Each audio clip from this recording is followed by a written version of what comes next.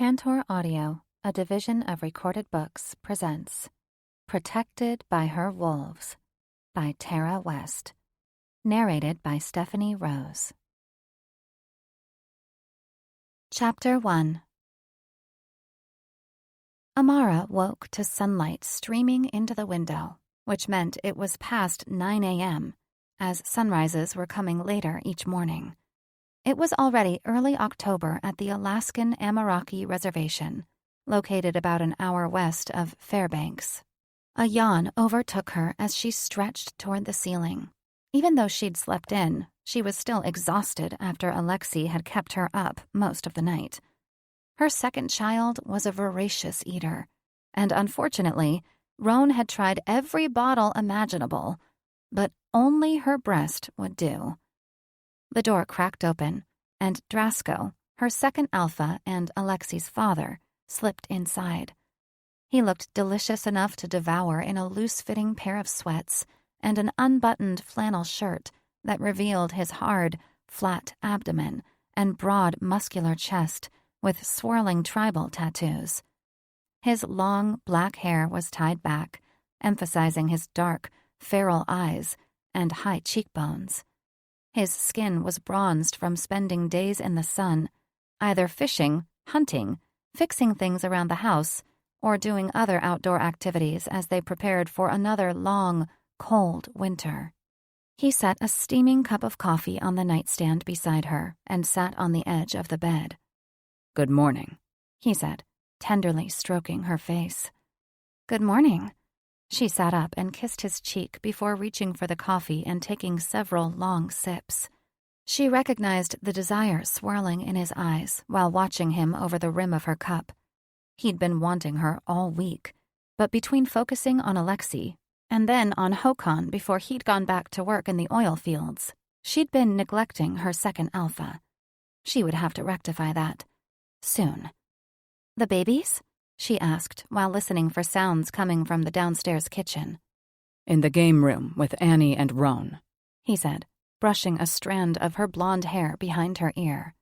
"You slept in." "I did." A shudder coursed down her spine at the feeling of his fingers grazing her skin. He had a way of turning her bones to putty with just one touch. "Your son was being fussy." "He just wanted boobies." He flashed a fanged grin.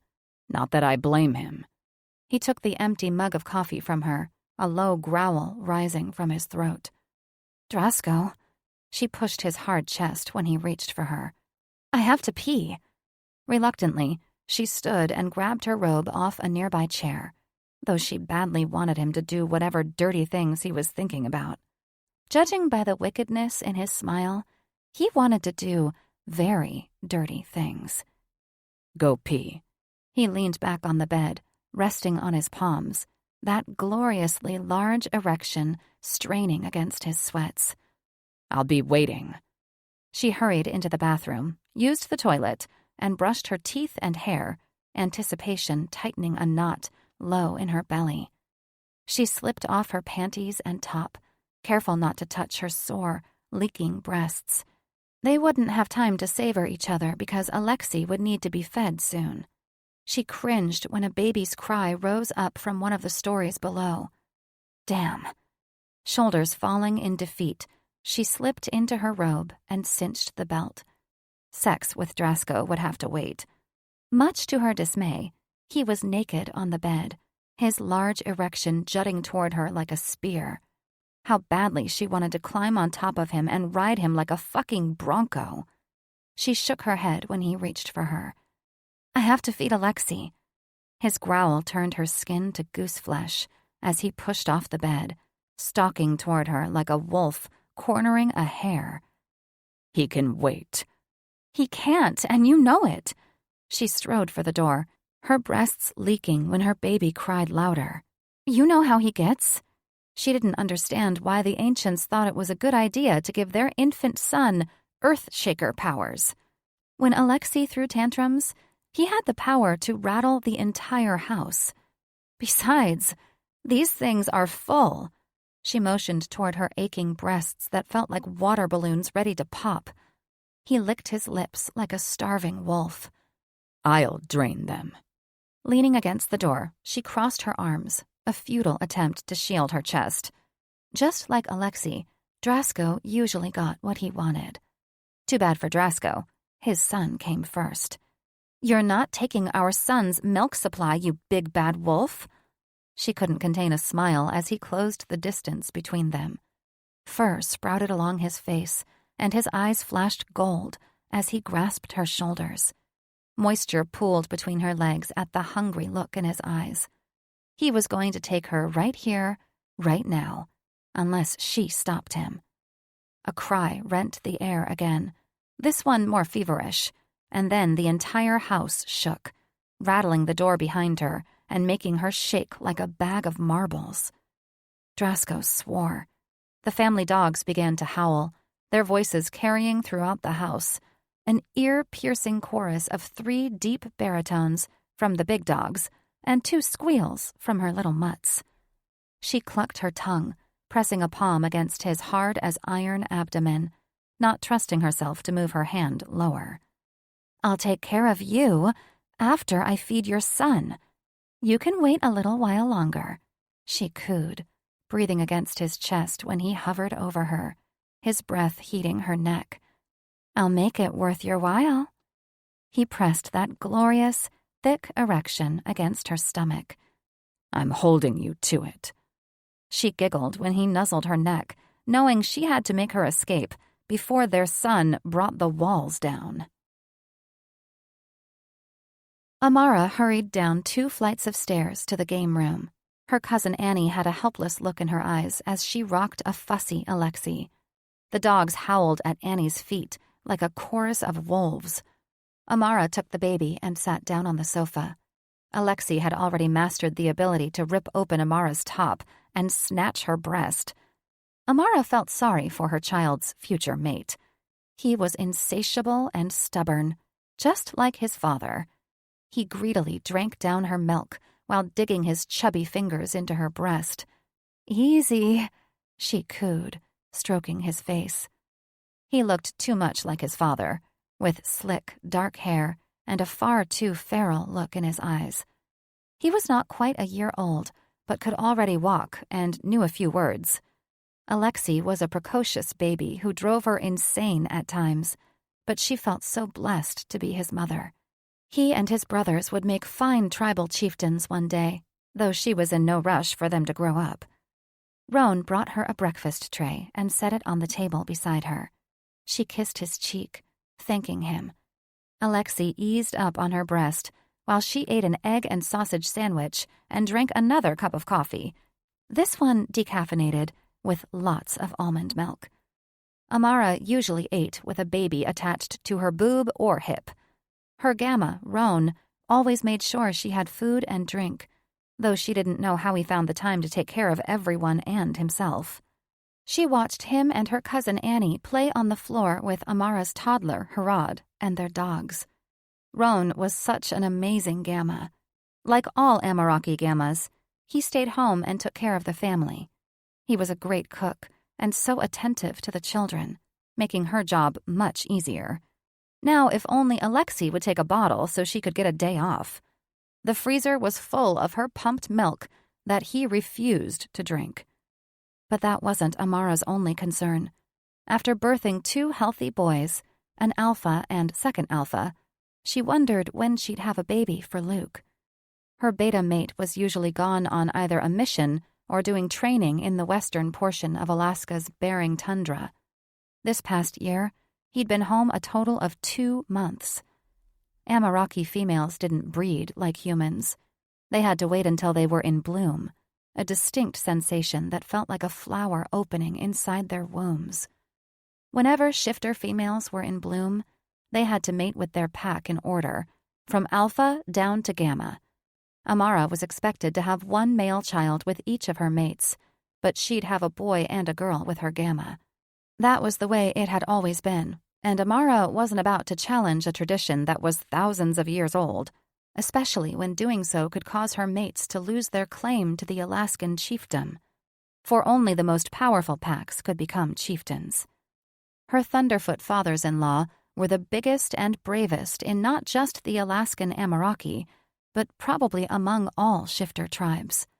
Only Amara's own mates rivaled their fathers in size and strength.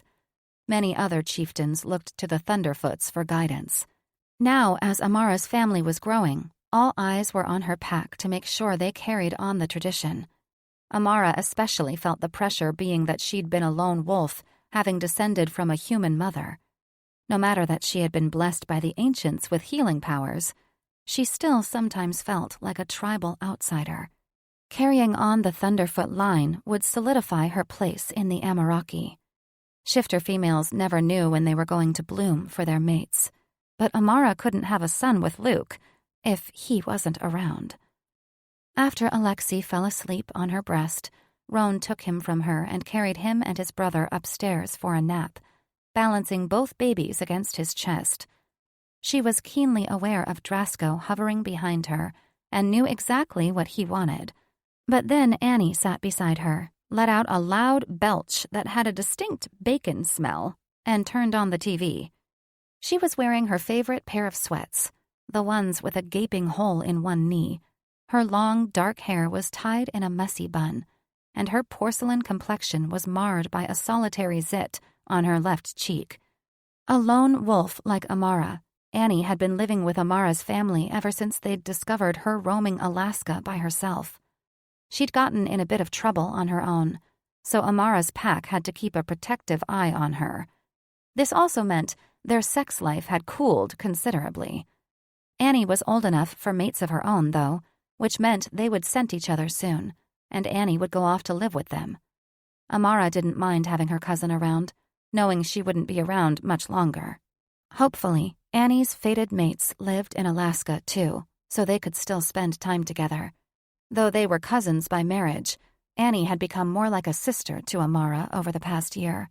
She would be sad to lose her, bacon belches and all.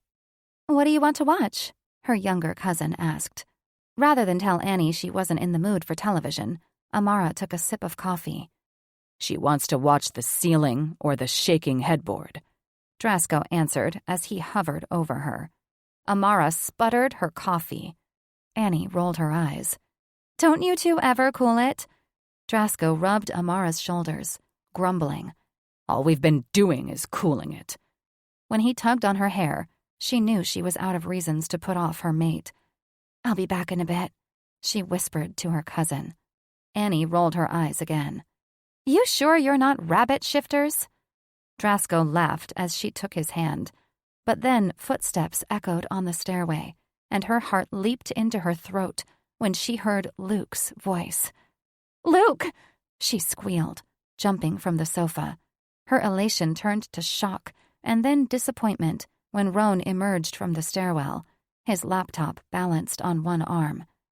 "Luke called us on Skype," he said animatedly while turning the screen toward Amara. Her shoulders fell as she looked at the screen.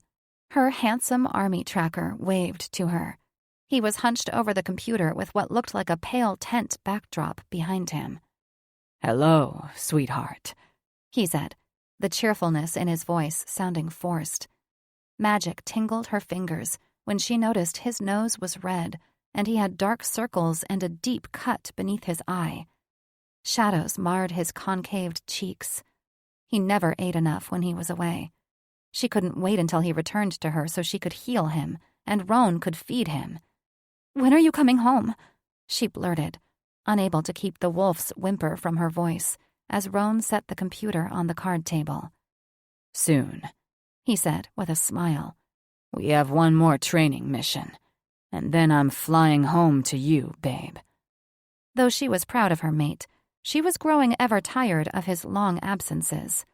Her beta was the best tracker in the army, their secret weapon, and part of an elite unit of wolf shifter soldiers.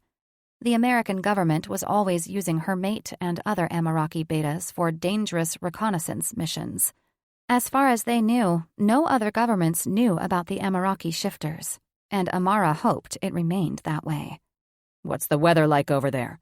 Drasko asked as he sat at the table, pulling her into his lap. "Colder," he said with a grimace. "But luckily we have thick fur." he added with a wink. Luke had told them he was training far from civilization, in the hostile Bering tundra above Nome.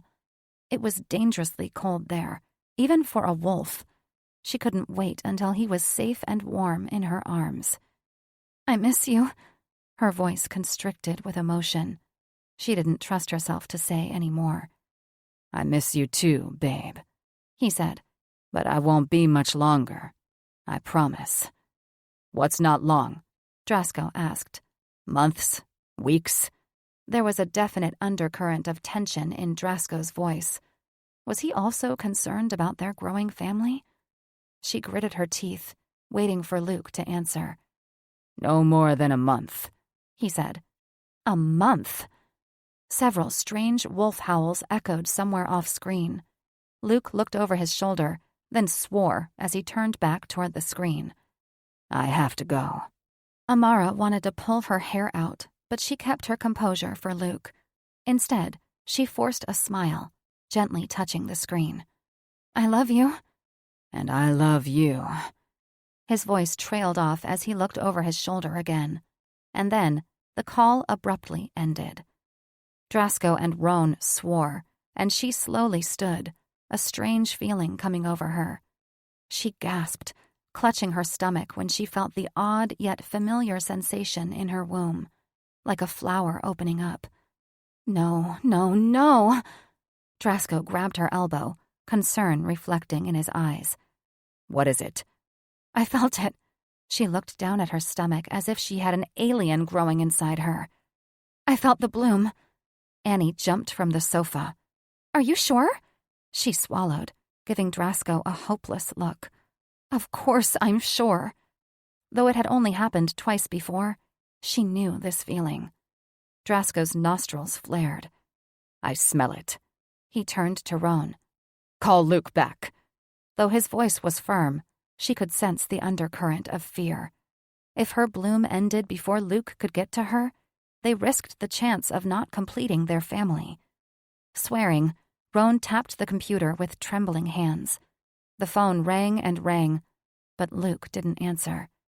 Amara aimlessly walked across the room and fell onto the sofa, with her hand still clutching her stomach. How could this be happening? She thought her beta had to be here with her for her womb to bloom, that his scent had to trigger her. Had that Skype call been enough?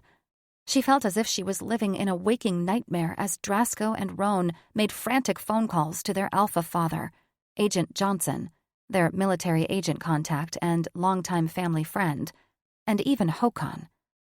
Their punctured words drifted in and out of her consciousness. Yes, we were Skyping. It happened after we lost contact. I know this has never happened before, but it's happening now. I don't care how important Luke's mission is, the future of our family is at risk. No, she's not imagining it. I smell her heat. Wrapping her arms around herself, she hunched over. That feeling in her womb intensified. She craved her beta like a drug. This couldn't be happening, and yet it was. And if she couldn't get to Luke in time, her son's pack would be incomplete, shamed by nature's impossibly bad timing. Drasko paced the kitchen floor, the tension behind his skull threatening to explode like a steaming kettle as he cast a worried glance in Amara's direction. She sat on the living room sofa, staring out the tall back windows of their cabin home with a stoic expression. Her cousin Annie held her hand as she sat beside her. Their alpha father Tor sat at the kitchen counter, clutching a cup of coffee, his face grim. Something was jamming the communications to Luke's camp, and Agent Johnson didn't know when it would be restored. What if they reached Luke too late? "What if the window closes?" Roan asked as he refilled their father's coffee. "What if she misses the opportunity to conceive?" Tor grimaced. "Then your son's pack will be reduced to 3. "What?" Amara gasped, jumping from the sofa. Drasko's heart imploded when she gave him a hopeless look. "No!" Tor spun in his seat, giving Amara a pointed look. How do you think the smaller packs with only one alpha were formed? She looks from Tor to Drasko. I thought some packs were just like that. No, Tor answered. brother packs should have 2 alphas, a beta and a gamma. Those packs with only one alpha originally descended from a pack with 2 alphas. One of the pack brothers died before passing on his genes. Well, fuck, Drasko thought to himself. I never knew this. If I don't mate with Luke, Amara asked, won't my sons be missing their beta? Alexei will become the beta, Tor said. He'll never develop the ability to shift into a protector, and instead, he will have a keen sense of smell and tracking abilities. Drasko inwardly swore. Though he respected and admired his beta brother, his son was meant to be an alpha. He didn't want this for him. He could only imagine him and his brothers growing up to resent their parents for breaking the cycle of Thunderfoot dominance. The color drained from Amara's face, and she swayed on her feet, reflecting how Drasko felt. Roan was beside her in an instant, lowering her back onto the sofa. Drasko was too numb with shock and fear to do anything other than gape at their father. This couldn't be happening. Amara nodded toward Drasko. What if I mated with Drasko again instead of Luke? I wish it worked that way, Tor said with a grimace. But your body will reject Drasko's seed. It's important that you breed in order when you go into heat. Fuck, fuck, fuck. If Luke can't get here in time, she has to get to Luke, Drasko said to their father. Though every protective instinct in his body went against the notion of taking his mate to the hostile tundra, what choice did they have? Johnson's preparing a plane, their father said to Drasko as he pushed off from his seat. They're taking you and Amara to Nome, and from there, you'll take a Blackhawk to their training camp. You should be there by this evening. What about Alexei? Amara pleaded. He only takes my breast. We'll manage Alexei, Annie said reassuringly. You just get to Luke. Amara frowned at her cousin. Alexei will bring the entire house down if I'm not here to feed him. They'll handle it, Amara. Drasko's deep protector voice took over as he went into survival mode. Let's go. Chapter 2. Amara. Amara rested her head against Drasko's shoulder and squeezed his hand as the military plane began to take off from the tarmac. A pit of panic formed in her stomach when the wheels made high-pitched scraping noises as the plane raced across the ground. She hated when others were in control of her fate. In truth, she only trusted her mates to protect her. After living as a lone wolf for the first 21 years of her life, she'd come to realize the human world was uncertain and scary. The chairs and floor shook, and her stomach rose to her throat when the plane launched into the sky. The plane wasn't the one they were used to. It held mostly cargo with uncomfortable sling seats bolted into the side walls, making it feel like she was flying in a cage with wings. And the noise inside was nearly deafening. If the plane was falling to pieces, she would never know, because the roar of the engines drowned out all other sounds. It was also very cold, but luckily, Drasko was her own personal oven, and she pressed closely to him while snuggling beneath her heavy coat and the thick blanket draped across her legs. Hey, you okay? Drasko asked through thought while squeezing her hand. She shook her head. I don't like this plane. Sorry. He grimaced. It was the only one available. I'm sorry I put you off. She still felt terrible about it. She should have let him take her when they woke up. Then again, Alexei would have probably knocked the house down with his earth-shaking tantrums. It's okay. There will be plenty of time after you get pregnant. She smiled while looking into his eyes that glowed with mischief. Do you think we'll find Luke in time? We'll find him, or else he'll find us. He'll scent you the moment we land in camp. I hope so. She gnawed her bottom lip, worrying about Alexei. Would Roan and Annie be able to soothe him? Or would they return home to a cabin in shambles? How are you holding up?" "It's hard," she groaned out loud, though she could scarcely hear herself. "I'm so fucking horny." She shifted in her seat like she was trying to pop a bubble beneath her ass. Her pussy was so swollen it ached, and she'd already filled up her flimsy panty liner. She should have worn thicker protection, but she hadn't been thinking clearly when Drasko hurried her out of the house. "Yeah." His nostrils flared, and his eyes shifted to a brilliant gold. "I can smell." She bit her lip hard, hoping the pain would distract her.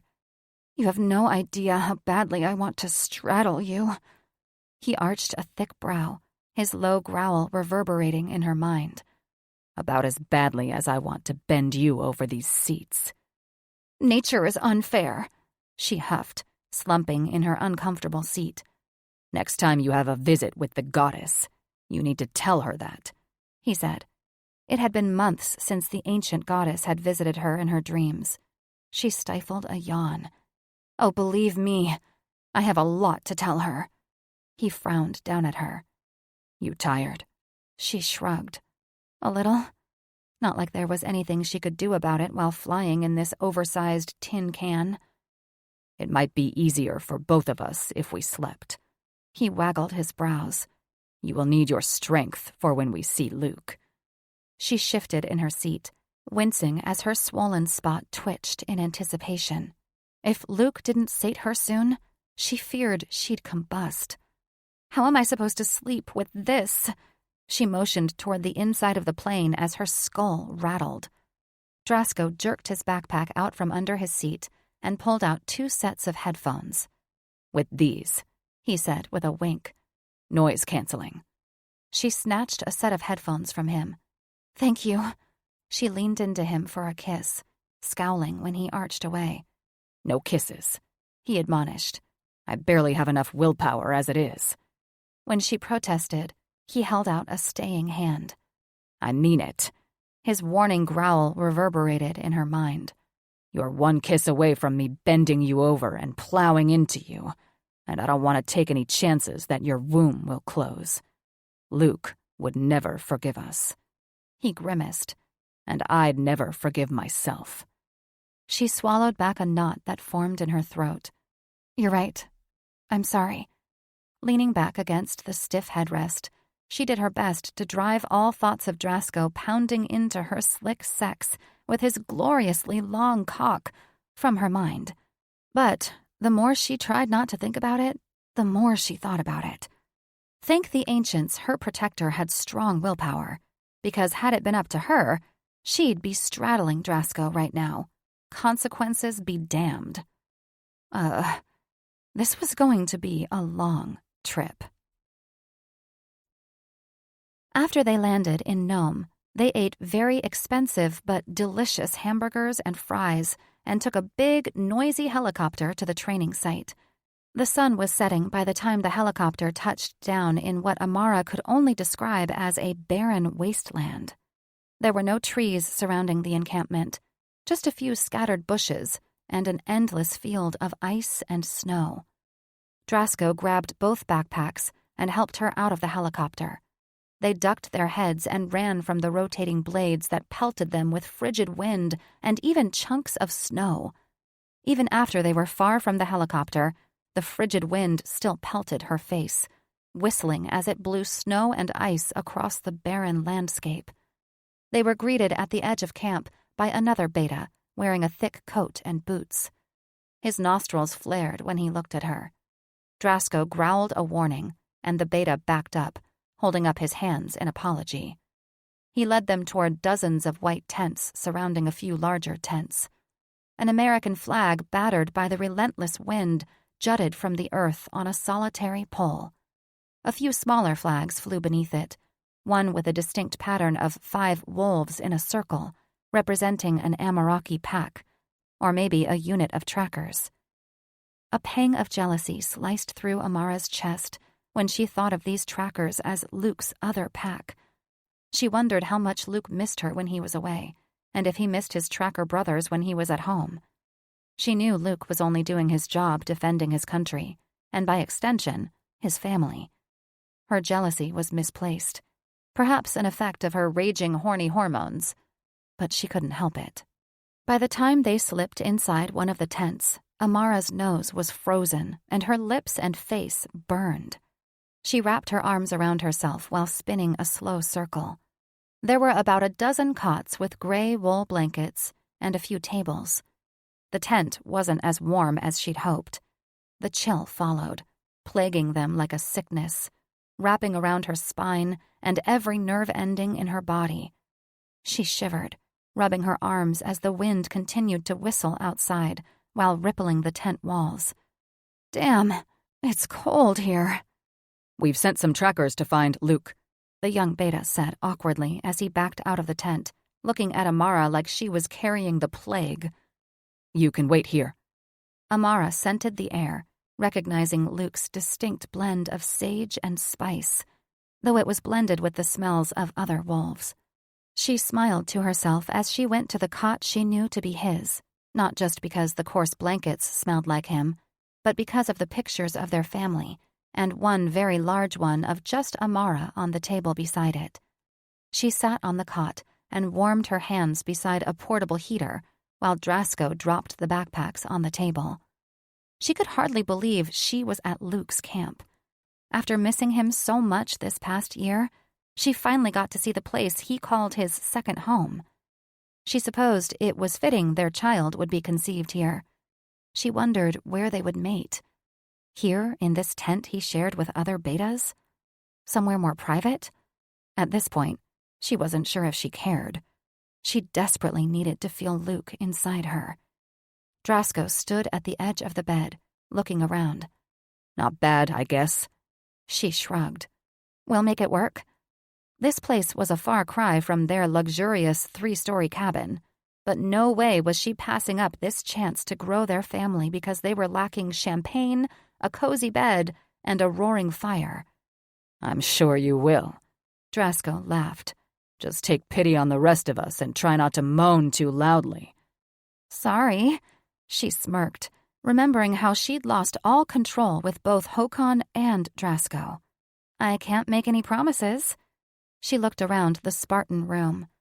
Every blanket was fitted so tight, she could have bounced a quarter off the cots.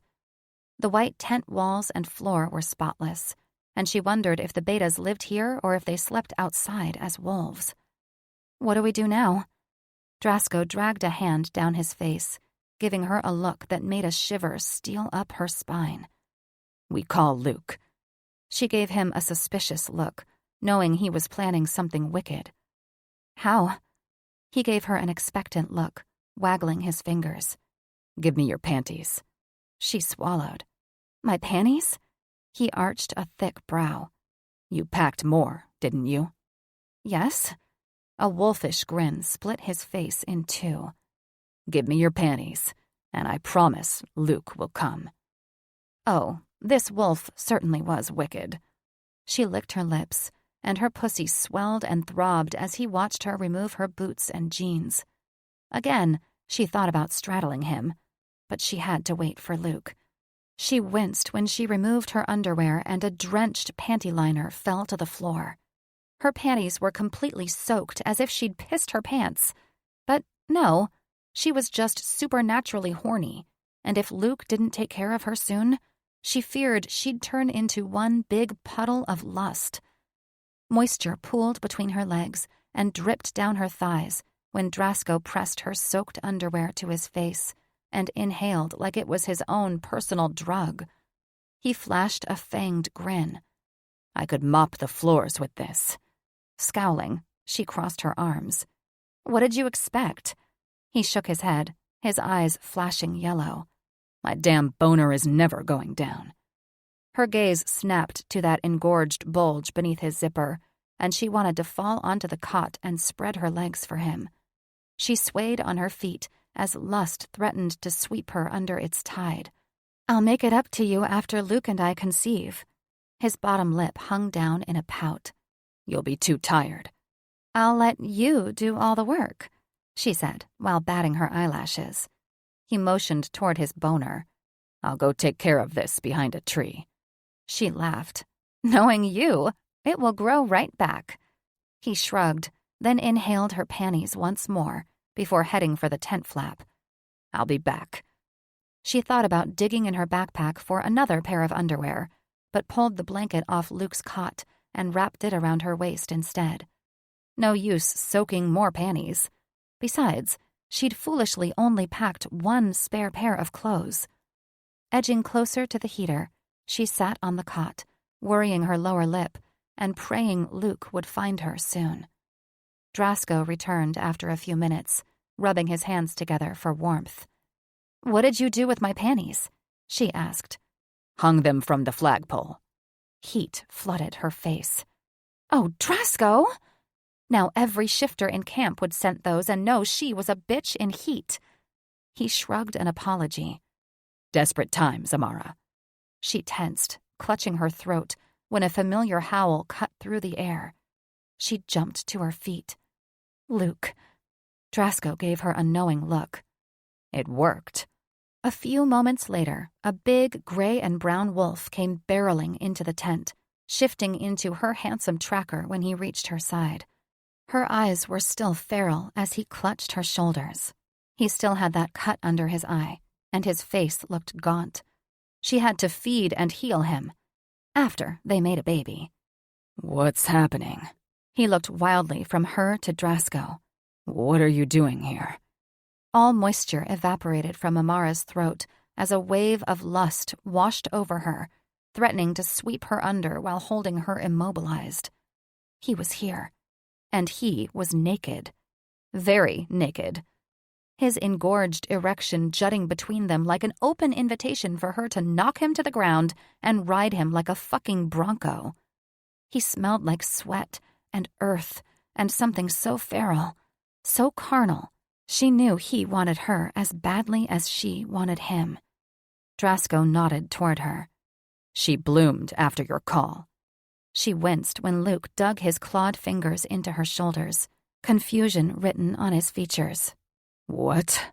"Luke," she blurted, struggling to form a coherent sentence. "We're running out of time." "Oh." His eyes widened. "Oh." "I'll leave you two alone," Drasko said. "Don't worry. I won't let anyone else come in here." She vaguely heard her second alpha leave the tent while she was trapped beneath Luke's gaze, like a rabbit caught in a snare. Luke's full mouth parted as his eyes turned into two yellow slits. "Amara." That was all it took for her last thread of sanity to snap.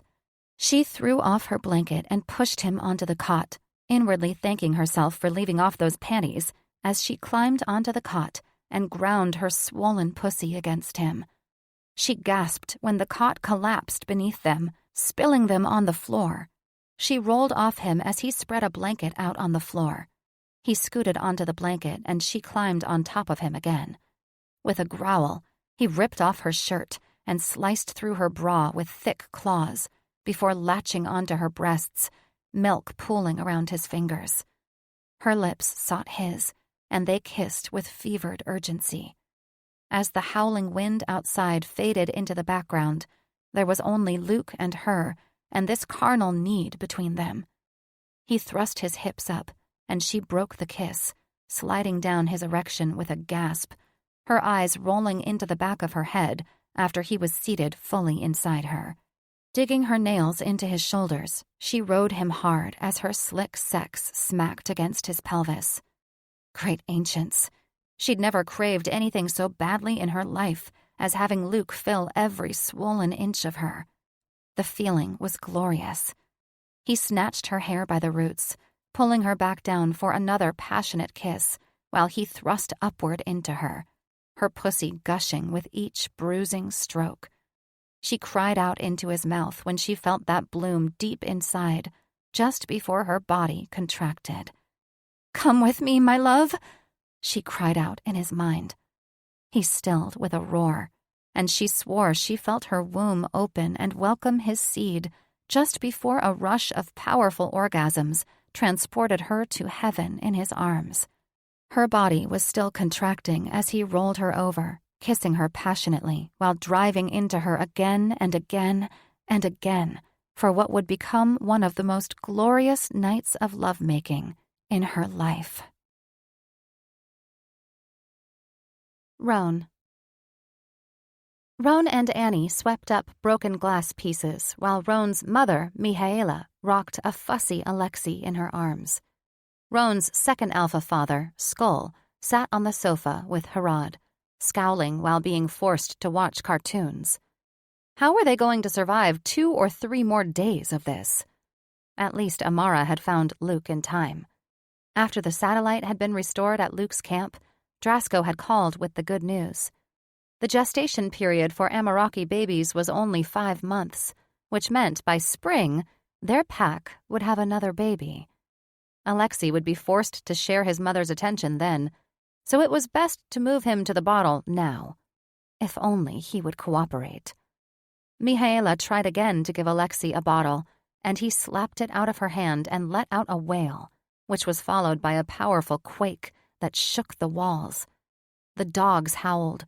Roan clutched the counter, and Skull jumped from the sofa and grabbed Mihaela before she and Alexei tumbled to the floor. Their log cabin was built with the sturdiest materials in order to withstand the weight of the Thunderfoot Alphas when they shifted into mighty protectors. Large, hairy beasts that looked like Sasquatches, but he still worried this baby was going to bring the house down. At the very least, destroy all the dishes. Skull shifted into a protector, splitting his clothes and letting out a roar as he beat his chest like an ape. The dogs jumped from their bed and ran down the stairs, their tails between their legs. Annie scooped up Harad and followed after the dogs. Alexei's lip hung down in a pout, and his eyes filled with tears.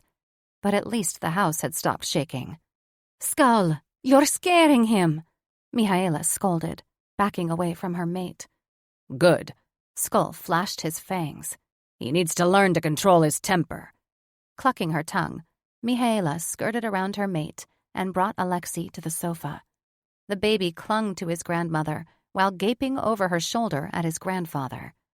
Skull shifted back into his human form and slipped on his ripped sweats and t-shirt. Then he grabbed a beer from the fridge and stomped onto the outside porch in a huff. How long do you think he'll go on like this? Roan asked his mother after he finished cleaning up the glass.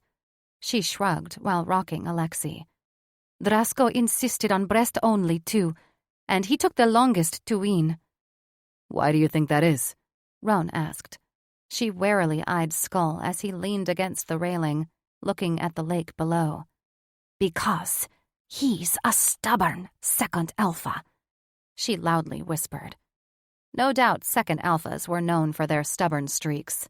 Drasko was no exception, and now they were all paying for it with Drasko's baby. Why had the ancients thought it would be a good idea to bless their family with an earthshaker second alpha? He gave a start at the sound of tires crunching gravel outside. The cloud climbers were finally here. He quickly went to the front porch. Alpha Eric Cloud Climber was helping his mate Cyan out of their truck. Their pack was a few years older than Roan's pack, and Cyan was in the process of weaning her daughter. Cyan was a transplant from Texas, average height and build, with long, dark hair that went past her butt. Not that Roan had a habit of looking at her butt.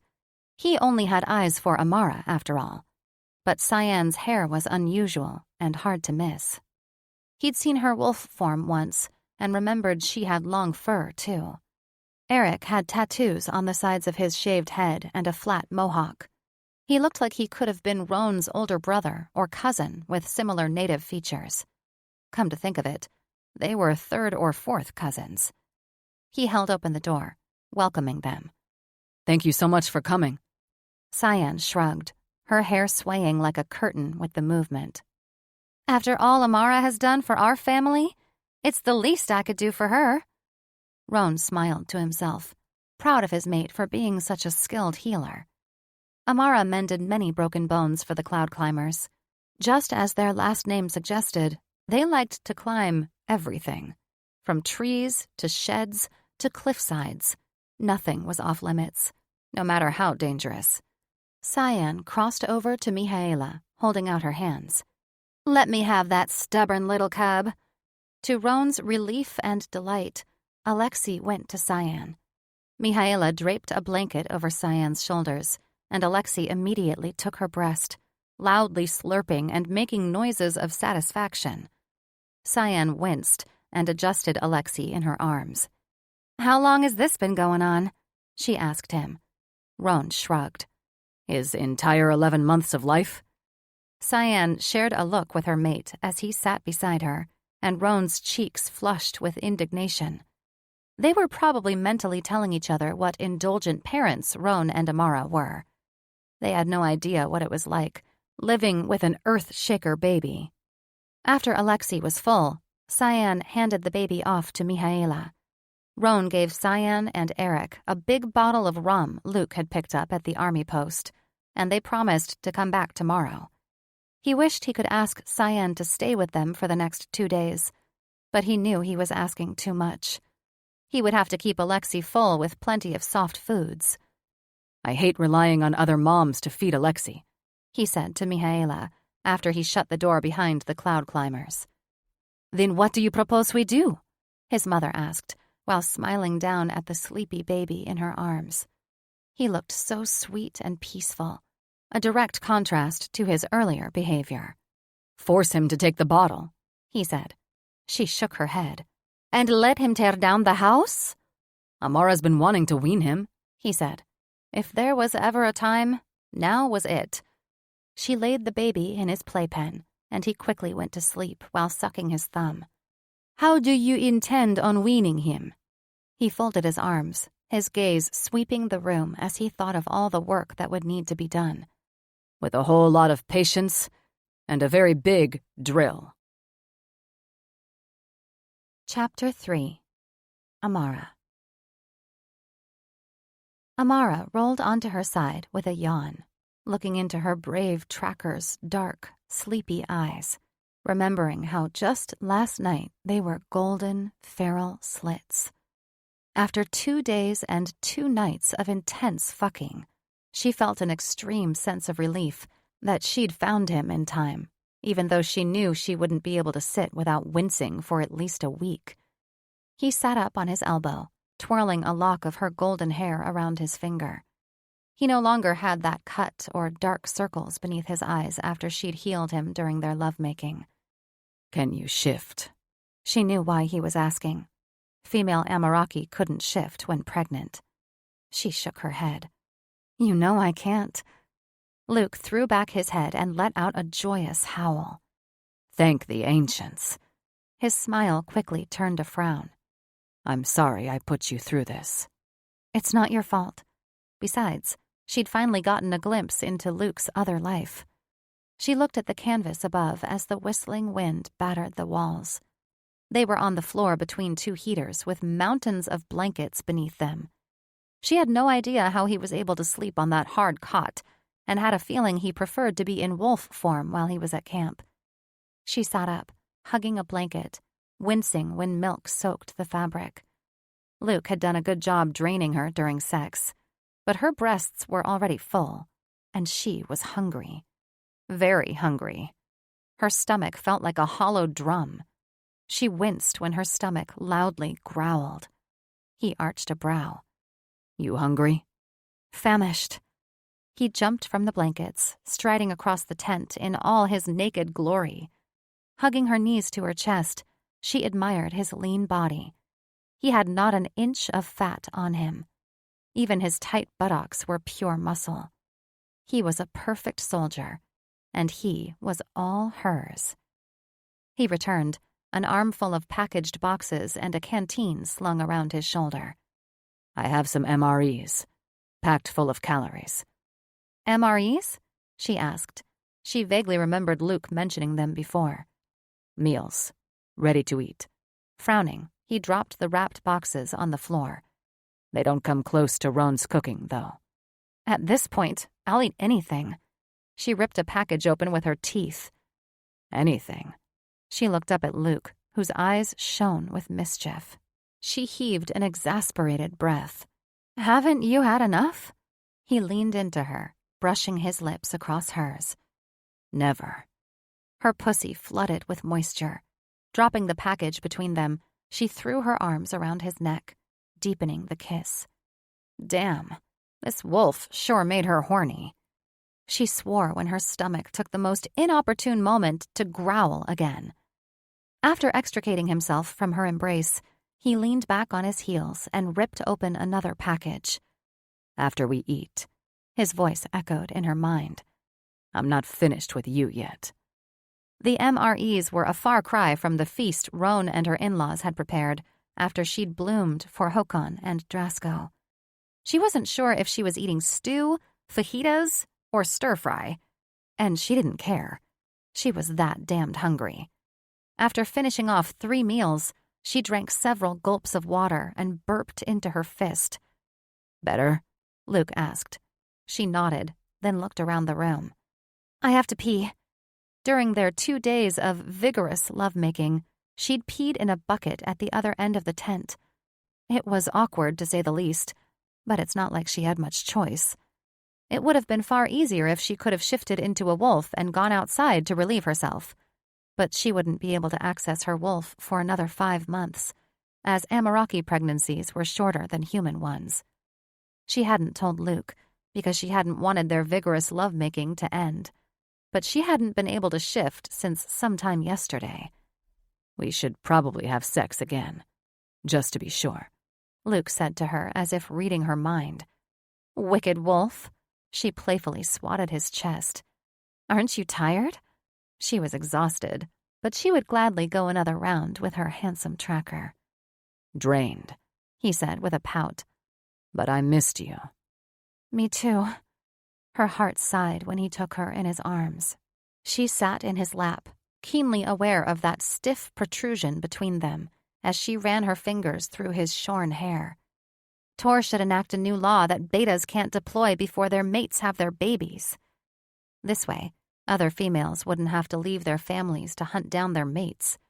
She thought of her babies back home, worried Alexei would be too much for Roan to handle.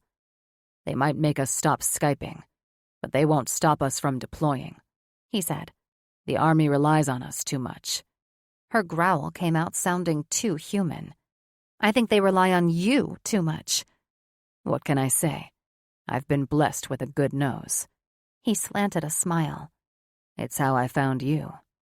Her heart rate quickened as she searched his eyes that flashed with gold flecks. She'd never forget the day Luke came into the vet clinic where she worked and told her she belonged to him. He'd scented her from 400 miles away. She hadn't wanted to belong to any wolf then, but now she had no idea what she'd do without her pack. They shared the sweetest of kisses, and she was sorely tempted to straddle him, but her full bladder had other ideas. She scooted off him and went to the pee bucket.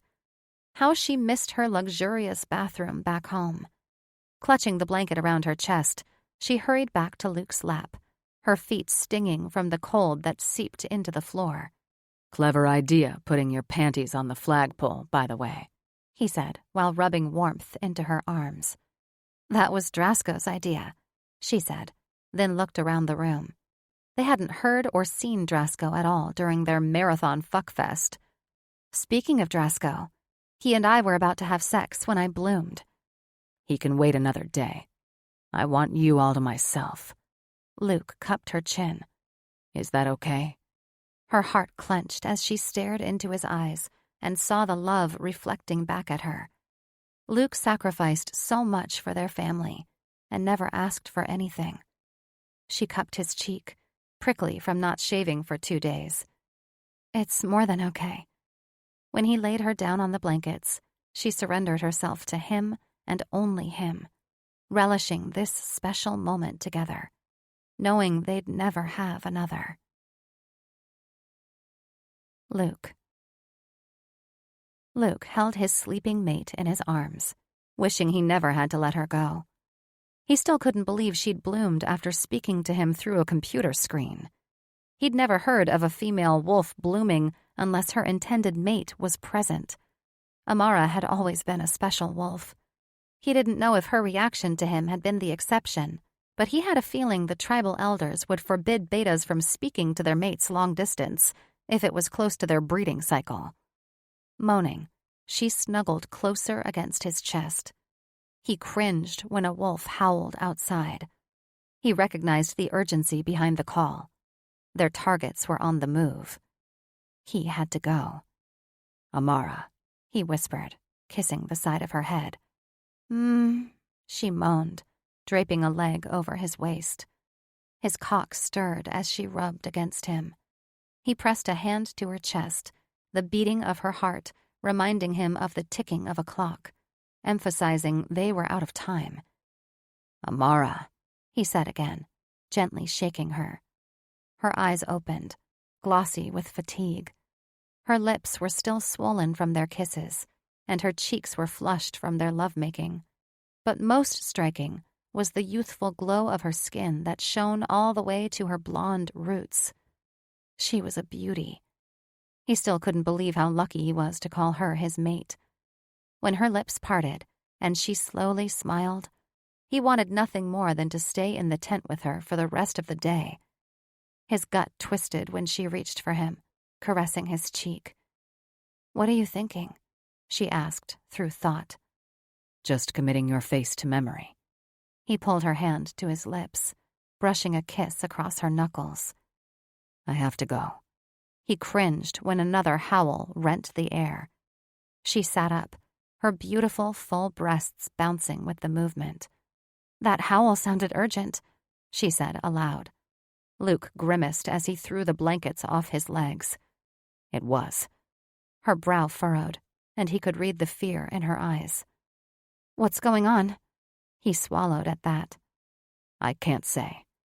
Not at least until this assignment was over, and maybe not even then. The reason the trackers had been training in the tundra so long was because they were actually tracking Russian spies. How much they knew about the Ameraki, they still weren't sure, but he was determined to find out. She hugged her knees to her chest. "Will you be in danger?" Amara, look at me. He grasped her shoulders, searching her gaze. This is what I do.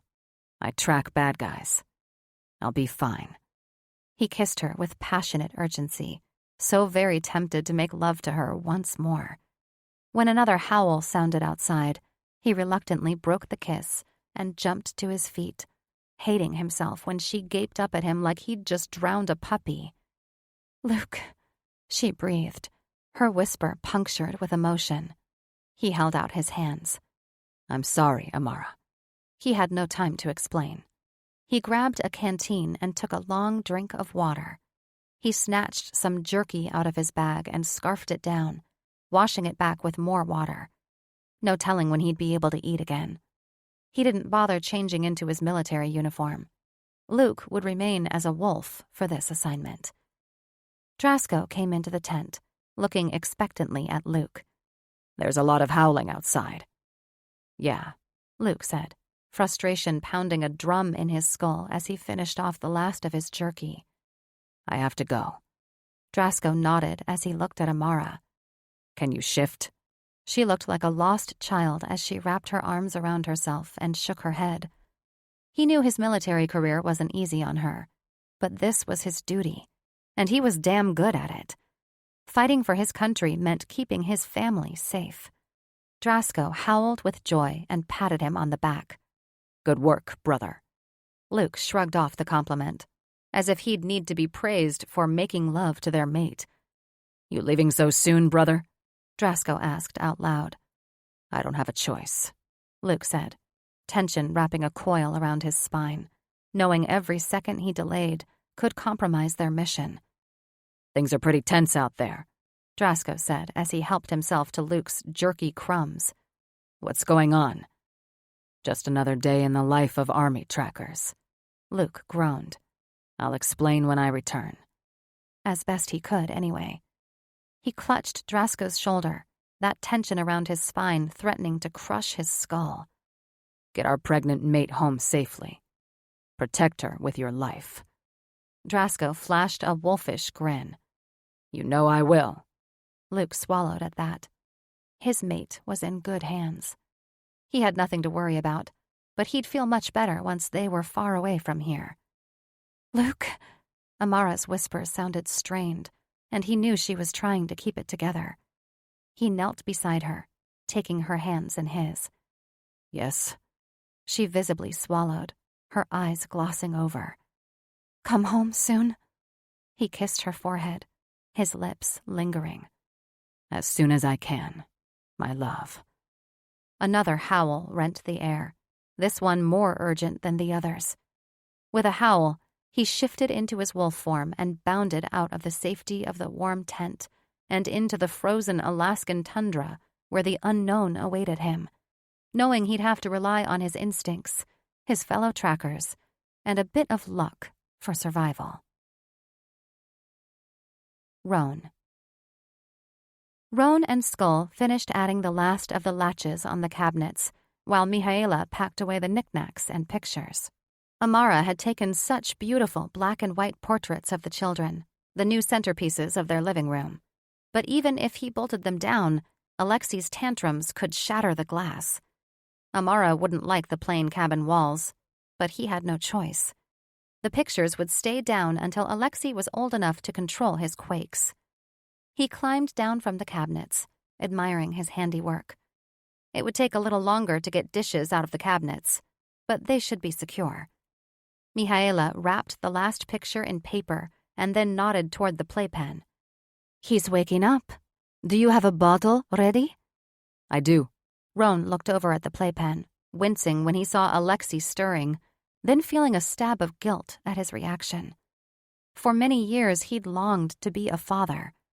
Now that Amara had given their pack 2 beautiful boys, his only longing was that Alexi would behave better. Babies were supposed to be sweet at this age. He had no idea how he was going to handle Alexi's terrible twos. He grabbed the bottle of Amara's defrosted milk from the warmer and cautiously approached the playpen like he was trying to corner a wild animal. Alexi sat up and looked at him with foggy eyes, his straight, dark hair standing up in all directions, his cheeks flushed from sleep. Roan knelt beside the playpen. Good morning, Alexi. He forced a note of calm into his voice while summoning the nerve to give him the bottle. He sighed in relief when Alexi flashed a wide smile. He was in a good mood, a promising start. Roan handed Alexi the bottle. How about some of Mommy's delicious milk? Alexi let out a demonic-sounding screech and threw the bottle across the room. Roan swore when the walls heaved and shuddered as if a giant was trying to lift the house from the foundation. He stood, giving his parents a helpless look. Don't look at me, Skull grumbled before stomping onto the patio, the sky outside a dusky dawn. You don't like the way I handle things. Annie called up the stairwell. Everything okay? Just Alexi being Alexi, he called back. Sit under the table with Harad for a bit. Unfortunately, taking cover under the table was a common game they played in this house. Amara's cousin had been in the downstairs game room with Harad and the dogs. He'd never been more grateful that she was staying with them, for clearly taking care of Alexi, Harad, and the house was more work than one Gamma could handle. Alexi stood, clutching the side of the playpen, his eyes watering with tears. Mama! Roan retrieved the bottle, his legs feeling like dead weights as he approached their unruly child. Alexi, Mama isn't here. You have to take the bottle. He handed Alexi the bottle, and he threw it across the room again. Mihaela gasped when the house shook harder. Okay. Roan dragged a hand down his face. He didn't know how their family would survive much longer without Amara. How about some baby food? He picked up Alexi and placed him in his high chair. Papa made your favorites. He sat in front of Alexi's chair with a jar of baby food. He'd need to wash it down with something. Maybe he'd take the bottle or one of Harad's sippy cups after he ate. He tried to spoon food into Alexi's mouth, but the baby swatted his hand away, crying out for his mama. The house shook harder. Fuck. He turned toward his mother. What do I do? Her lips twisted together in a scowl. Call Cyan. She said she'd be here at noon. He checked the clock. It was almost 9 a.m. The sun had yet to rise, and Cyan's family was probably still starting off their morning. Alexi cried out. The house shook again. Mihaela chewed her lip, looking nervously from Alexei to Skull, who was pacing the back patio. "We can't wait that long." Alexei let out a high-pitched squeal, and the house shook so hard, every dish rattled, and the lamp above them swung dangerously fast. Roan stood and slammed the baby food on the counter, cursing when it slid off and shattered. "Alexei, stop!" He only cried and shook the house harder. Mihaela screamed when Skull came charging through the house in his big, hairy protector form, roaring down at Alexei, his eyes glowing golden like a nightmarish monster. "I told you not to do that!" Mihaela stood on her toes and smacked his big chest. "Should I just wait until the roof caves in on us?" He hollered, throwing up his leathery hands. "He stopped, didn't he?" True enough, Alexei had stopped his tantrum, and the house had settled, though the poor baby looked ready to faint from fright as he gaped up at his grandfather with big, watery eyes, his lower lip hanging in a pout. Skull stomped over to the stairwell, calling down to Annie. "Everyone okay?" "Yeah?" she called back. "All safe under the table?" "Call Cyan," Mihaela said to Roan. "Ask her to come now." Roan reached into his pocket. "Okay. Don't give me that look, Mihaela." Still in his protector form, Skull crossed back toward Mihaela and Roan, his beefy hands clenched at his sides. "It's my job to protect this family." "He's a bebelush," she said. Bebelush meant baby in her native Romanian tongue. Her accent always got thicker when she was upset. "Who needs to be protected from himself?" Skull seethed. Mihaela crossed her arms, glaring up at him. "You can shift back now." Skull's heavy brow drew down. "I'm staying in protector form until Amara comes home." Roan went out onto the balcony as his parents' heated voices intensified. He reached Cyan's alpha, Eric, on the second ring and briefly explained their situation. He hated putting the family out, but they agreed to come over right away. Shoulders slumping, he returned to his parents, who were still arguing. He had to hand it to his mother, who showed not the slightest ounce of fear as she jabbed Skull's big chest. "Could you guys take this outside?" He waved his hands. "Cyan's coming." "Call Tor," Skull said to Roan. "Tell him to come relieve me." "Skull," Mihaela grabbed his arm. "Don't act like this." Skull shook Mihaela off him and stomped past Roan. "Call him," he said over his shoulder before going to the fridge. He shifted into his human form and grabbed a beer. Then he wrapped a blanket around his waist and stomped back onto the patio. Mihaela followed him, and Roan shut the door on them as they continued to argue. Roan looked over at Alexei, who sat as still as a statue in his high chair. He dialed his alpha father Tor with trembling hands. "Father," he whispered into the receiver when Tor answered. "Skull wants you to come relieve him." "Something happen?" He heaved a pent-up breath. "Alexei is being Alexei. Skull and Mom are fighting. We'll be right over." "Thanks." Roan knew that by we, Tor meant he'd have to bring their brooding sister, Tatiana. She'd been so moody lately, and Roan suspected it was because she'd had another argument with her fated mates, no doubt after she put off the bonding once again. Whenever she came over, she usually just pouted in a corner and offered little help, but he'd take that over his mother and second alpha father arguing all the time. Amaraki law dictated that packs always have at least one protector with them at all times. Otherwise, he knew Skull would have already left. He understood the rule, since Alaska was teeming with bears and other threats. One could never be too careful. He pocketed his phone and returned to Alexei. "Mama!" Alexei cried out. "Come here, baby." Roan unstrapped him from his high chair and returned him to his playpen, handing him a pacifier. "Cyan will be here soon to feed you." His voice cracked and broke on a plea.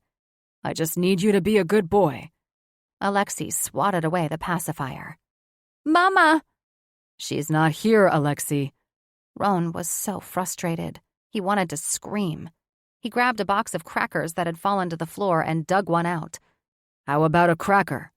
Thank the ancients, Alexei took it and immediately began slobbering on it. Hopefully, the crackers would hold him until Cyan arrived. He knelt beside the playpen and wiped a tear from Alexei's eye. You're going to get dehydrated if you don't start drinking soon. Is that what you want? To get sick? Alexei pulled the cracker out of his mouth. Mama?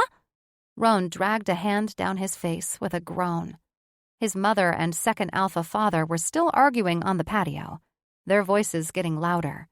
Though his parents rarely fought, he hated when they did. He felt partly responsible for their argument. If he'd been a better father and worked harder at weaning Alexei last month, this could have all been avoided. He cleaned up the broken glass off the floor and broke out the steam mop in between handing Alexei more crackers. Finally, he heard a truck pulling into the drive, his shoulders sagging in relief when Eric and Cyan Cloud Climber's voices echoed outside. As he crossed over to the front door, he sent a silent prayer to the ancients to send Amara home soon. Chapter 4. Amara. Bouncing around in the helicopter's sling seats, Amara pressed against Drasko, frigid air seeping into her bones and making her teeth rattle. Despite Drasko's body heat as he wrapped an arm around her, she couldn't get warm, and the whir of the overhead blades was so loud she could scarcely hear herself think. As much as she would miss Luke, she couldn't wait to get home. She was afraid for her beta mate, though. What was the big hurry for Luke to leave? What danger could possibly be on American soil to have made everyone so stressed? Drasko kept reassuring her Luke would be fine, but as they flew away from camp and she saw the masses of beta wolves rushing across the tundra like sled dogs racing for their lives, she couldn't shake an overwhelming sense of dread. Gnawing on her lip, her worry shifted from Luke to Alexei. Was he being good for Roan? Or had he already shaken the house down? The communication system at camp had gone out again, so she couldn't phone her family before their flight home to find out. Harad, she knew, had been good.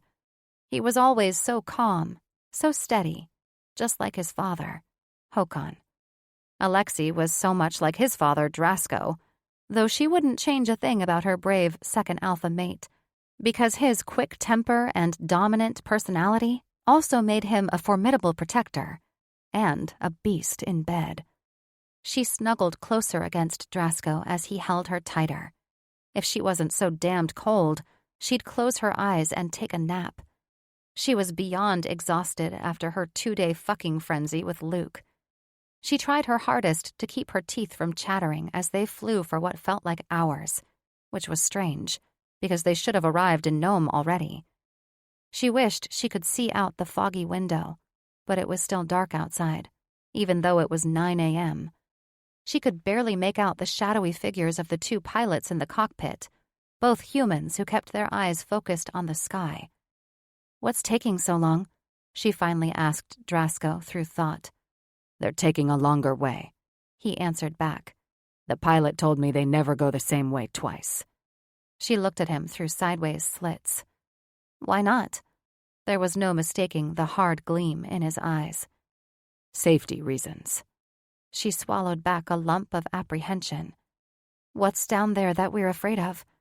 He squeezed her knee, flashing his fangs. Nothing that's scarier than me. That brought her a small measure of comfort. She always felt safe with Drasko, but she still worried for her beta. But you won't be there to help Luke. He'll be fine. He's got an entire unit of trackers with him. He squeezed her shoulder. You've had a tiring few days. Take a nap. Fatigue threatened to weigh down her eyelids as she let him pull her against his chest. More of his body heat soaked into her skin, and her teeth chattered less. Maybe if she got some rest, she wouldn't be so worried. Perhaps lack of sleep was making her neurotic. Then again, her instincts usually never failed her. Stifling a yawn, she finally gave in to her fatigue, though she feared she'd fall asleep, only to wake up to a nightmare. Amara woke with a pounding in her skull, a whump, whump, whump that she realized was the echo of the overhead blades. Why were they still in the helicopter? Her feet and hands felt like blocks of ice, and her nose was frozen to her face as the mid-morning sun's glare pierced her eyes. She shifted in Drasko's arms, blinking up at him, then winced at a kink in her neck. He kissed her temple. "Have a nice nap?" he asked through thought. "Not really." She rubbed her sore neck. "Shouldn't we be there by now?" He frowned, rubbing warmth into her back. "We had to divert around a whiteout." "Just great. At this rate, it would take forever for her to get home to her babies." "Where are we?" "About an hour northeast of Nome." Luke's camp was a few hours northwest of Nome. Were they flying in circles? So we overshot it? "To avoid the storm, yes." She gasped, slamming against Drasko when the helicopter banked hard to the right. "Hey," Drasko hollered above the din. "What's going on?" "We see something down there," one of the pilots called back. Drasko's eyes flashed yellow. "What?" "Probably just hunters," the other pilot called out. "But this is a restricted zone." Amara's nostrils flared as she tried to scent the air, her shoulders slumping when she realized she couldn't access her wolf. "Do you smell their fear?" she asked Drasko. "We'll be fine." He squeezed her, flashing a tight smile. "These guys know what they're doing." She snorted at that. "I don't trust human instincts." "Amara," he reassured her. "I won't let anything happen to us." The patter of what sounded like rocks striking glass was their only warning before blood painted the windshield and one of the pilots slumped in his seat. The helicopter dipped, and the other pilot tried to maneuver the stick while pressing the intercom. "Mayday! Mayday! Incoming!" he cried, before more bullets hit the windshield, and he slumped over too. Amara screamed as the helicopter spun out of control. She was barely aware of Drasko's roar when he shifted into a mighty protector, shielding her as a cyclone spun in her skull. She clung to her protector, fearing for their lives and the life of her unborn child as they spiraled toward the ground. Drasko. Drasko held his mate in his arms, blinking up as light shards pierced the warped door above them. Somehow, they'd survived the crash, but now they were trapped inside a giant, twisted sardine can, and whatever had shot them down was still out there. His head throbbed and blood trickled into his eye, but all he cared about was getting his pregnant mate to safety. With a roar, he kicked the jammed door open as a ray of sunlight struck his face. The metal crumpled beneath the weight of his powerful blow. He had enough sense to remember to grab a first aid backpack before he slung his limp mate into his arms. Her head was bleeding, but she had a strong pulse. He had to get her the hell out of there. He threw the backpack out of the helicopter and climbed outside, letting out a predatory roar should whoever shot at them think to try again. He cradled Amara to his chest and jumped into the snow, quickly scanning his surroundings. A flat, white wasteland. The wind was picking up speed, bringing fresh snow with it and reducing visibility. Stinging ice pelted his face, and strange voices carried across the wind as he snatched up the backpack and ran across the tundra. "Midvid!" He heard a male voice cry out behind him. Midvid? He recognized that word. It was Russian for bear. Russians? What the fuck were Russians doing here? And why had they shot down their helicopter? He ran faster, dodging bullets that chased him like the flames of hell lapping at his heels. Chest heaving as icy air burned his lungs, he raced for an outcropping of trees in the distance. Amara moaned in his arms as his feet pounded the ground. He had to get her to safety, though he feared nowhere out here was safe while they were being hunted in the middle of a hostile wasteland. Luke. Russians. They were hunting Russians on their soil. Luke could still hardly believe it, but according to intel, These 5 Russians had disembarked from a submarine a few days ago, and after they had acquired snowmobiles, they had begun to circle the area where the trackers trained. Most of the trackers had remained at camp so as not to alert the Russians, but 3 squads had begun to track the spies. Luke's squad, made up of 8 trackers, the Thunderpaws, took the eastern quadrant, and the Brave Spirit squad took the western quadrant, while the Grey Wolf squad followed the Russians from the south. Nose to the ground, Luke followed several distinct scents converging into one. The polar bear was hard to miss.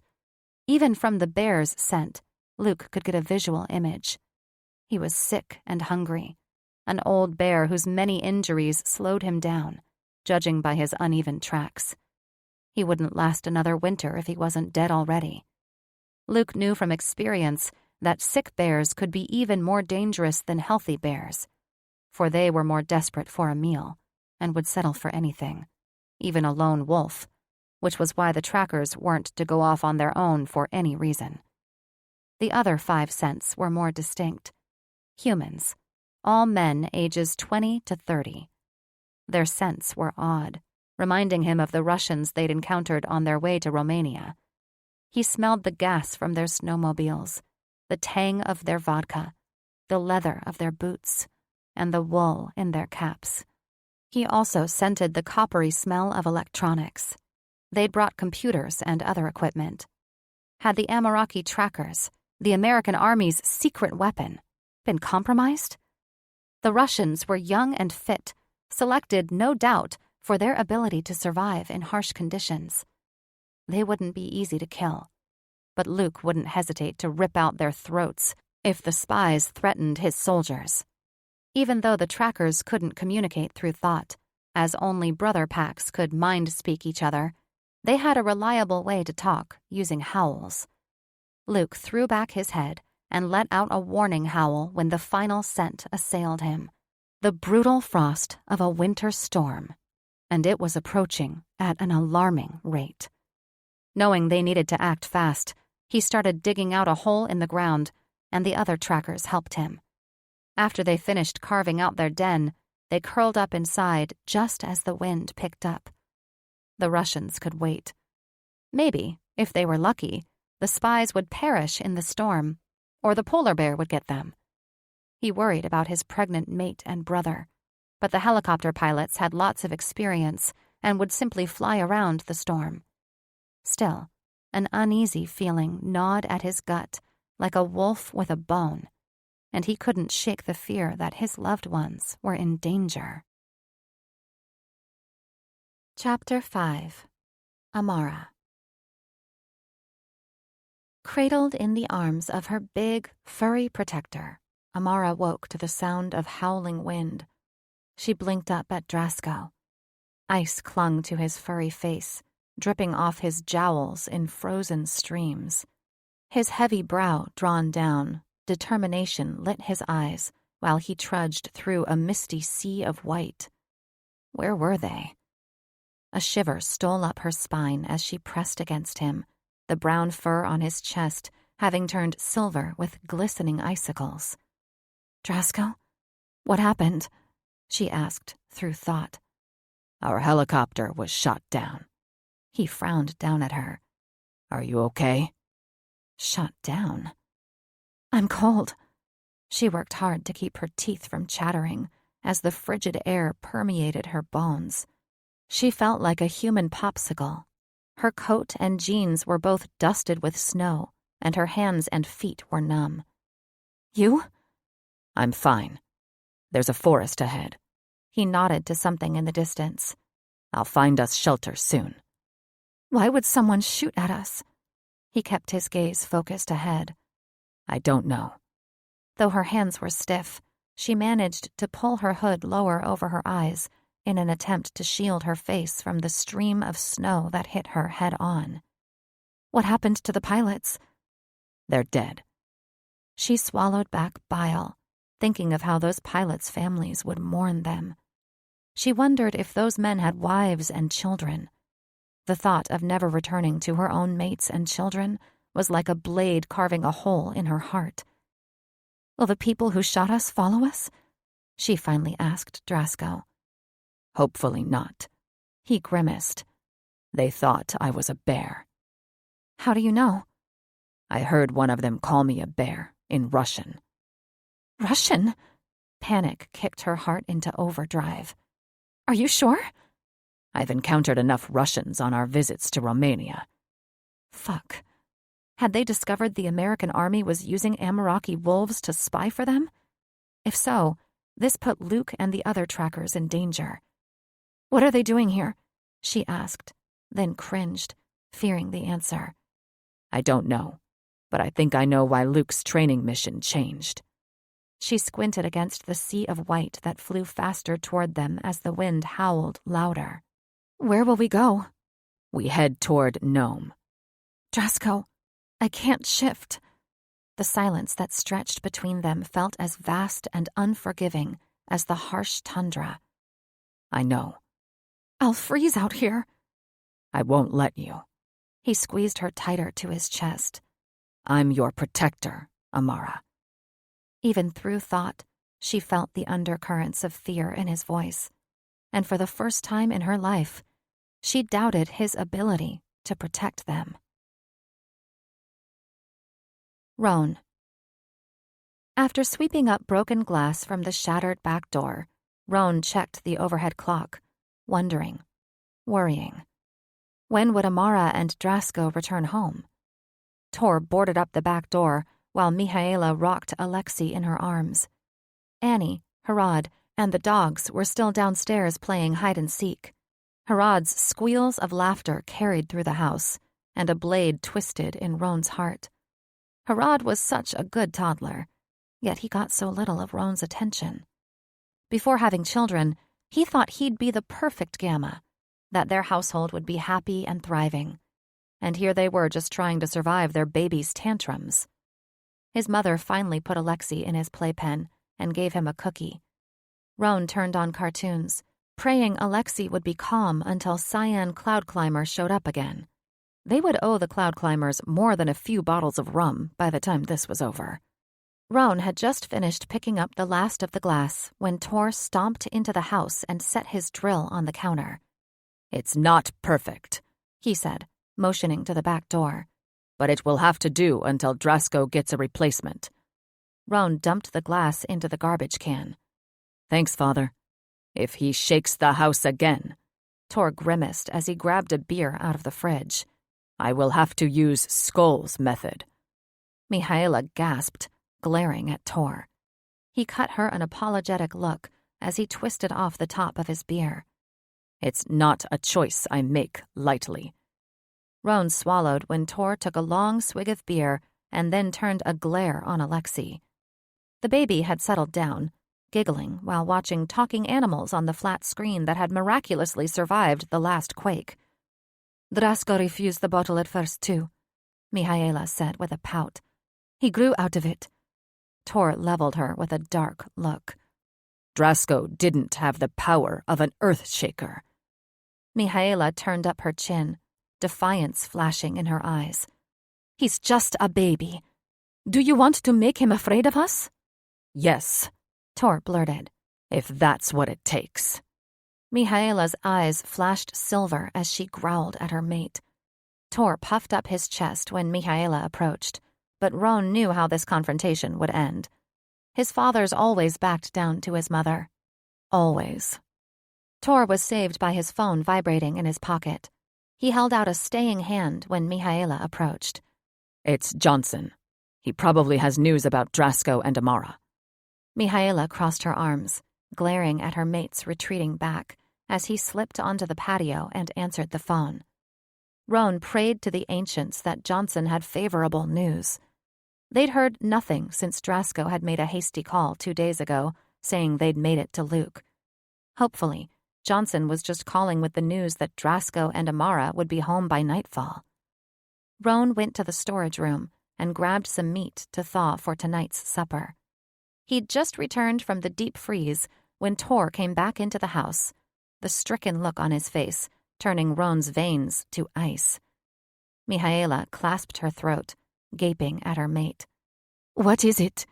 Tor looked like he'd aged 10 years as he dragged a hand down his face. I need you both to sit down. Mihaela fell onto the sofa. Tor, you're scaring me. What happened? Roan felt a strange detachment from his body as he crossed to his mother, sitting beside her. Something was wrong. Something was very wrong. Balling his hands into fists, Tor paced the carpet in front of them. Drasko and Amara's helicopter crashed. Roan felt as if the world had just slipped out from under him as his mother's cries and his father's growls faded into the distance. No, this couldn't be happening. His tongue felt like a dead weight as he struggled to speak. Are they okay? Tor shook his head. We don't know yet. How could he go on without his mate and brother? He cut a glance at Alexei, who giggled when a cartoon squirrel's eyes bulged out of his head. What would their 2 boys do without their mother and Drasko? With an incomplete pack? It was a fate worse than the Devoras. His voice cracked and splintered, mirroring the fissure in his heart. Why don't we know anything? Tor's shoulders fell as he sat on Mihaela's other side, taking her hand in his. They lost contact with the helicopter. Is anyone going after them? He asked. Tor wrapped his arm around Mihaela when she rested her head against his shoulder. The trackers are heading in their direction. Luke will find them. Roan wasn't reassured by the way his father averted his gaze. What is it? A storm came through. Shadows fell across Tor's features. It's delaying the trackers. A jolt of panic shot up his spine, and Roan jumped to his feet. We can't sit here and do nothing. No, Tor said, his features hardening. We're taking you to the base now. But the babies, Roan stammered. Tor motioned toward Mihaela. We've got the babies. You need to go now and meet up with Håkon in Nome. Fear and dread coursed through his veins. And then what? Tor's features hardened to stone. And then we pray to the ancients to keep them safe. Roan's mind reeled. He had no time to pack, to prepare. They had to go, now. Then a thought struck him. Even if they survived the crash, how would Amara survive the Alaskan wilderness? If Amara's pregnant, she won't be able to shift. Roan, look at me. Tor clutched his shoulders, desperation flaring in his eyes. If anyone can keep her alive, Drasko can. Drasko. After trekking across the frozen tundra in the middle of a snowstorm, there were no words to express Drasko's knee-wobbling relief when he found the little hunting lodge at the edge of a small forest that bordered the tundra. We're saved, Amara, he projected to her through thought, alarmed when she didn't answer. Holding her against his chest, he heaved open the door and then shifted into a naked human in order to fit through the cabin. He set her down on a narrow bed and dusted snow and ice off her clothes. Her lips were blue, her face drained of all other color. Panicked, he dug through the emergency backpack and turned on a small lantern. His wolf-touched eyes easily adjusted to the dim light. The cabin looked like it had been recently used, with new firewood, a wood stove, and fresh linens on the bed. He sent a silent thanks to the ancients and got to work. After lighting the stove, he peeled away Amara's clothes, which had been plastered to her body. He tucked her in the bed's woolen blankets and laid her clothes out near the stove. Then he took stock of their supplies. They had enough food for a few days, but not a lot of water. Fortunately, he'd spotted a stream on the way to the cabin. After taking inventory of the rest of the cabin's supplies, just a few pots, blankets, and an axe, he climbed in the bed with Amara, skin to skin, rubbing warmth into her while checking her for any injuries. Just a small gash on her head and a bruise on her shoulder. The wind howled louder outside. He'd found this cabin just in time. Hopefully, The men that had been pursuing them would freeze to death. If not, he'd gladly crush their skulls.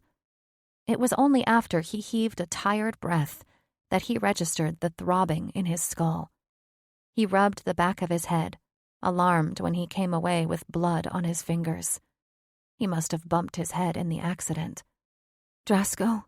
He looked into his mate's foggy eyes when her thought projected into his head. Yes, my love, he answered back through thought, relieved to see she was awake and lucid. She blinked at him. You're hurt? He forced a smile. It's nothing. She wrapped her arms around him, pressing her fingers against the base of his skull, his skin tingling when her healing magic poured through him. He frowned at her bloody fingers when she pulled back. Thank you, he whispered. His head already felt much better. His brain fog cleared. She yawned, stretching toward the ceiling, her beautiful nipples poking from beneath the blankets. I'm thirsty. He leaned over the bed and handed her a canteen from the backpack. Here. He held it to her lips and let her take several gulps. Mindful they would need to conserve water until the storm ended, he only took a few sips for himself. He pulled 2 MREs out of the bag, and they wordlessly ate the bland but nourishing food. There were only 4 MREs left, which meant they'd need to conserve those, too. He didn't have the heart to tell Amara to ration when she took several gulps of water. She was drinking for 2, after all. He would fetch more from the nearby stream when the storm cleared. Hopefully, it hadn't frozen over by then. Better? He asked, as he took the empty box from her. She leaned back in the bed with a sigh. Much. Relief swept through him as a splash of color returned to her cheeks. He continued rubbing her arms. You warm yet? Her eyelids fell heavy. Tired. Sleep, my love. His lips lingered on her forehead as he squeezed her shoulders. You're safe now. Of course I am. Her voice echoed through his skull. I have you. Her faith in him shook him to the core. He'd kept her alive so far, but those Russians were still out there. He would give his last dying breath to keep her safe. But what if he failed her? Chapter 6. Tor. Tor paced his son's living room floor until he wore a path through the thick bearskin rug. It took all his willpower not to run into the forest, shift into a protector, and uproot trees from the ground. It had been hours since he'd dropped off Roan at the airfield, and not an update from Johnson other than the storm was too strong for Luke to get through. The weight was driving him crazy, yet he couldn't express his frustration and make his mate even more upset. Luckily, she and his brother Skull had made up, and Skull hadn't left her side, holding her on the sofa while she rested her head on his shoulder. He envied his youngest brother, Arvid, who kept himself busy in the kitchen with Annie as his helper. Tatiana was downstairs playing with Harad. Tor hadn't told Annie and Tatiana everything. All they knew was that Drasko and Amara's flight had been delayed by a storm. Tatiana had been so moody these past few months. He was afraid to tell her that her favorite brother had possibly perished in a crash. Best not to tell her until they knew for certain what had happened. Tor's ears perked when he heard the sound of truck tires crunching gravel. He crossed over to the front door and held it open, flashing a tight smile as Cyan and Eric Cloudclimber walked up the porch stairs. Thank you for coming over again. Of course. Anything you need, Tor. Eric clasped Tor's shoulder. We're here for you.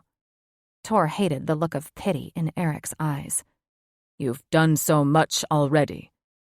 Amara would have done the same for us, Eric said. Too upset to say more, Tor simply nodded as he led the Cloudclimbers into the living room.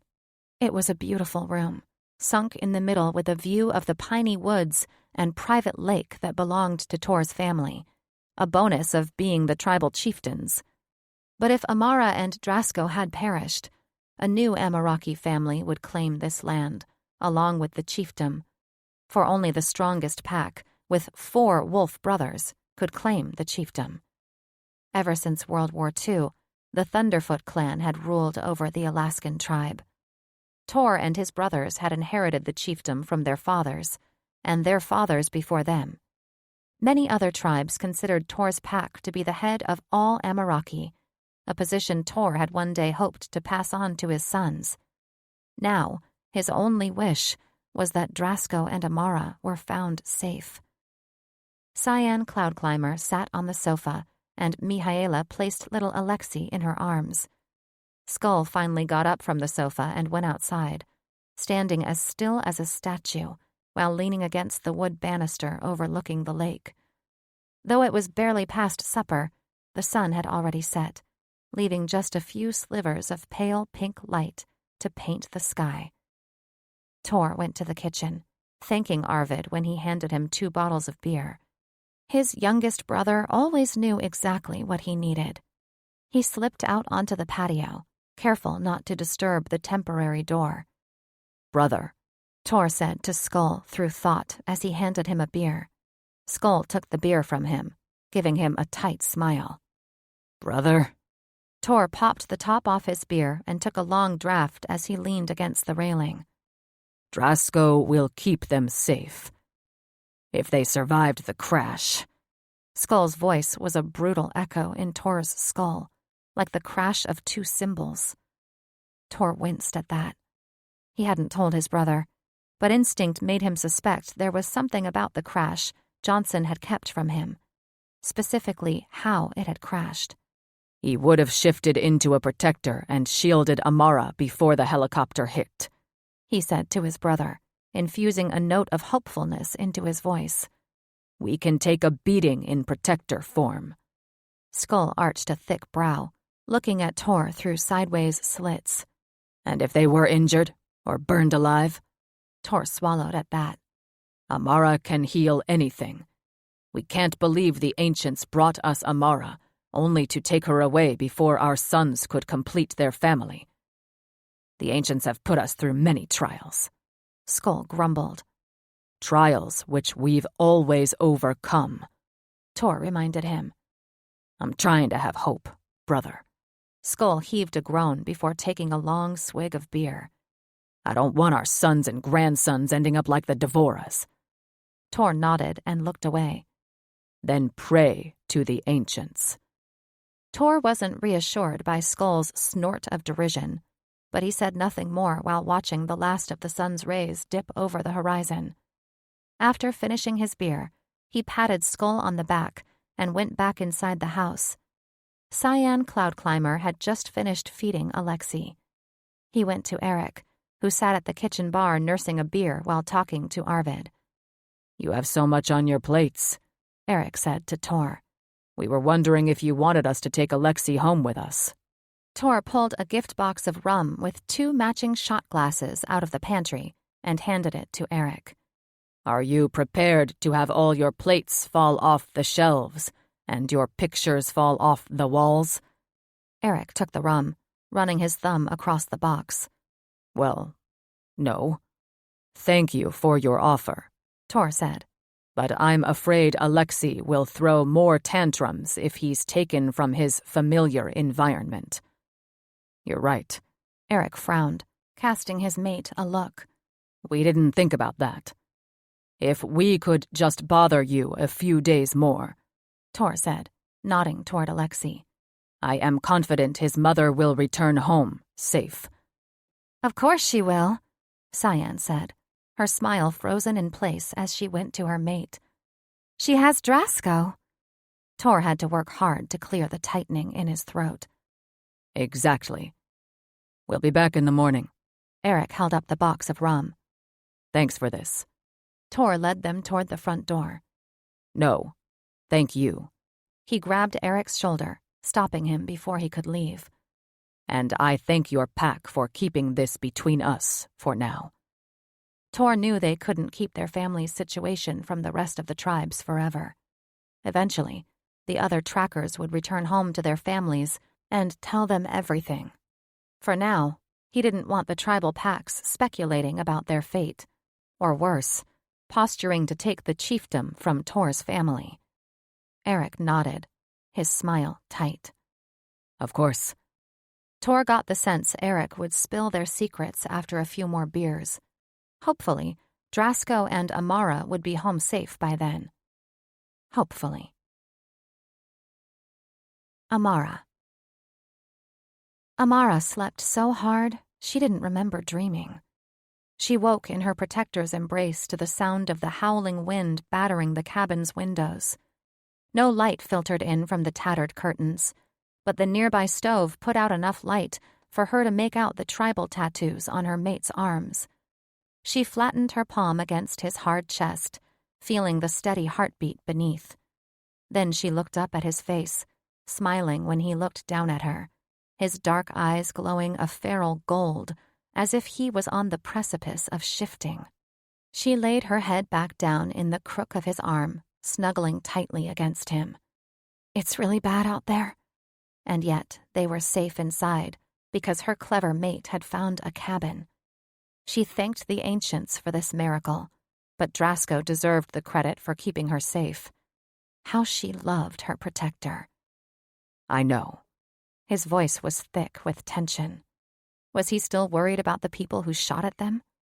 She sat up on her elbow, her blonde hair falling across his broad chest. Do you think the storm will keep the Russians away? He twirled a lock of her hair around his finger, his eyes lengthening to feral slits.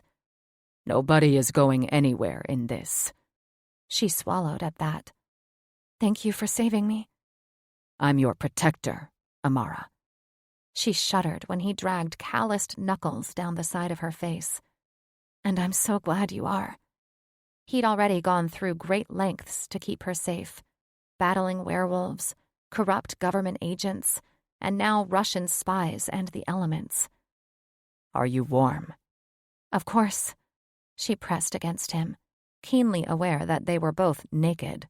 Moisture pooled beneath her thighs in response to his musky scent and the warmth that radiated off him. I have my own personal heater. She slid her hand down his taut stomach until she stopped at his very hard and thick erection. What shall we do with our time while we wait out the storm? Careful. He grasped her wrist, his eyes flaring. I might explode in your hand. He gasped when she crawled beneath the blanket and dug her nails into his hips. Amara, I haven't showered. Before he could stop her, she took him in her mouth. He tasted like Drasko, a unique blend of sage and spice with the slight tang of salty pre-cum. You taste good to me. She swirled her tongue around his cockhead and then swallowed as much of him as she could, dragging her tongue along that thick, sensitive vein. He growled his approval. She slurped up and down his cock, lathering up her hands with her spit and massaging his heavy balls until they tightened. You're about to get a mouthful, he warned, but she couldn't stop sucking, slurping him until he came with a roar, flooding her mouth with several spurts that she swallowed down. She climbed up his taut body and slid on top of his still stiff erection, riding him hard while he massaged her sore, full breasts, a mixture of pleasure and pain shooting through her veins and making her pussy swell even more. Their moans of pleasure rose above the din of the howling wind, their bodies slapping together while she rode him harder and faster, striving for that pinnacle. The orgasm barreled through her like a speeding train slamming into a wall in a cataclysmic explosion, capturing her breath as the fire consumed her. Crying out his name, she shuddered and then fell on top of his chest, her veins shifting from molten lava to warm sludge. Capturing her lips in a heat-searing kiss, he cupped the back of her head and rolled her over, plowing into her with slow, deep strokes. She looked into his golden, glowing eyes, his fangs extended while he moved inside her with such erotic grace. She fell into a trance, her pussy swelling with each thrust. I love you, Amara. His declaration of love echoing inside her head, was enough to send her over the edge again. "I love you, Drasko. Come with me." She kissed him before the orgasm swept her under its heavy tide. His roar shook the walls as he stilled inside her, his pulsating cockhead extending her orgasm. The throbbing so deep, every nerve ending in her body lit up like a Christmas tree. All she could do was cling to him while they were consumed by the fire. Håkon. Håkon's heart felt like a lead brick as he disembarked the plane and caught sight of Roan waiting for him in the small terminal that looked more like the waiting room of a bus station. He hugged his brother harder than he'd intended. It had only been less than a week since they'd last seen each other, but he knew Roan needed that hug as badly as he did. "Brother," Roan projected through thought as they walked through the terminal and into the crisp night air. "have you heard anything?" "No," he said, as his eyes narrowed on that black SUV with tinted windows waiting for them. "but I'm demanding answers." When they got in the back of the truck, Agent Johnson turned to them from the front passenger seat. The lines framing his eyes looked deeper than normal, and his ebony skin had a tinge of gray. Håkon had always considered Johnson an old man, but he looked ancient now. "Roan, Håkon," the agent said, giving them both a tight smile. "glad you're here. Cut the small talk, Johnson," Håkon barked. "Are our mate and brother alive?" "We don't know." Johnson pulled up an Alaskan topographical map on his laptop, angling the screen toward the back seat. "Their helicopter went down somewhere in the tundra here." Roan swore, biting down on his knuckles.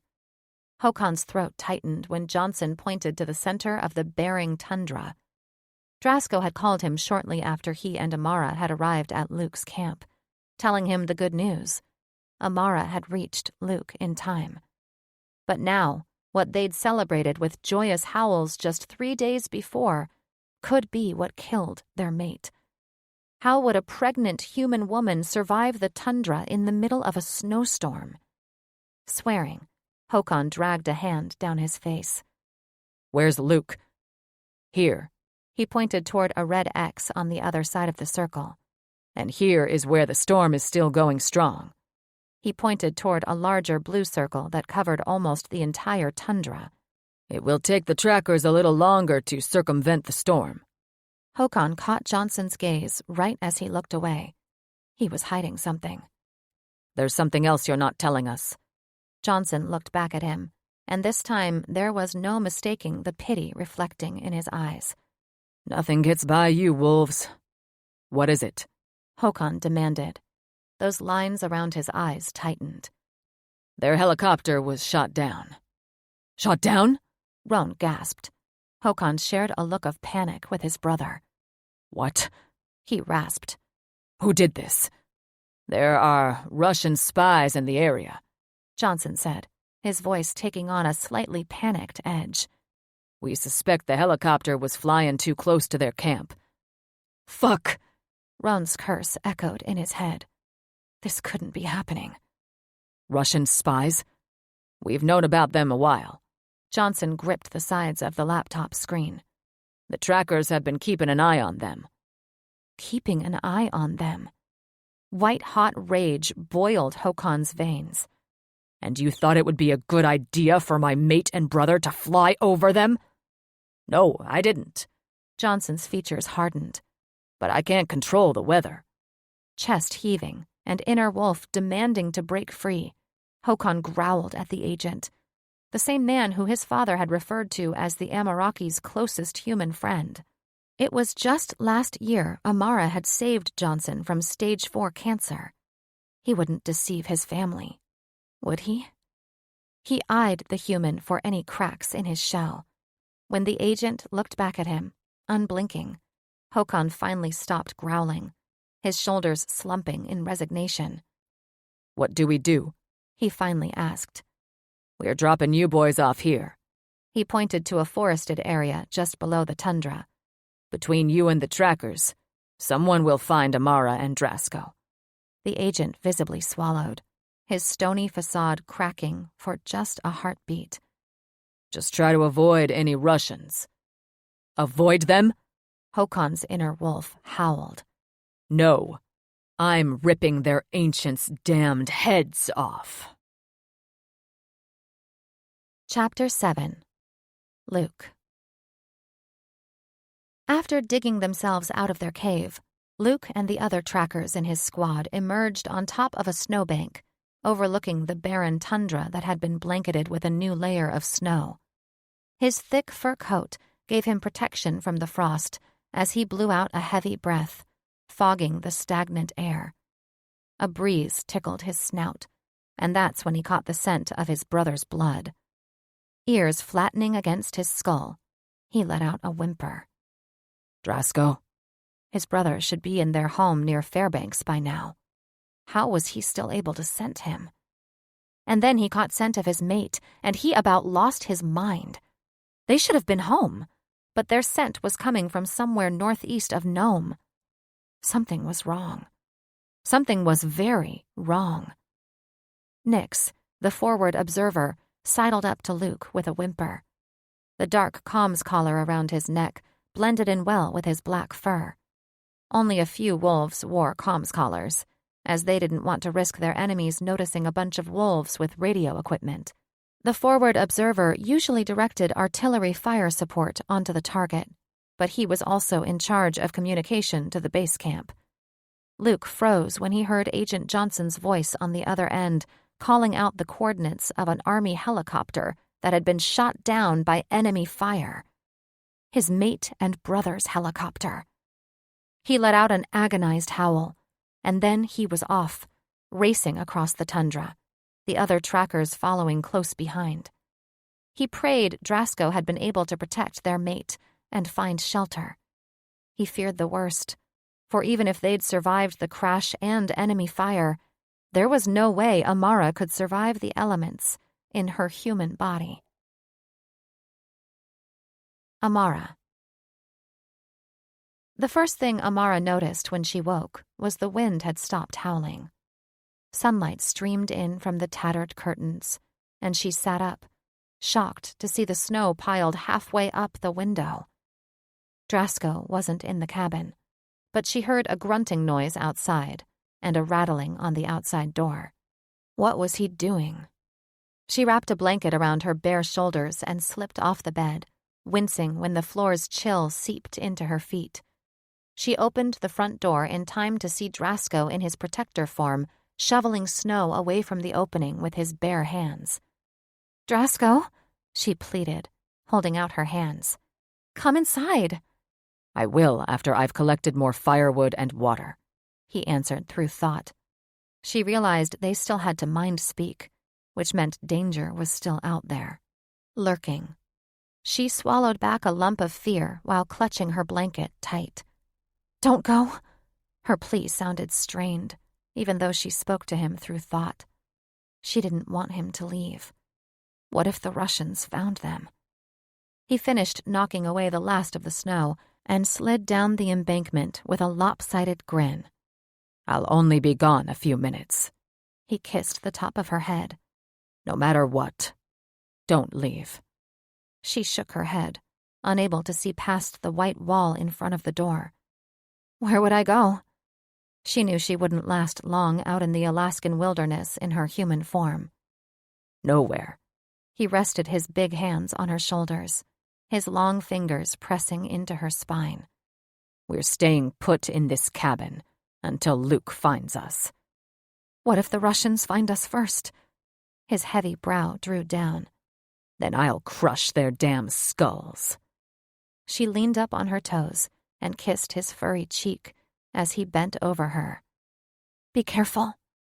Always, my love. He gently squeezed her shoulders. Get some rest. I'll be back before you know it.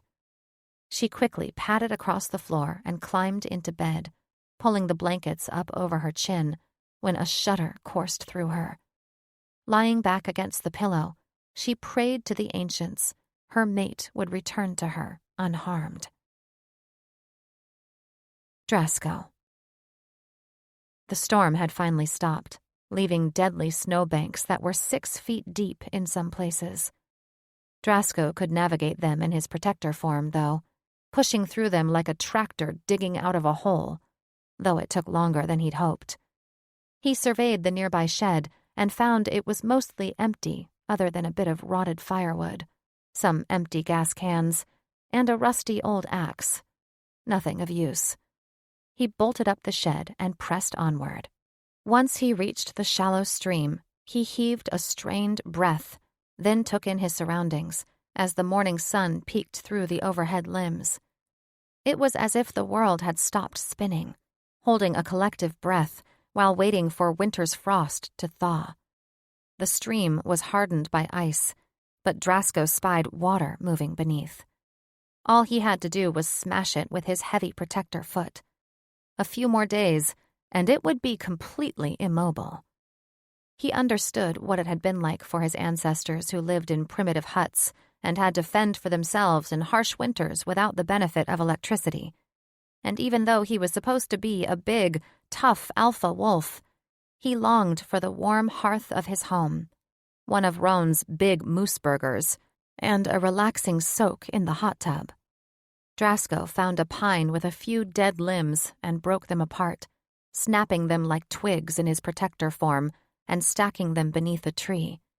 Hopefully, Luke would find them before they needed the wood. It didn't hurt to be prepared.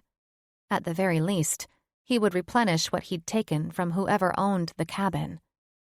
He'd just finished stacking the last of the wood when the wind shifted and the putrid smell hit him, and he cursed himself for not noticing it before. He grabbed a long, splintered limb to use as a weapon and spun around in time to see the polar bear racing toward him. The bear crossed the icy stream, shattering the ice beneath his paws and splashing Drasko before rearing up on his back legs and lashing out. The beast was massive, about a foot taller than Drasko, thin for a bear, with a hungry look in his eyes. This summer hadn't been fruitful, and now the bear was desperate to put on fat before the winter. Too bad this bear was foolish enough to pick a fight with Drasko. He'd make a nice rug for their hearth. Drasko ducked when the bear swiped for his face, then spun around and thrust his stick into the bear's side. The bear cried out and surprised Drasko when he charged him with amazing speed. The stick that had pierced his side fell to the ground as blood pooled around the empty hole. The bear roared, and Drasko roared louder, beating his chest. Drasko ducked when the bear lunged for him, but his foot slipped on the ice, and he came crashing down on one knee with a cry of pain. The bear struck his face, and he flew back onto the ice, shattering it and landing in the frigid water. His head connected with something hard, and his vision spun. One bear turned into two, and then converged into one again as it pounced on him, slicing open his chest. He cried out from the pain. He couldn't let this bear win. Amara needed him. Arms flailing, his hand connected with a big rock. Just before the bear's maw came crashing down on his neck, he slammed the rock into the bear's head. Once, twice, 3 times, until he heard the distinct cracking of skull. The bear heaved a blubbery breath and collapsed on top of Drasko. Drasko was too injured and fatigued to move the putrid-smelling bear off him. It was then he registered the stinging pain from the stream's frigid currents. He had to get out of the water. But how? The bear was too heavy, and he was too tired. Amara. Amara tossed and turned in bed, drifting in and out of sleep while waiting for Drasko to return. She dreamt she was a mighty protector gathering wood beside the snowy bank of a shallow stream. And then she saw the bear, smelled his foul stench, and cried out when he slashed open her chest. She shot up with a gasp. The dream had felt so real, the roars filling Amara's skull as blood pooled in the water. She stared at her hands curled in her lap for a long moment as her eyes adjusted to the dim light filtering in through the windows. All was quiet in the cabin. Drasko still hadn't returned, and she knew deep in her gut that hadn't been an ordinary dream. Drasko was in trouble. "Drasko!" she called out through thought, panic squeezing her chest like a vice when he didn't answer. "Drasko!" she called again. Still nothing. Their telepathic powers only extended about a mile, but Drasko shouldn't have wandered farther than that. She found her clothes by the stove and quickly dressed before shoving on her boots with trembling hands. She stumbled out of the cabin, her eyes adjusting to the blinding white sun reflecting off the snow. The trees weren't as dense here as the forest near their home, almost as if greenery had been an afterthought when the ancients created this desolate place. It was easy enough finding the direction Drasko had gone. She followed the deep indentations of his wide protector feet in the snow. Traversing through the thick, packed snow wasn't easy, and she panicked when she got stuck a few times, cursing her weak, mortal body. But after losing a glove and her knit cap, she finally emerged in an area of denser trees and more compact ground.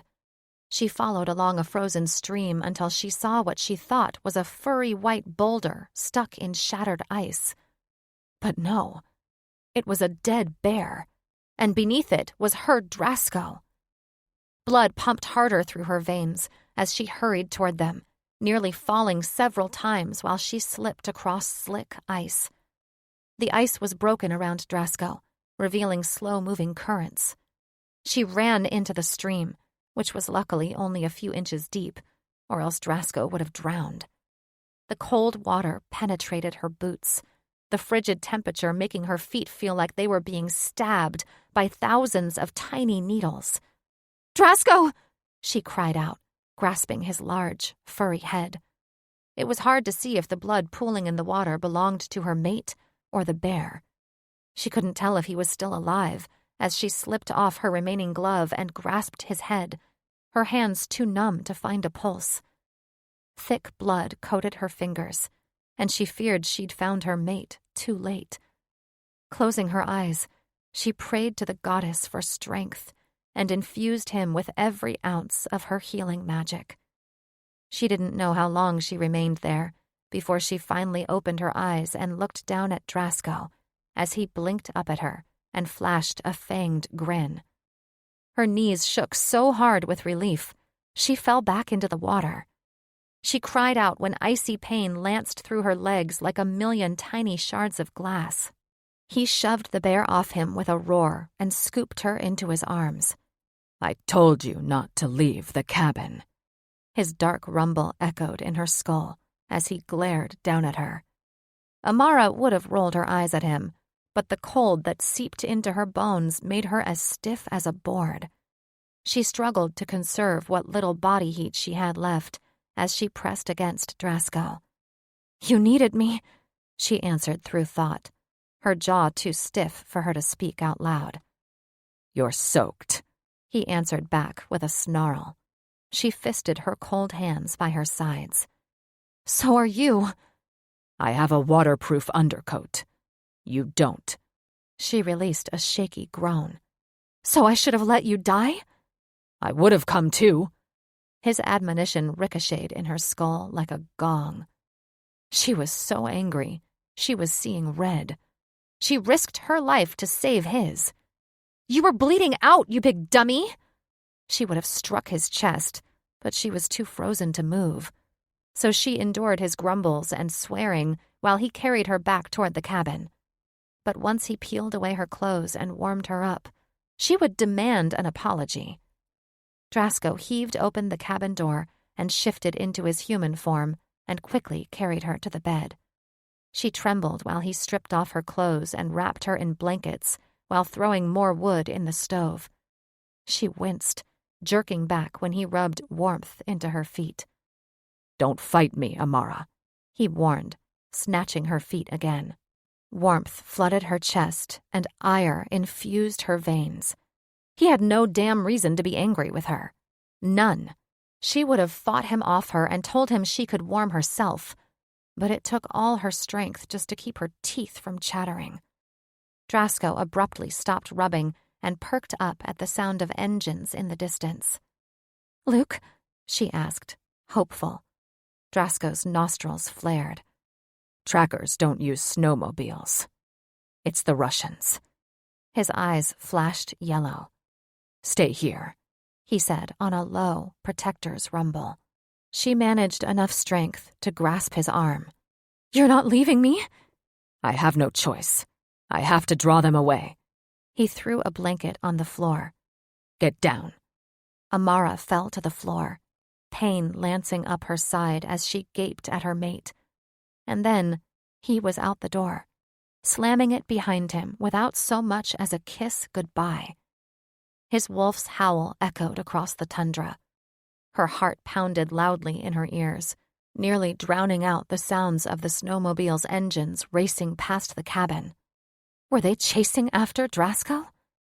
Oh, ancients. No. Chapter 8. Drasko. Drasko wasn't exactly sure why the Russians were here, but instinct told him they were after the Ameraki wolves. Had they discovered the American Army's secret weapon? Whatever the reason, if a wolf was what they wanted, he would give them one. Following his old tracks, he raced through the sparse forest toward the river. The foliage was thicker there, and he would draw them out as a wolf and then shift into a protector and crush their skulls. He could make out the sound of running water up ahead. He was almost there. The snowmobile engines drew closer, and then one engine abruptly stopped, and he heard someone cry out. He must have hit a snowbank. Good. He would come back for that Russian later, but he could still hear 2 more engines close behind him. He leapt out of one snowbank and into another, then slammed into a hard, white wall with a yelp, pain lancing up his side. He looked behind him in time to see a short arrow sticking out of his ass. What the fuck? His veins turned to sludge, and his thoughts became muddled, though one word rose above the heavy thuds of his heart as his world dimmed. Tranquilizer. Amara. Wrapping a blanket around her, Amara struggled to get warm on the drafty floor, her breaths coming in shallow gasps as she listened to the sound of engines in the distance. "Drasko?" she called to her mate through thought. "What's happening?" Her pulse quickened when he didn't answer, and her world tipped and spun. What if they killed him? "Drasko!" She stilled, barely breathing when she heard boots crunching snow outside the door. She sat up with a gasp when the door slammed open with an audible crack. She thought she'd die from fright when a masked man pointed a gun at her chest. He stomped snow off his boots and yanked off his woolen mask, revealing a man with a dark beard and icy blue eyes. She hugged her blanket to her chest when he looked her over like she was a prime cut of meat. Krasivi, he said, flashing a mouthful of rotting teeth. Cross-E-V? She repeated to herself, recognizing the lust in his eyes as he set his gun against the wall and slammed the door behind him. Licking his lips, he stepped toward her. Krasivi, he repeated again while unzipping his pants. "Fuck! Drasko!" she cried again. "He's going to rape me!" She didn't know where she found the strength, but she scrambled to her feet and lunged for the axe that was against the wall, losing her blanket in the process. Mindful of the fact that she was very naked, she clutched the axe with trembling, stiff hands, swinging it when he tried to approach. She flashed her teeth. "Come any closer, and I'll chop your head off!" He said a bunch of shit in Russian that she didn't understand, and then he picked up his gun again, aiming it at her leg. She screamed when he shot her thigh with a short arrow. The axe tumbled from her hands as she fell to her knees and yanked the arrow from her leg. But it was too late. She could already feel the poison leaching into her veins and dulling her senses. The Russian was beside her, lying her on the blankets. He was going to rape her, and she was powerless to stop him. Amara opened her eyes and looked down at the mist that moved past her like a swiftly flowing river. She swallowed as she looked at the dark tree line in the distance and recognized this place. She was in Valhall, or what her kind called heaven. Had that Russian killed her? Her heart felt like it had imploded at the thought, for that meant her unborn child was dead and that she'd be parted from her mates and sons. A hooded figure moved toward her, and she knew it was the goddess Amara, her namesake. She moved toward the goddess as if she was being carried on a cloud. "Am I dead?" "No," the goddess answered with a subtle smile. "You're safe." Her hood fell back, revealing a beautiful woman with alabaster skin and ebony hair.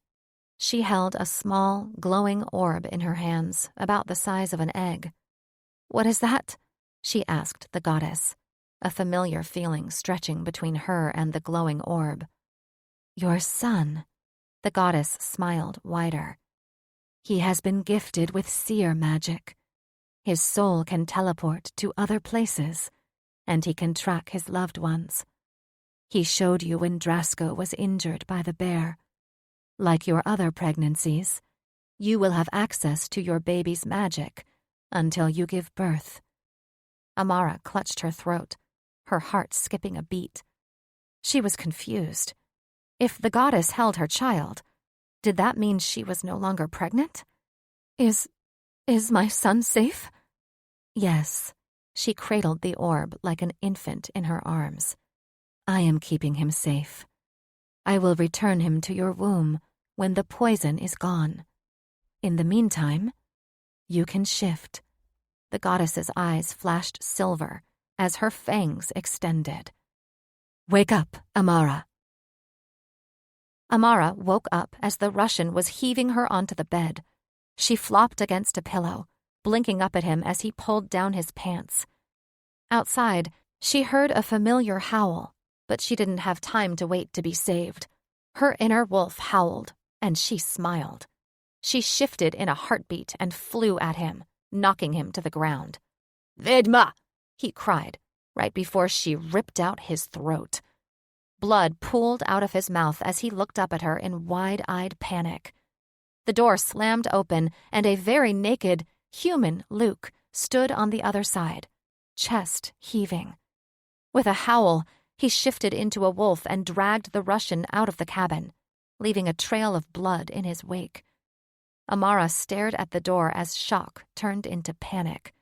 She raced into the snow to witness what could only be described as a brutal mauling. Luke was shredding the human until there was nothing left but scatterings of blood and bone. Other beta wolves growled as they fanned out around him. "Luke!" she called to her mate through thought. "Luke!" He looked up at her, blood dripping from his maw. "Where's Drasko?" she whimpered when he didn't answer, a vacant stare in his eyes. She padded up to him, whimpering when her paws slipped across the blood. "Luke, it's okay." He let out a low whimper. "They killed our baby." "No!" Of course he'd think that since she could shift. She nuzzled his shoulder as she recalled her dream. "The goddess is keeping him safe. She said she will give him back to us." "When?" "When the poison is gone." She nodded toward the pile of blood and bones. "He shot me with a tranquilizer." Luke licked her face. "We'll get you fluids." "Where's Drasko?" she asked again, panic tightening a noose around her spine. Ears flattening against his skull, he nodded toward the tree line behind them. "The Russians took him." What?" Her veins turned to sludge. "What if they kill him?" "I have a team following them." But Luke was the army's best tracker. Drasko needed him. She let out a keening whimper. "You must go after him too." "You're my priority now, Amara." Eyes narrowing, he flashed his fangs, blood dripping off his maw. "And before you argue, It's what Drasko would want. They're not leaving Alaska with him." Amara let out a howl of desperation, then backed up when Luke advanced. "Back in the cabin," he commanded. "We don't know how long the goddess will hold our baby. We must get that poison out of you before you lose him." With a whimper, she followed her mate, knowing he was right, while praying to the goddess to keep Drasko safe. Chapter 9. Amara huddled on the cot while wolves howled outside. Luke had said the trackers who'd stayed behind were scouting for more threats and guarding the hut. After Amara drank about a gallon of water and Luke forced her to eat an MRE, she had enough strength to use her healing magic on herself. That tingling in her veins slowly subsided, and then her wolf went silent. She didn't know if she wanted to laugh or cry. Once again, she was useless, but the goddess must have given her back her baby. "How do you feel?" Luke asked as he sat on the bed beside her. She shrugged, her throat tightening with emotion. "I can't shift again." To her surprise, his eyes filled with tears. "Thank the ancients," he breathed, and then pushed off from the cot. Back rigid, he knelt by the stove. "Luke?" she called to him. He didn't answer as he added more wood to the stove. She pushed off the bed and knelt beside him. Grabbing his shoulder, she forced him to face her. Her heart ached when she saw the tears streaming down his face. She'd never seen her brave tracker cry before. "I thought I'd lost you and the baby," he said to her through thought, the pain in his words lancing through her chest like a blade. Cupping his cheek, she wiped his tears with the pad of her thumb. "You didn't—" He hung his head, sniffling. "I'm sorry I couldn't get to you sooner." "I'm fine." She took his hands in hers. "The baby's fine. Now we need to focus on saving Drasko." "Our trackers will find him," he said aloud. Sitting back on his heels, he released a long breath. "Besides, if they used the same tranquilizer on him they used on you, he'll wake up soon and crush their skulls." A noose of fear wrapped around Amara's spine. "If they don't kill him first—" Luke grimaced. "I have a feeling they want to keep him alive, to study him." Amara clutched her throat, her bones vibrating with fear. "Do they know about us?" "I'm not sure yet what they know," he said, his eyes narrowing to 2 feral slits. "But we'll find out." When Luke held his arms out to her, Amara crawled into his lap and stifled a yawn, fatigue hitting her like a frying pan to the skull. "You've been through a lot," he murmured, kissing her forehead. "You need rest." She flattened her palm against his chest, comforted by the strong heartbeat beneath. "I'm too worried about Drasko to sleep." He stood and carried her to the bed. "Please," he begged, wrapping her in the blankets. "For the baby." She wanted to argue, but she was too damned tired. So she closed her eyes as Luke crawled into bed beside her, and she sent a prayer to the goddess to keep Drasko safe. Amara dreamt she was a bird, or maybe a spirit, and she was hovering over a snow-covered forest. She heard the engines before she saw 4 snowmobiles racing over a ridge. One of them carried a familiar bound and gagged wolf on the back of his sled as they weaved in and out of the trees. Amara followed above the treetops, wishing there was something she could do to help her mate. They sped past a strange, steaming pool of water and ended up at what looked like an abandoned homestead, or maybe a town with several buildings surrounding a weathered church. She flew above them in circles, panicked when all 4 men lifted a very limp Drasko off the back of the snowmobile and carried him into the church. Where were the tracker wolves? She heard a familiar howl in the distance, followed by another, but those wolves weren't the trackers. Her heart recognized the howls of her mates, Håkon and Roan. What were they doing here? Would they be able to save Drasko? Or would they get captured or killed? Luke clutched the canteen of Russian vodka in a white-knuckled grip while staring into the stove's fire. How badly he wanted to numb his fears and drink up the entire canteen. But he didn't dare risk more than a few sips. He had to stay alert until the Russians were no longer a threat. The vodka was strong, but it chased the chill from his bones. They'd found it on the dead Russian's snowmobile, along with spare clothes. Luke thought more than once about taking that snowmobile and chasing after the Russians who took Drasko. The snowmobiles were far faster than any wolf, and he feared his squad had lost the Russians who'd taken his brother. He sat up at a knock on the door, his gaze instantly drawn to his mate, who slept on the small bed, her hands tucked beneath her head. He dropped the canteen and crossed to the door in a few long strides and held it open for Nix, the Thunderpaw Squad's forward observer. He was in wolf form with bushy black fur. Tongue lolling to one side, Nix padded inside and shifted into a tall, lanky tracker, a native like him with tribal tattoos across his neck and arms and that comms device that hung around his neck like a dog collar. Luke threw a blanket at Nix. "Cover yourself," he grumbled, motioning to his sleeping mate. Nix's cheeks flushed as he wrapped the blanket around his waist. "Sorry, sir." "Report," Luke commanded, his voice cracking as he tried his hardest to hold his emotions in check. "Did they find my brother?" "Not yet, sir." Nix frowned. "Their snowmobiles were too fast, but they still have their scent and should reach them in a few hours." A few hours? Drasko could be dead by then. Luke let out a curse as his chest tightened with fear. If those bastards killed his brother, he'd pulverize them until they were nothing but blood and bone.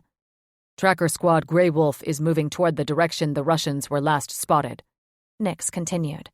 "Between both units, they should find them. Our spies have also spotted their submarine north of Nome." Nix flashed a tight smile. "They're not leaving our shores with your brother." "Thank you." Luke released a long breath, though he wasn't reassured. He could feel the fear pulsing off Nix. He was terrified too, but he had to remain strong for his squadron and his mate. Nix blinked at him while shifting from foot to foot. He visibly swallowed. "There's something else." Icy dread solidified Luke's veins. "What?" "Agent Johnson dropped off your brothers in Nome," Nix said. "They left last night." "My brothers?" Luke struggled to speak, panic turning his brain to mush. "On a helicopter?" "No, on foot." Luke threw up his hands, frustration pounding a nail in his skull. His brothers weren't trained in how to handle military adversaries. "Has anyone scented them?" "Grey Wolf Squad has reported catching their scent in the area." Fuck. He paced the floor, panic making his heartbeat ricochet loudly in his ears. Those few sips of vodka he'd taken made the fire in his veins turn to molten lava. "I should be there." "Sir," Nix said, turning up his chin. "We can watch her. You know we would protect her with our lives. I can't leave her." Gnawing on his lip, he cast another glance at his mate. Great ancients. He didn't know if he would survive if anything happened to her while he was away. Nix nodded, letting out a wolf-like whimper. "I understand. Is that all you have to report?" Luke asked, his tone coming out sharper than he'd intended. "Yes, sir." Emotion threatening to overwhelm him, Luke turned away, clenching his fists by his sides. "You're dismissed." His heart was as heavy as a lead brick as he sat beside Amara's bed and took her hand in his while he sent a silent prayer to the goddess to keep their baby safe. He jerked back when Amara's eyes flew open. They were foggy for a moment, reminding him of his mother's elderly dogs, before they cleared and sharpened. She shot up in bed. "Drasko!" "Easy, sweetheart." Grasping her shoulders, He eased her back onto the bed. Was she still dreaming? She blinked at him. The trackers lost him, didn't they? He swallowed at that. How do you know? She sat back up, hanging her head in her hands. Because I saw where the Russians took him, and the trackers weren't following. Luke's vision tunneled on his mate. You saw where they took him? There's a steaming pond and a bunch of old buildings and a church. It took him a moment to register what she was saying. I know where that is. He'd never brought Amara to the hot springs before, though the trackers knew it well, and it wasn't far from where they trained. Håkon and Roan were there, she said.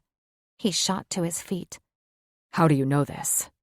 Same way I knew Draska was being attacked by a polar bear. Smiling up at him, she placed her hand on her womb. Our child told me. Eyes misting, he fell to his knees, placing a hand on her womb. Our baby is a seer? Truly, he's a miracle. He would forever be indebted to the goddess.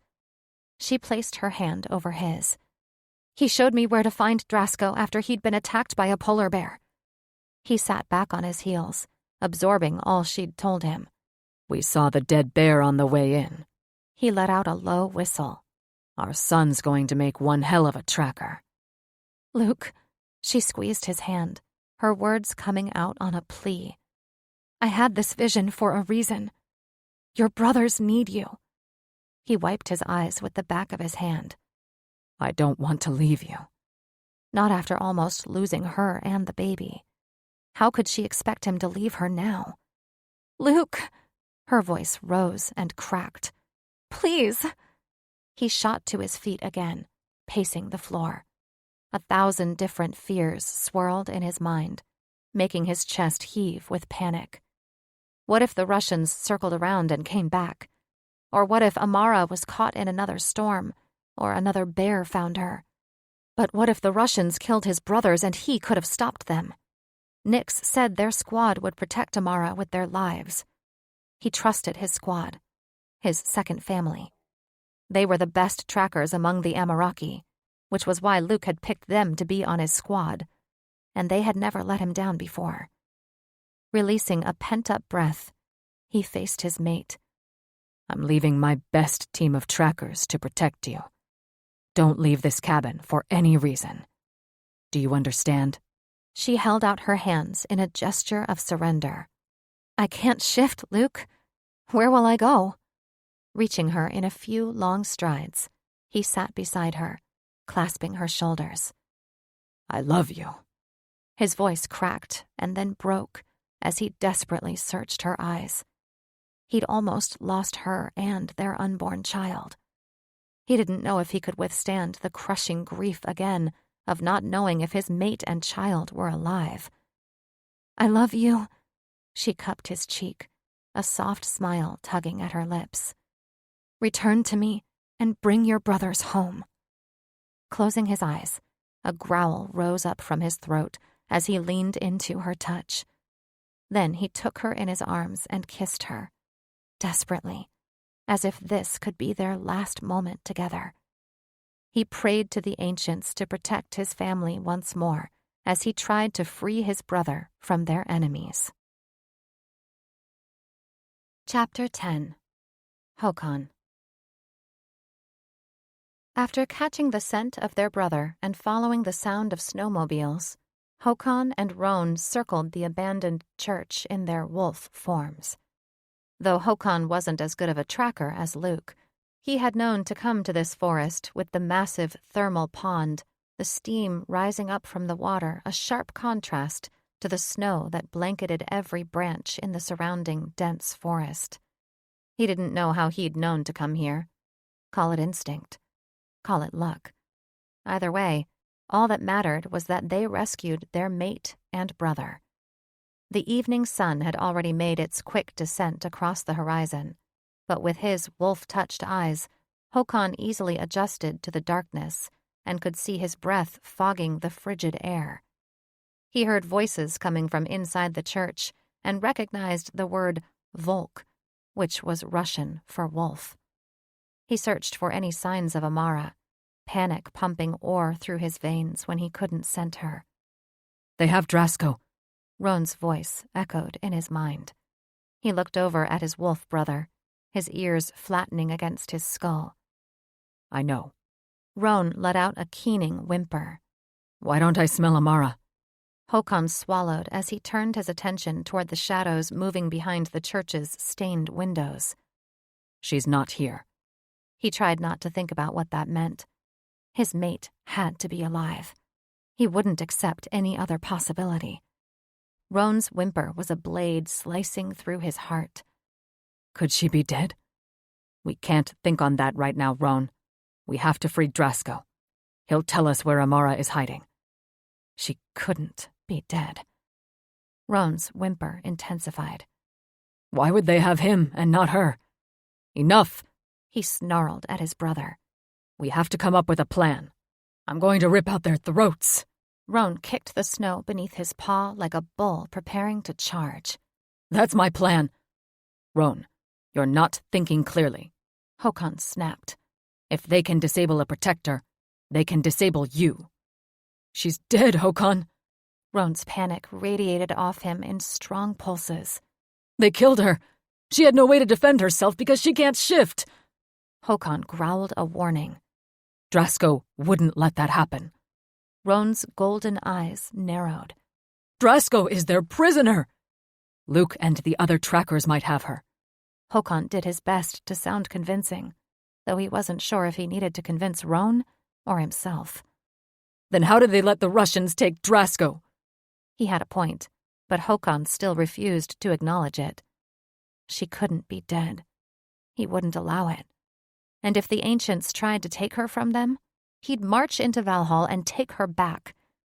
Finally, he expelled a breath of air, his shoulders slumping. I don't know. They killed her! They killed our mate! Roan threw back his head and let out a mournful howl. Roan, calm down. Håkon snapped, but it was too late. The shadows behind the windows scurried about, and their voices rose to a feverish pitch. He swore. Now they know we're here. I don't care. Roan snarled. I'm killing all of them. Before Håkon could stop his brother, Roan raced for the church.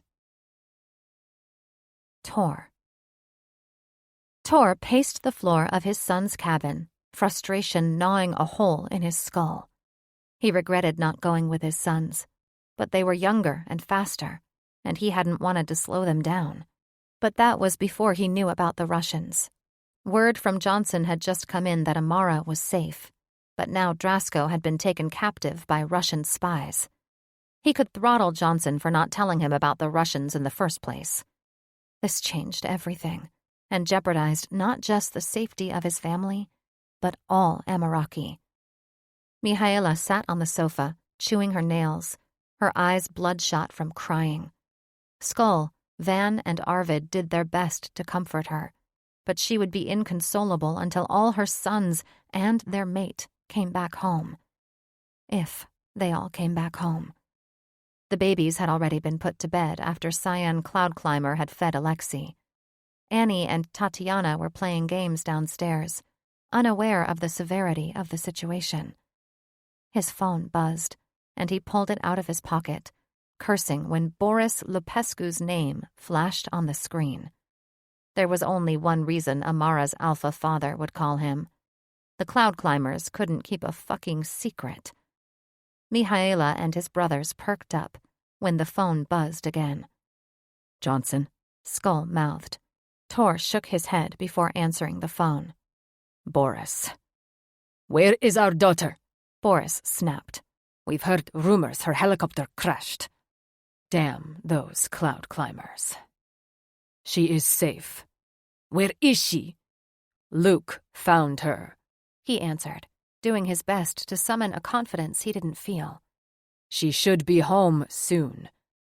What about Drasko? He cursed the Cloudclimbers again. Luke is searching for him. How can Luke search for him and keep our daughter safe? There was no mistaking the anger in Boris's tone. Tor didn't blame him. He would have acted the same had it been his daughter. Tor worked hard to unclench his jaw. Our other sons are there too. And what about the child? Boris demanded, his tone firm and unyielding. Is it true she bloomed for Luke? Yes, and the child is safe. A long pause, and Tor knew Boris wasn't finished interrogating him. There's something you're not telling me. There's a lot I'm not telling you. Your daughter is safe and protected. That's all you need to know for now. Boris let out a string of Romanian curse words. I'll have her call you as soon as she gets home, Tor said, and then hung up the call, even though Boris wasn't finished cursing him out. He gave his mate and brothers a long look. The cloud climbers didn't even wait a day. Did you expect them to? Skull asked with a snort. Don't forget their grandfathers once challenged our fathers over the chiefdom. Tor had forgotten, but now it all made sense. He dragged a hand down his face, fatigue wearing down his heart and soul. The vultures are circling. And they'd continue to circle so long as they thought they had a chance to steal the chiefdom from Tor's sons. Drasko. Drasko watched his captors through hooded eyes while pretending to be asleep. They'd muzzled his face and bound his feet, which might have worked on an ordinary wolf, but all Drasko had to do was summon his protector, and his bindings would break in the shift. He didn't see any sign of Amara, which meant his plan of drawing out the Russians had worked. At least, he hoped it had. His heart pounded out a drum in his ears when the Russians pulled a laptop out of their backpack and pulled up a screen with images of the tracker wolves out in the snow. How much did they know about the Amaraki wolves? They pointed to various pictures, then zoomed in on an image of Nyx, one of the wolves in Luke's squad. They pointed to the collar he wore around his neck, their voices rising while talking so fast Drasko couldn't pick up on any familiar words. Then a tall Russian with sandy blonde hair who smelled of vodka went to him and searched his neck. Vorotnik, one of them asked. Vorotnik. Drasko ruminated on the word, and he thought it meant collar. Yet, the Russian answered, which Drasko knew meant no. The same Russian ran a beeping wand over Drasko's body. What were they looking for? A microchip? Nichiwo, the Russian said to his comrades. Drasko remembered Nichiwo meant nothing. Ubeiwo, one of the Russians called out, the malice in his voice palpable. Drasko feared it had been an order to kill him and knew his time was up. Drasko was prepared to shift when the sandy blonde pulled out his blade, but then an agonized wolf howl sounded outside. Drasko knew that howl. Roan. What was he doing here? The glass window shattered, and a familiar wolf landed on the Russian with the blade, ripping out his throat. The sound of gunfire filled the cabin. Roan let out a yelp and fell off the Russian.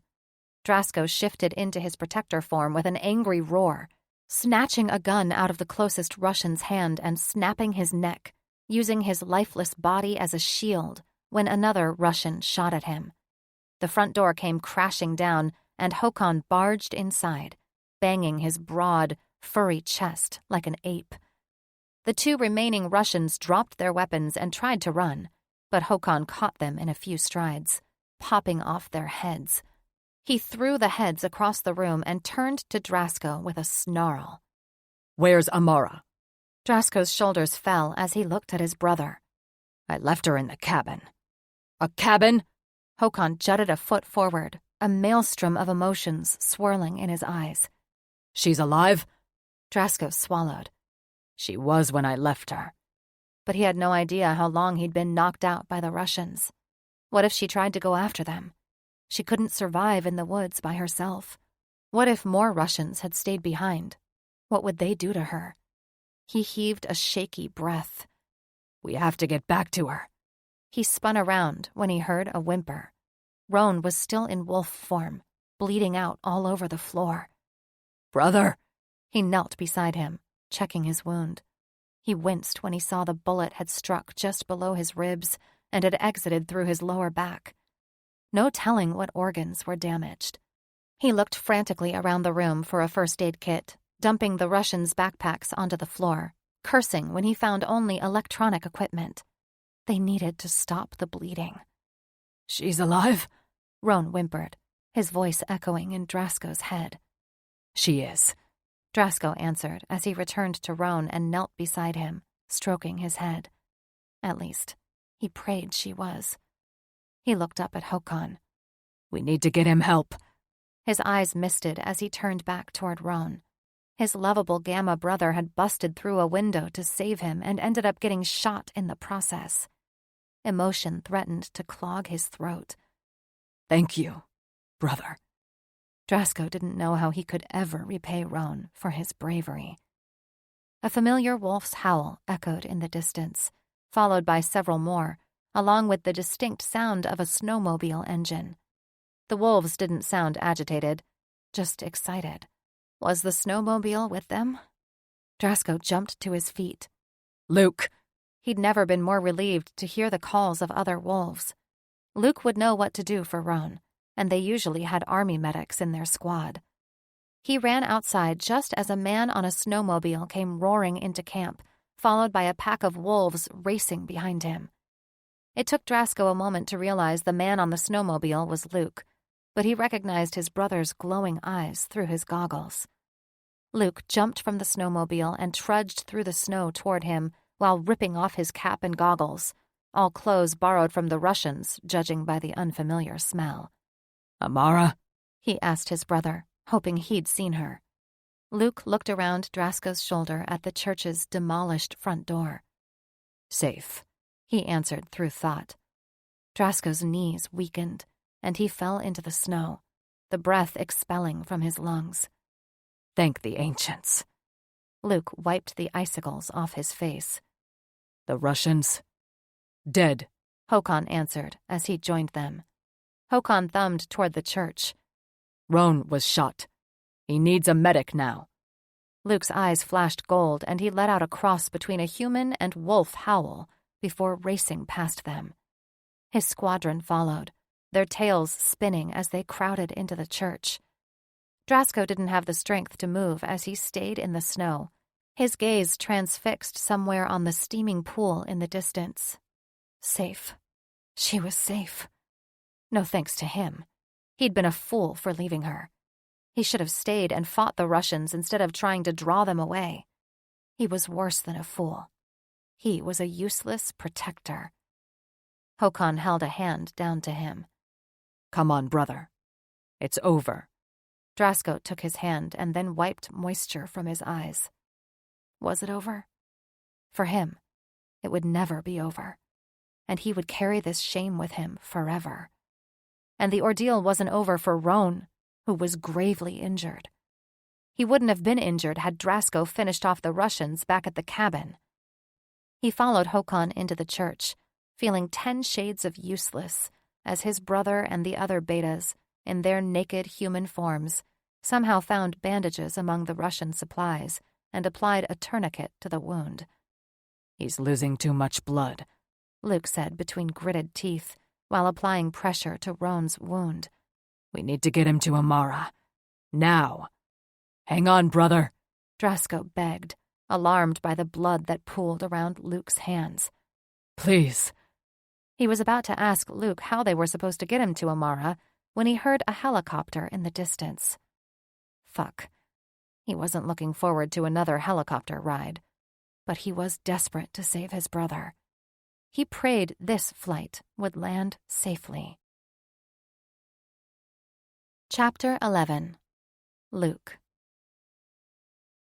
The whump, whump, whump of the helicopter blades rang in Luke's ears, rattling his brain. He felt like they were being catapulted into oblivion as the helicopter cut through hazy clouds and navigated across the night sky. Luke sat across from Håkon and Drasko, bouncing around in their sling seats, while Roan was laid out across a stretcher between them. He pressed the bandages against Roan's side to slow the bleeding, but it did little good. The bandages were already soaked with blood. Roan was still in his wolf form and non-responsive other than a few whimpers. Like Luke, Håkon and Drasko had shifted into humans, wearing whatever they found from the Russians, which wasn't enough to ward off the chill that permeated the helicopter's metal walls. The rest of the gear the Russians had brought, including the computers and cameras, would be sent to be analyzed. Luke feared what the investigation would yield. The Russians had obviously been spying on the Ameraki wolves for a reason. Roan let out a moan, and Luke brushed back his furry ears. "Hang on, brother," he pleaded. "We'll be with Amara soon." This helicopter ride would be the longest of his life. The pilots were following Nix's coordinates and said the flight would take a half hour. Luke prayed to the ancients Roan could hold on that long. "Did they hurt her?" Drasko's thought ricocheted in Luke's skull. Luke looked across Roan's furry body at Drasko. His brother had a stricken look in his eyes, and Luke could feel the guilt radiating off him as if it was a palpable, living thing. "One was foolish enough to try," he answered, flashing a fanged grin. "But she's safe and well." Drasko's shoulders slumped. "Thank you, brother," he said through a groan, dragging a hand down his face. "What happened?" Luke asked, nodding toward Roan. "When we didn't send Amara, we thought she was dead." Håkon shook his head, frowning. "I tried to call him back, but he lost control. This is my fault," Drasko said, cursing. "I should have stayed with her, but I thought I could draw them away and launch a surprise attack." "You did good, brother." Luke swallowed back a knot of sorrow, feeling bad for his brother. "She's safe." Drasko motioned toward Roan. "But Roan's not." Luke shrugged. "How could you know?" "What happened to Amara after I left?" Drasko asked him. Luke thought about lying, for the truth would probably make Drasko howl with rage. But it was no use. His brother could tell if he wasn't telling the truth. "A Russian tried to rape her, but she shifted into a wolf and ripped out his throat." Luke had never seen such a grief-stricken look in Drasko's eyes as they shifted from dark brown to an angry, glowing gold.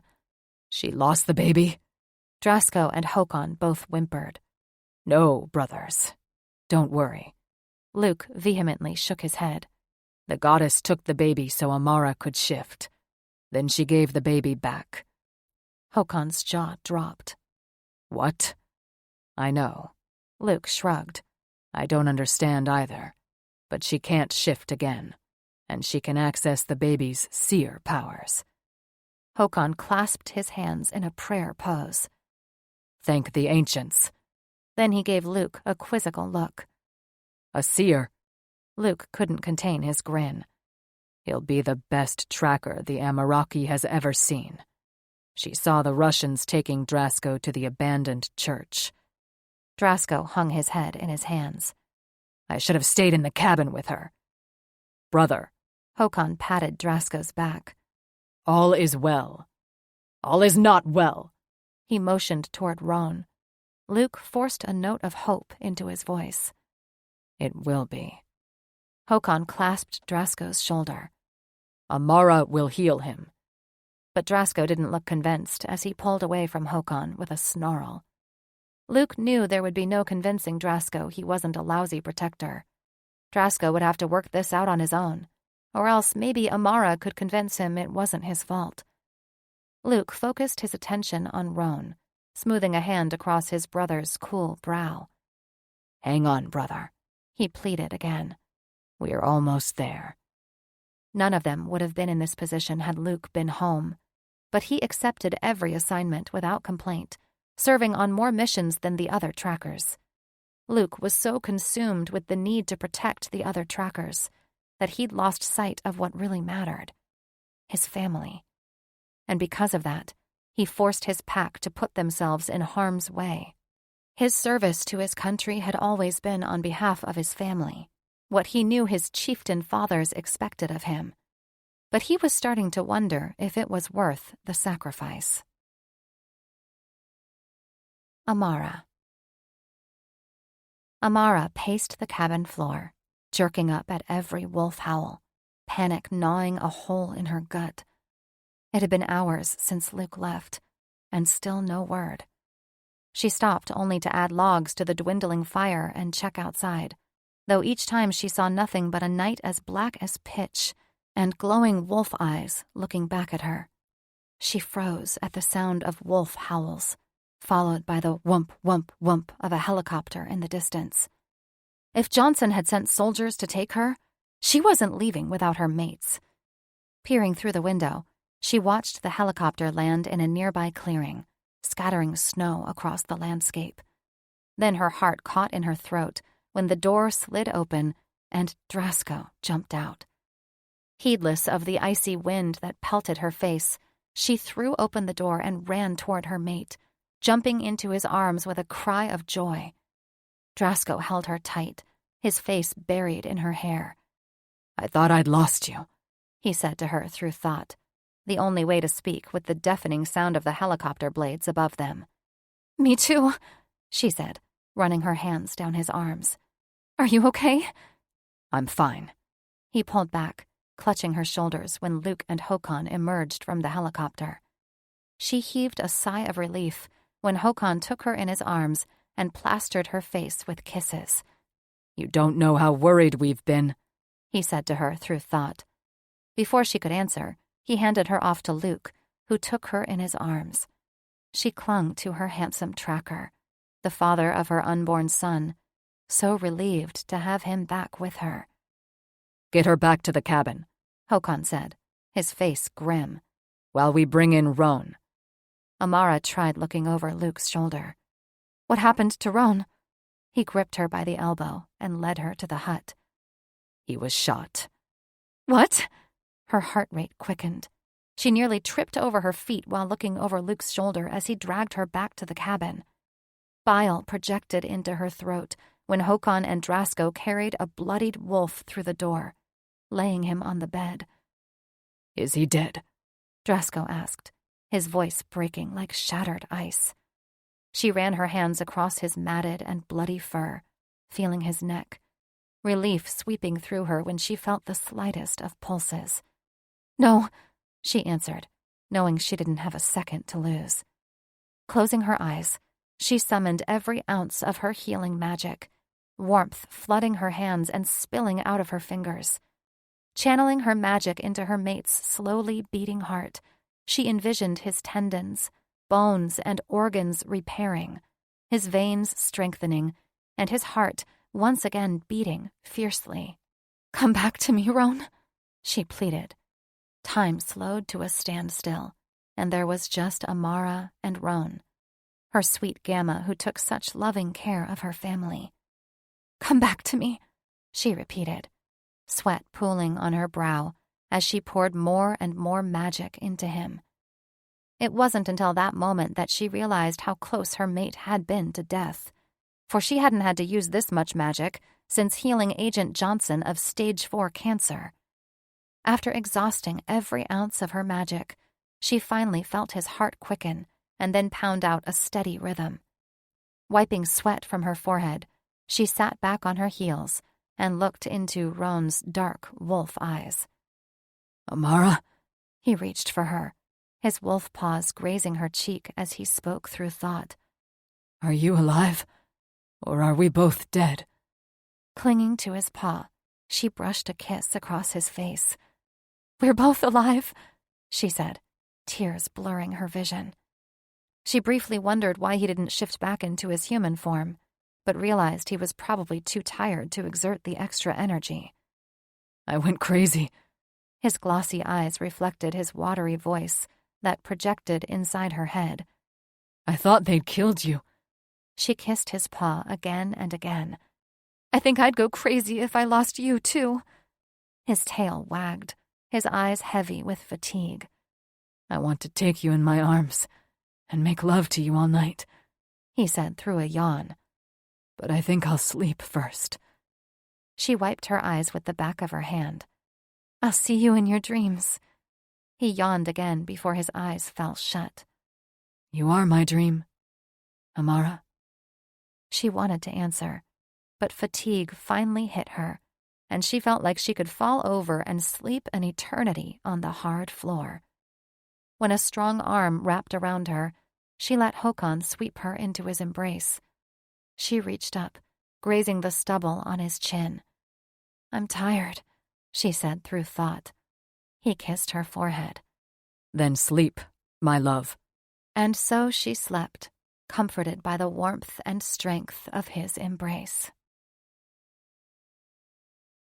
Amara blinked at the goddess Amara, her namesake, who sat across from her on the stone rim surrounding the shimmery black pool of water, misty vapors rising from the surface.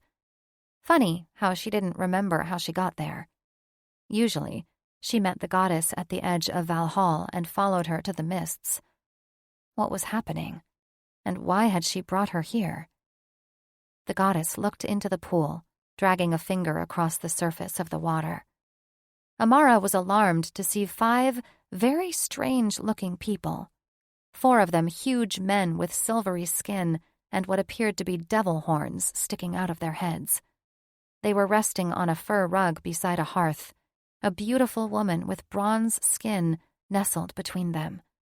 The goddess dragged her finger through the pool again, this time revealing 2 wolves Amara vaguely remembered from her visits to Romania, the youngest Gamma Albescu and his mate. Strange. "You may not remember this dream," the goddess said as she sat up and folded her hands in her lap. Amara gave her a funny look, feeling very detached from her body, more so than the other times she'd visited the edge of Valhall. "Why not?" The goddess slid her gaze to Amara and then looked away. "Because I'm not sure yet if I want you to remember it." "Then why did you bring me here?" she snapped, not meaning to sound so rude, but none of this made sense. "There's a reason we've blessed you and your children with these magical gifts." She nodded toward Amara's stomach. "Why many future Amaraki will be born with powers." Amara placed a protective hand over her womb. "Why?" The goddess frowned down at the dark pool as the images of the 2 wolves faded. "Change is coming to the Amaraki. You may not welcome it, but you won't have a choice." The blood in Amara's veins turned to sludge. "What change?" She frowned, turning her gaze to her hands fisted in her lap. "Many years ago, my mates did a bad thing."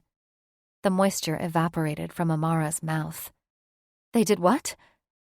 "They enlisted a witch to help them to steal magic from powerful demons and cast their souls into the abyss." "What? The ancients stole magic from demons?" Amara was just a naive young human, and even she knew that had been a bad idea. "We have reason to believe their souls have returned to the human realm." "Whose?"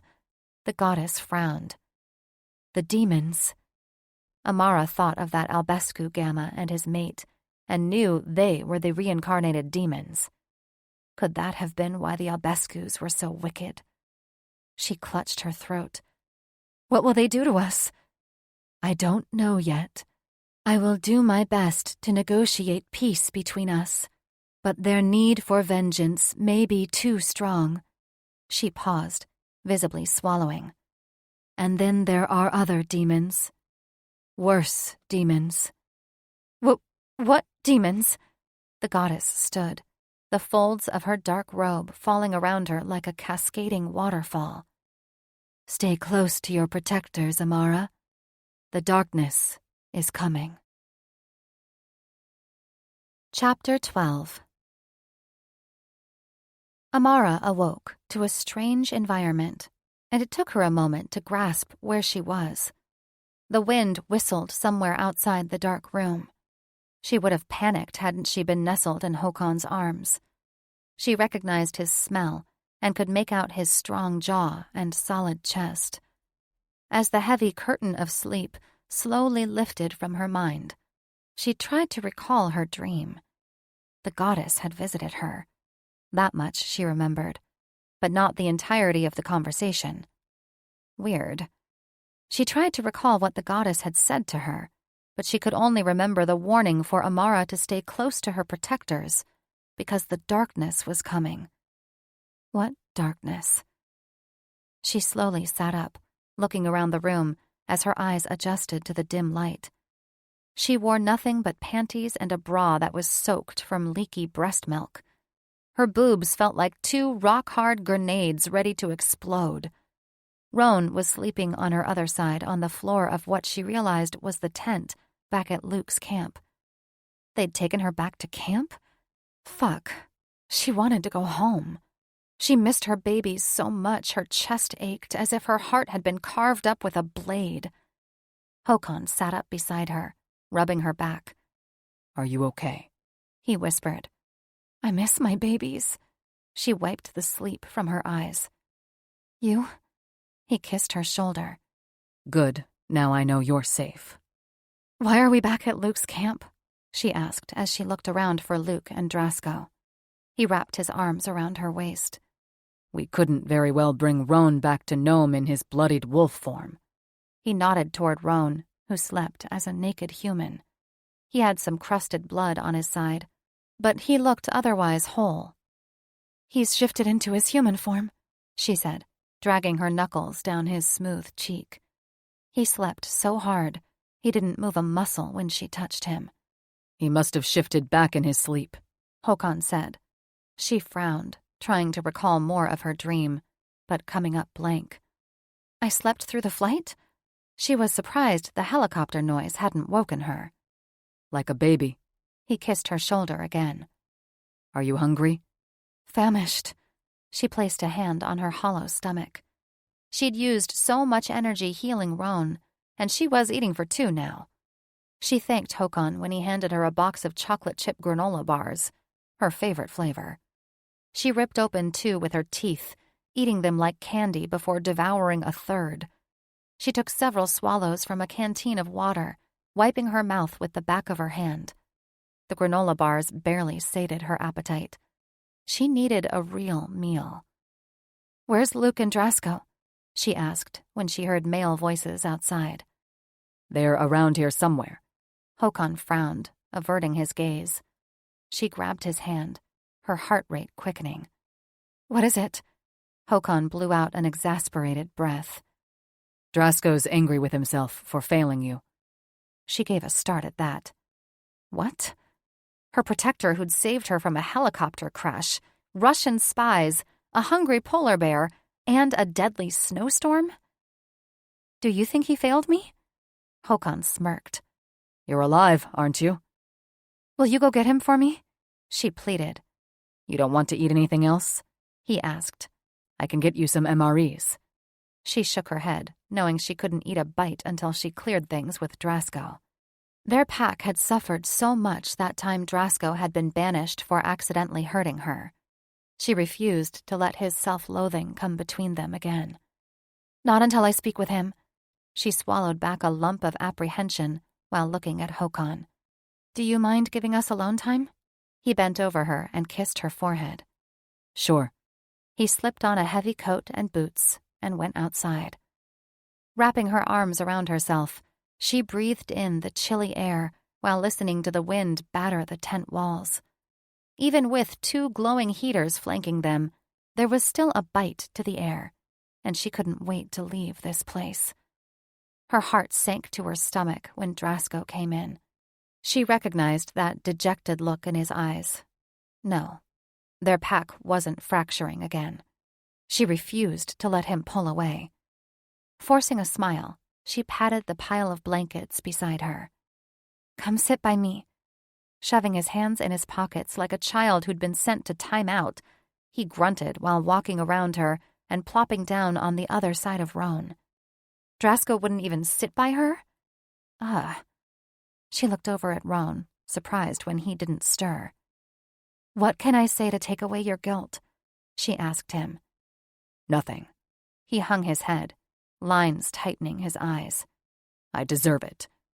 Look at me. She heaved a frustrated breath. We're alive because of you. He looked at her briefly, the anguish reflecting in his eyes enough to take her breath away. You were almost raped. But I wasn't. Reaching over Roan, she took Drasko's hand and refused to release him when he tried to pull away. Our pack is safe and whole. You can sulk all you want, but you're an amazing protector. She paused, working hard to push out the words through a tightened throat as tears threatened to spill out of her eyes. And I'm so lucky to have you as my mate. Drasko let out a cross between a groan and a growl, but her words must have done the trick, because his eyes flashed a feral yellow before he grasped her shoulders and kissed her so passionately and fiercely she thought she'd combust. When he grasped the back of her head, deepening the kiss, she fell into his arms, keenly aware that Roan was still sleeping between them. Are you guys going to fuck on top of me or what? She pulled away from Drasko, no easy feat when she wanted nothing more than to fall into the blankets and submit to him. Roan! She stroked his face. How do you feel? He sat up between Amara and Drasko, dragging a hand down his face. Relieved you were alive.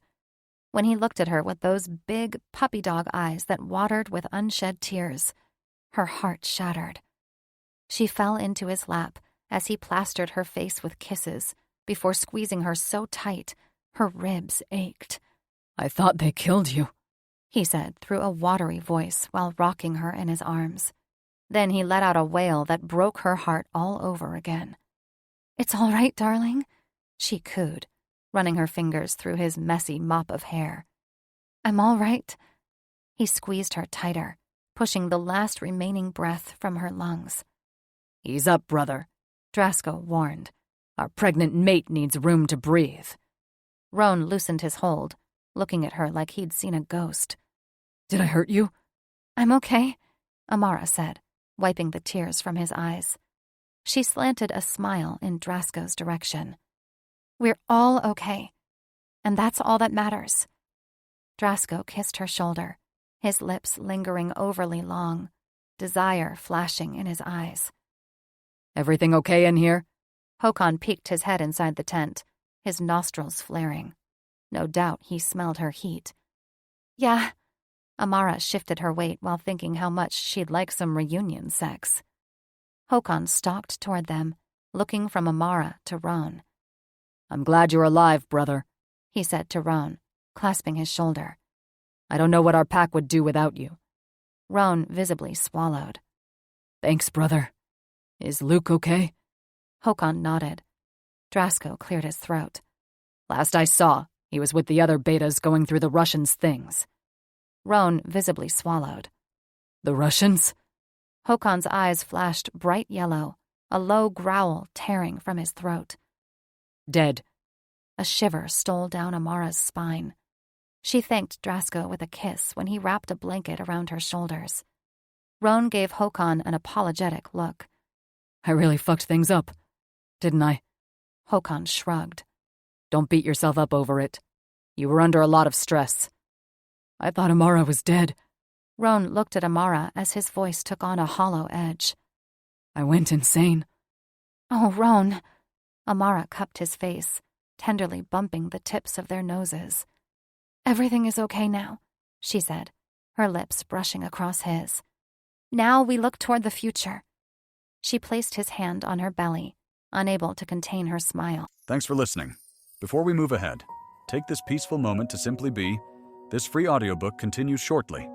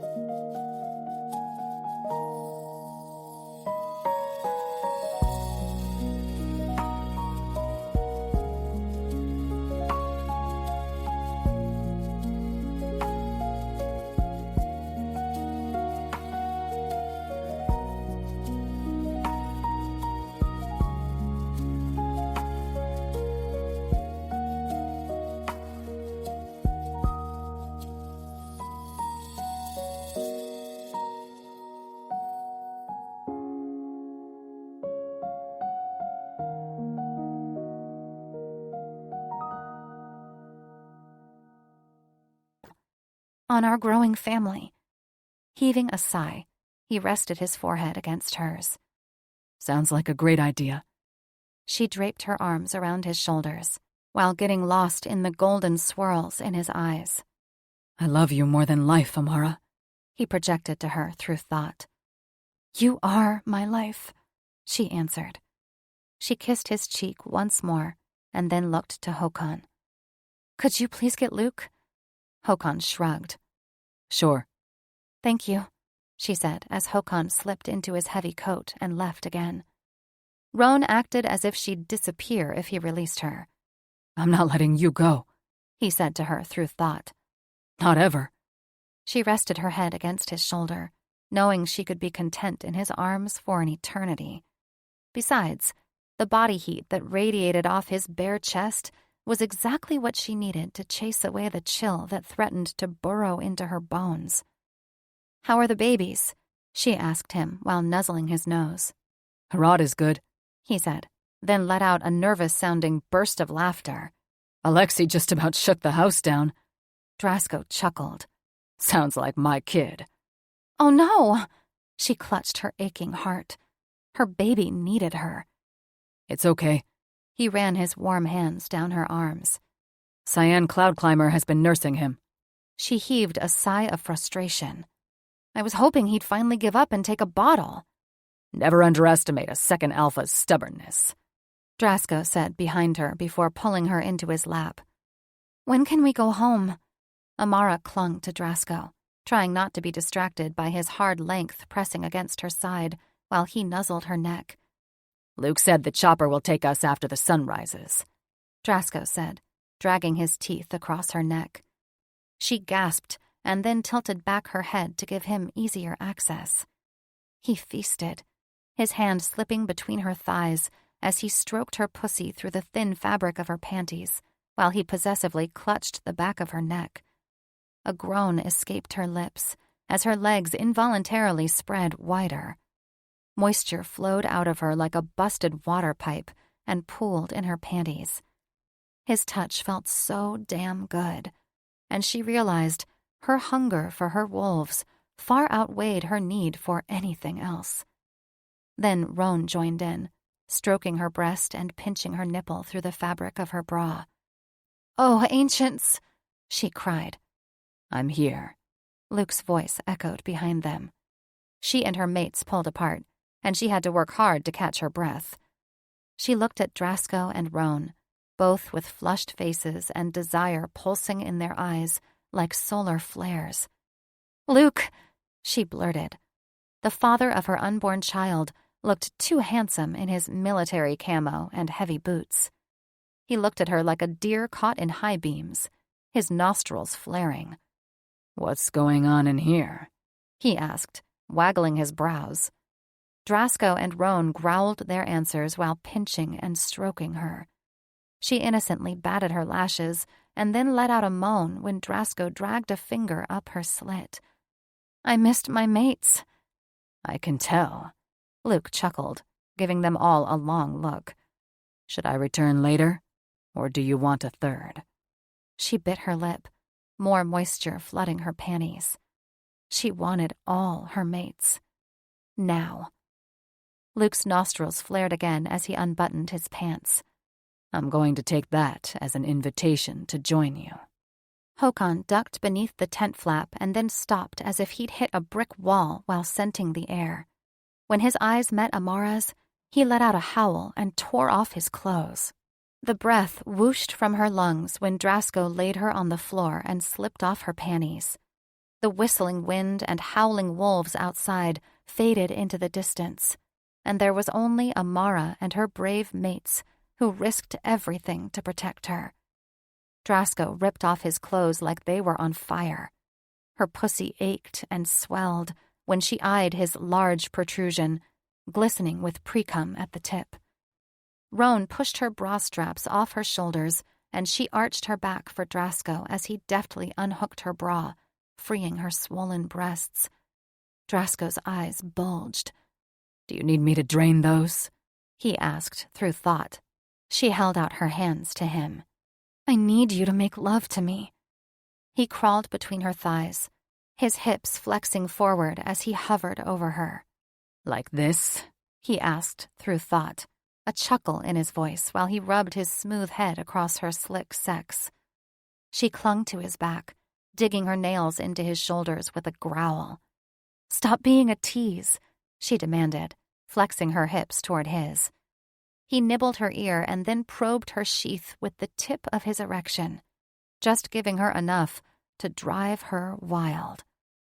She raked her nails down his back, panting beneath him. "Please, Drasko, I need you." He stroked the side of her face with clawed fingers. Look at me when I'm fucking you. She opened her eyes and gasped.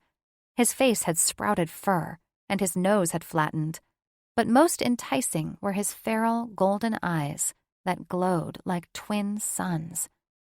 She winced when he thrust into her hard, his large cock buried to the hilt.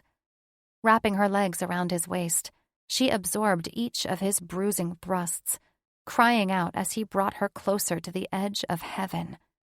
Their bodies slapped together in a timeless dance of pleasure as she focused on her brave protector.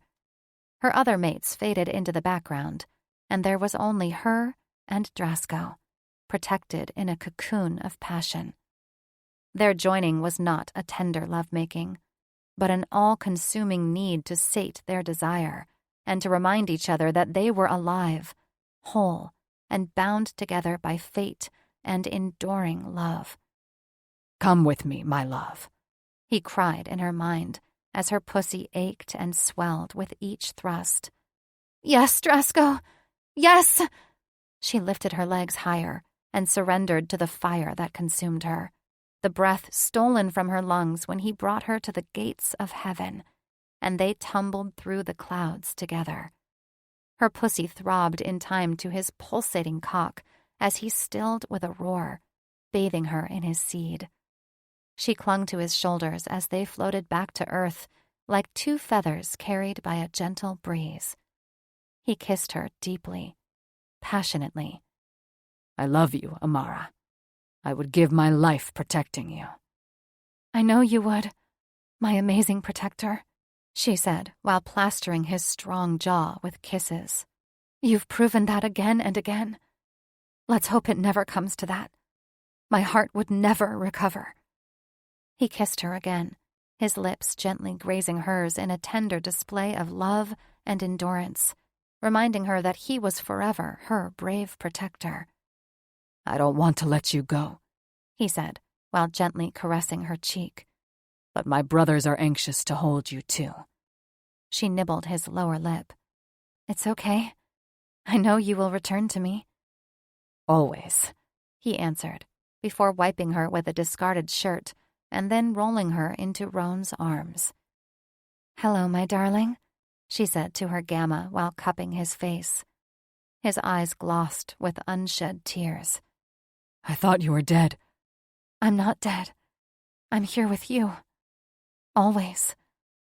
She knew then what her Gamma needed, to feel her strength, to be reminded they were both very much alive. So she crawled on top of him and settled her hands on his chest with a grin. This was always his favorite position.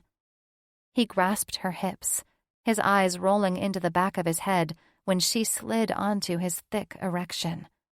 See, she said to him through thought, warm and willing and alive.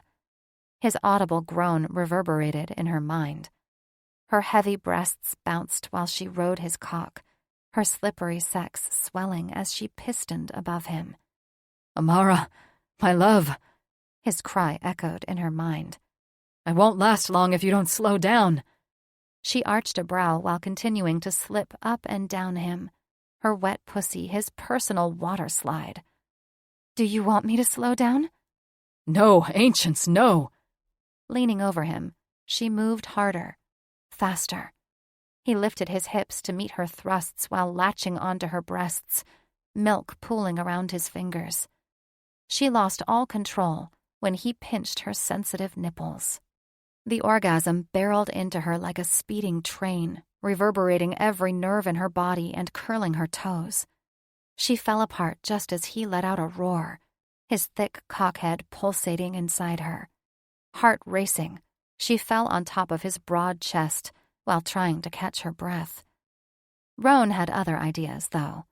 He rolled her over and made love to her in a delicious dance of love, his hips rhythmically gyrating while she fell under the trance of his glowing eyes. Never before had Roan claimed her in such a dominant way. With each thrust, he let out a possessive growl that made her pussy squirt and swell. Before she realized it, she was being swept away by lust's tide, her orgasm coming hard and fast as he captured her lips in a bruising kiss. She clutched his arms, bulging from carrying around children. Heavens, Roan! He flashed his fangs, driving his still hard cock deeper inside her and making her twitch all over again. Did you like that? She melted beneath him. I loved it. He purred in her ear. Expect more of that from now on. Her pussy dripped and swelled in response. After he cleaned her up, he left her with Luke. Amara's other mates had respectfully kept their distance, giving her quality alone time with each of her mates. Luke laid down beside her and ran his fingers through her hair, his mouth hitched in a sideways smile. She pressed against him, shuddering when a chill swept up her spine. His eyes darkened. You cold? She nodded and pressed closer to him. It's okay. You can keep me warm. Shadows fell across his eyes as he pulled the blankets over them. I don't want the mother of my child to get sick. She thought about reminding him of her healing powers, but she loved his attention too much. She clung to her tracker, searching his dark brown eyes. No hint of the feral wolf who had shredded the Russian who'd tried to rape her. She ran her fingers through his cropped hair. Thank you for finding me. His eyes flashed yellow. I will always find you. She went boneless against him as he rolled her over and kissed her long and deep, his hands roving over her body before cupping her swollen breasts. She arched back when he flicked her breasts and then groaned when he nursed them, relieving the pressure. Just the act of him sucking her nipples was nearly enough to make her orgasm.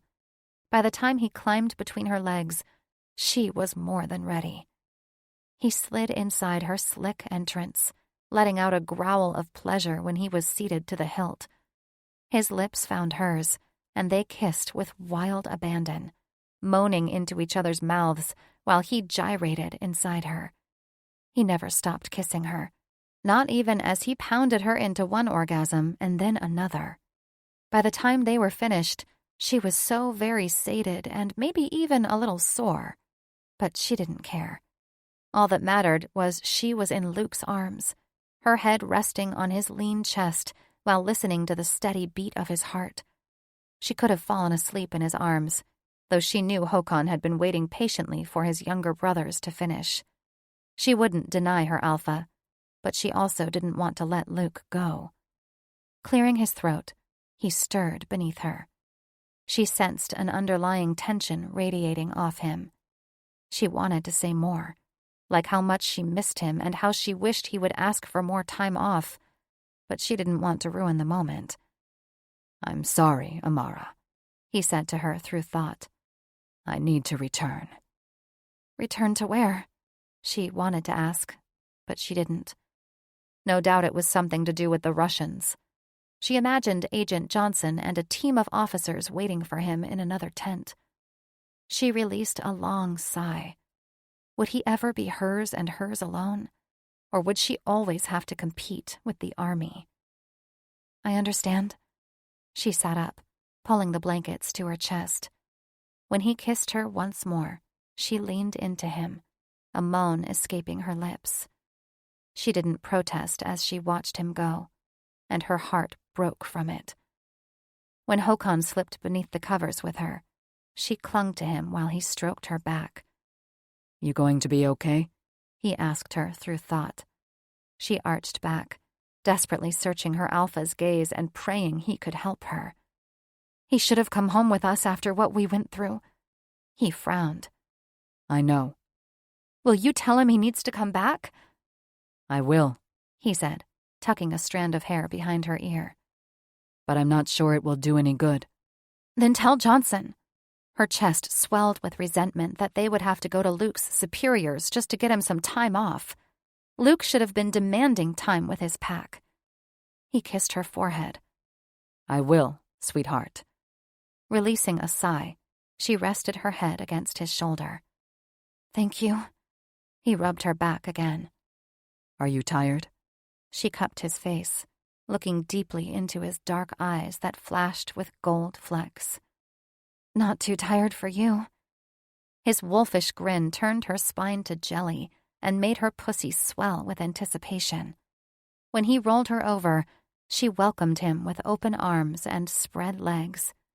He was so tender with her, so patient, gently stroking her sex until she was writhing beneath him, begging him to fill her.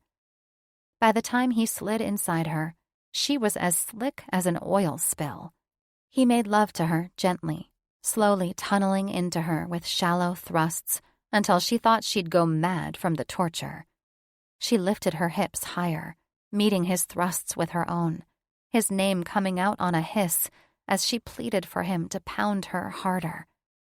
He silenced her with a kiss, swallowing her pleas while he continued his torturous assault. By the time he took her to that pinnacle, she was a writhing, slippery mess. But she didn't care, as she soared over the crest with his name on her lips.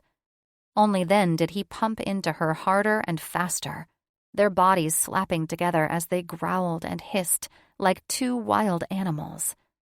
He fucked her into another orgasm before he let out a roar and stilled, his cockhead twitching deep inside her.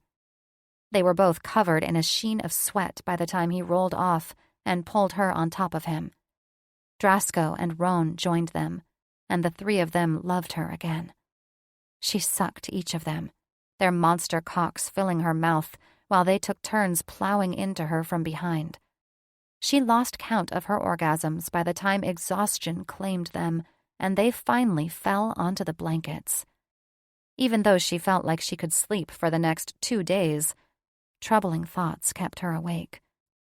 Luke had made love to her and just left. He'd almost lost her to Russian spies, and he'd still prioritized the army over her. That was her last thought before she finally surrendered to exhaustion and closed her eyes. Nestled among coarse blankets, Amara sat between Håkon and Luke on their makeshift bed on the floor. He'd finally returned after spending most of the night away. He'd said they'd been coordinating the retrieval of the 2 deceased pilots, which made her feel 10 shades of selfish for resenting his absence. Twin lamps flanked them, casting an eerie glow across the billowing white walls. It was still dark outside, even though she suspected it was already morning. Despite the whistling wind outside, Amara was warm from the heat radiating off her mates. Roan and Drasko sat across from them while they ate bland MREs. The Tabasco sauce made the food a little more bearable, but not by much. It was then she realized how spoiled she'd become over the past 3 years. Once upon a time, she would have been grateful to eat anything other than instant noodles. I miss Roan's moose burgers. Drasko blurted as he balled up his empty plastic food tray. Roan burped into his fist, then made a face. I'll make you a big moose burger when we get home, he said to his brother.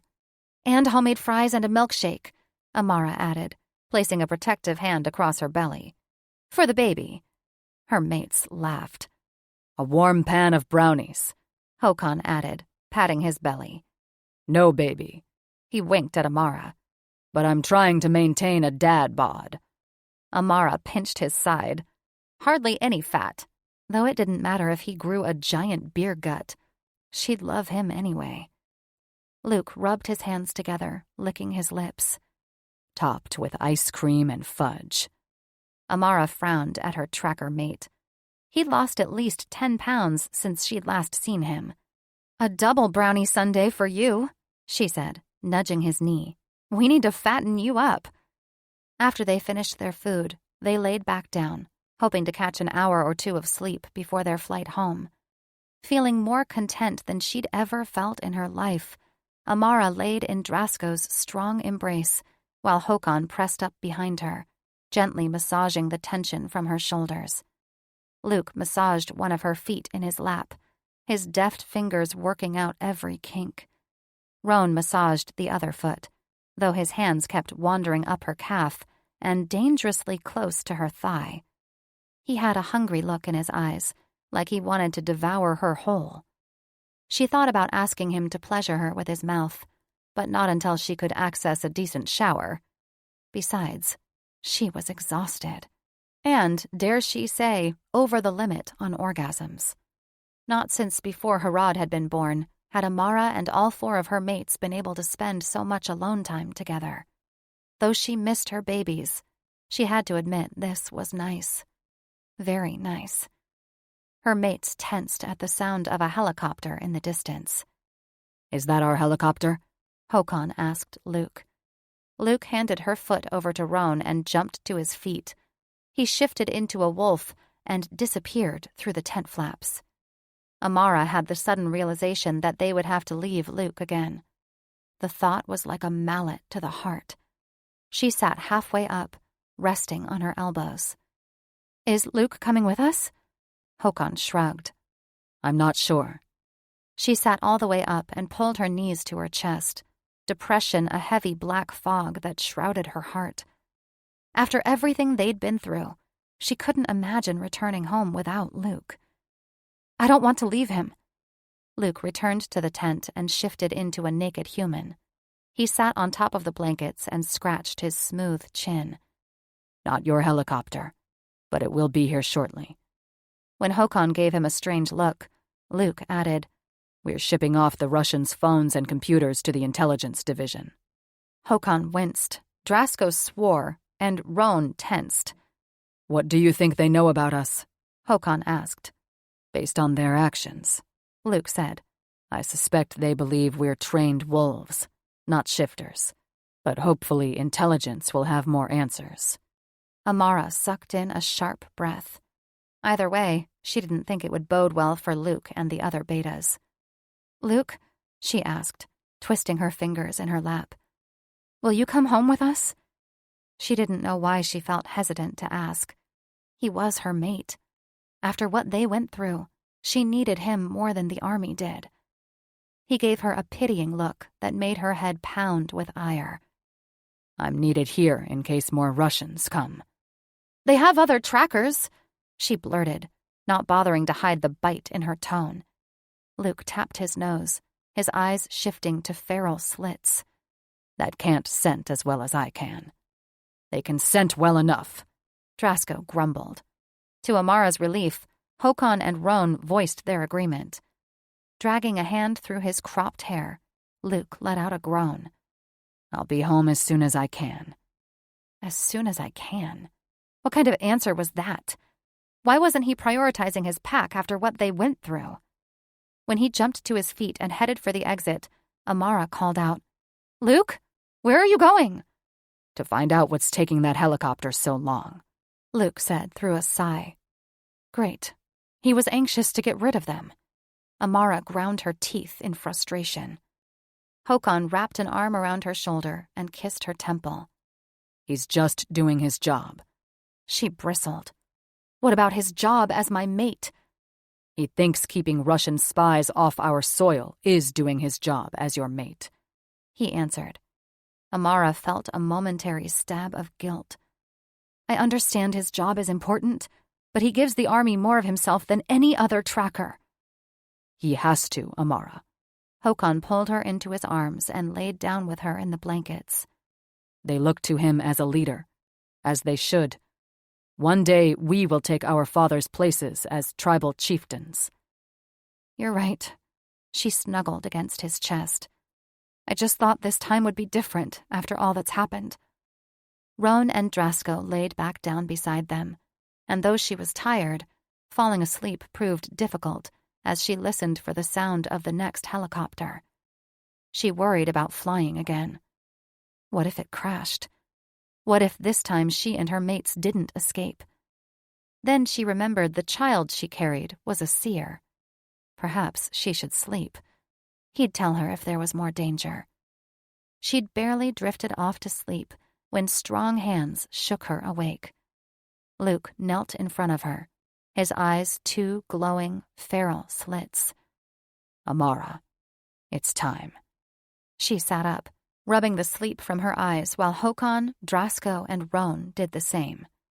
I don't want to leave without you, she said with a pout, hating that she probably sounded like a petulant child. Luke released a heavy sigh. Amara, we almost lost our mate and brothers, Luke. Håkon interrupted.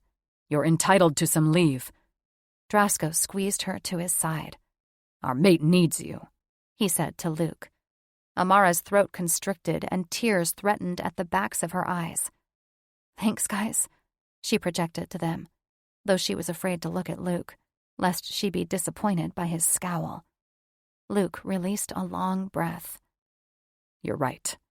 Amara's gaze shot to her tracker, her chest warming at the love and tenderness reflecting in his eyes. Luke stood and looked toward the tent door. I'll make arrangements. Fearing she'd burst into tears if she uttered a word, she simply nodded as Luke disappeared through the tent flap once again. She stood with her mates, thanking Roan when he handed her a pair of jeans and a sweater. She suddenly realized she hadn't had a bad dream during her brief nap. Surely her unborn child would have warned her if the helicopter was going to crash. I want to go home, she said. I miss my babies. Håkon gave her an affirming nod. Then let's go. Chapter 13. Tor. Tor opened the front door after ushering Eric and Cyan Cloudclimber onto the porch. Thank you for feeding him. He plastered on a smile as he walked them to their car. The late morning sun had just peeked over the clouds, and the temperature had dropped several degrees. A cold front was coming. He only hoped it didn't affect air travel. This should be your last visit. Amara and our sons are coming home this evening. Oh, how wonderful! Cyan clasped her hands together, her eyes shining with joy. So they are all okay? Yes. Tor gave Eric a dark look. All of them. Eric's gaze faltered for just a heartbeat, long enough for Tor to see the disappointment reflecting in his eyes. So it was Eric who'd leaked the news. Tor would remember this offense if and when Eric ever applied to become a council elder. How did they survive the crash? They are Thunderfoots. That's how. Tor puffed up his chest. Drasko is clever and brave, and Amara is blessed by the ancients with the gift of healing. Cyan clasped her hands to her heart. How very lucky they are. It takes more than luck to make strong leaders, Tor answered, though he kept his gaze fixed on Eric. It takes strength, courage, cunning, and above all, he paused, giving Eric a long look.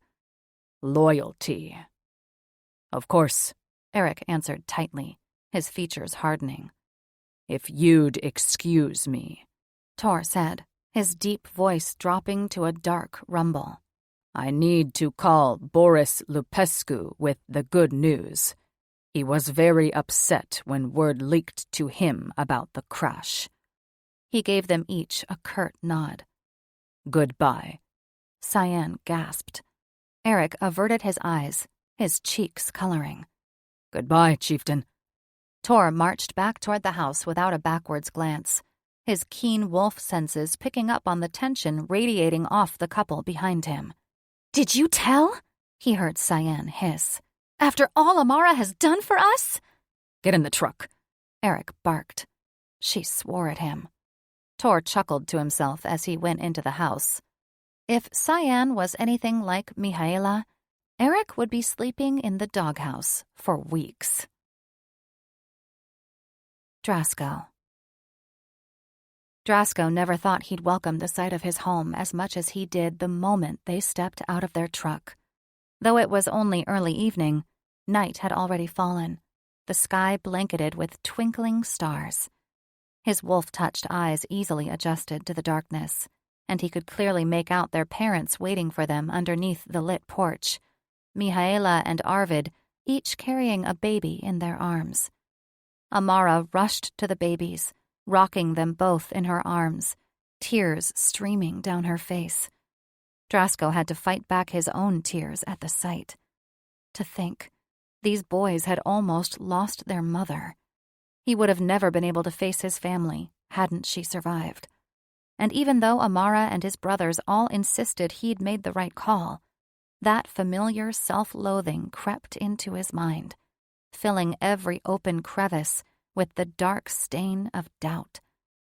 Ever the attentive Gamma, Roan helped Amara when Alexei started squirming in her arms. He and Arvid followed Amara inside the house. Only when they shut the door behind them did he exhale a breath of relief. She's safe, he kept reminding himself. Håkon and Tor embraced, while Van hugged Luke. Skull clasped Drasko's shoulder, his eyes gleaming with pride. Drasko wanted to tell his father his pride was misplaced, but, coward that he was, he couldn't stand the thought of disappointing him. Then their mother rushed each of them, plastering their faces with kisses like they were still children. "I was worried about you, sons," Mihaela said, tears cascading down her face. Håkon visibly swallowed. "I was worried about us too." Drasko's veins turned to sludge, and his knees weakened when he remembered just how close they'd come to losing everything. Even though his pack refused to blame him for leaving Amara, he still blamed himself. She could have been raped or killed. Their mother kissed them once more, and she dried her tears with the backs of her hands. "I must go see my Roan," she said, flashing a watery smile as she pinched Drasko's cheek, her Romanian accent growing thicker. "I'm just so glad you're alive, feel Mia." Drasko's face flushed at the pride in her voice when she used the Romanian endearment for my son. He wasn't sure he was deserving of the praise. "Me too," he said. After their mother went into the house, Tor patted Drasko's back, his grin nearly stretching ear to ear. "You gave us all a good scare, but we're glad you're safe." Then shadows fell across his eyes. "Had I known about the Russians, I would have gone with Håkon and Roan." Skull mumbled his agreement. "It's okay," Håkon said, beaming at Drasko. "Those Russians didn't stand a chance against our brother." Drasko shuffled uncomfortably from foot to foot as heat flooded his cheeks. "It was nothing." Tor clasped Drasko's shoulder. "Amara is alive and safe. You did a fine job protecting her." "Are you still angry with yourself?" Drasko glared at Luke, not liking the casual way he asked the question. "I shouldn't have left her." Håkon shook his head.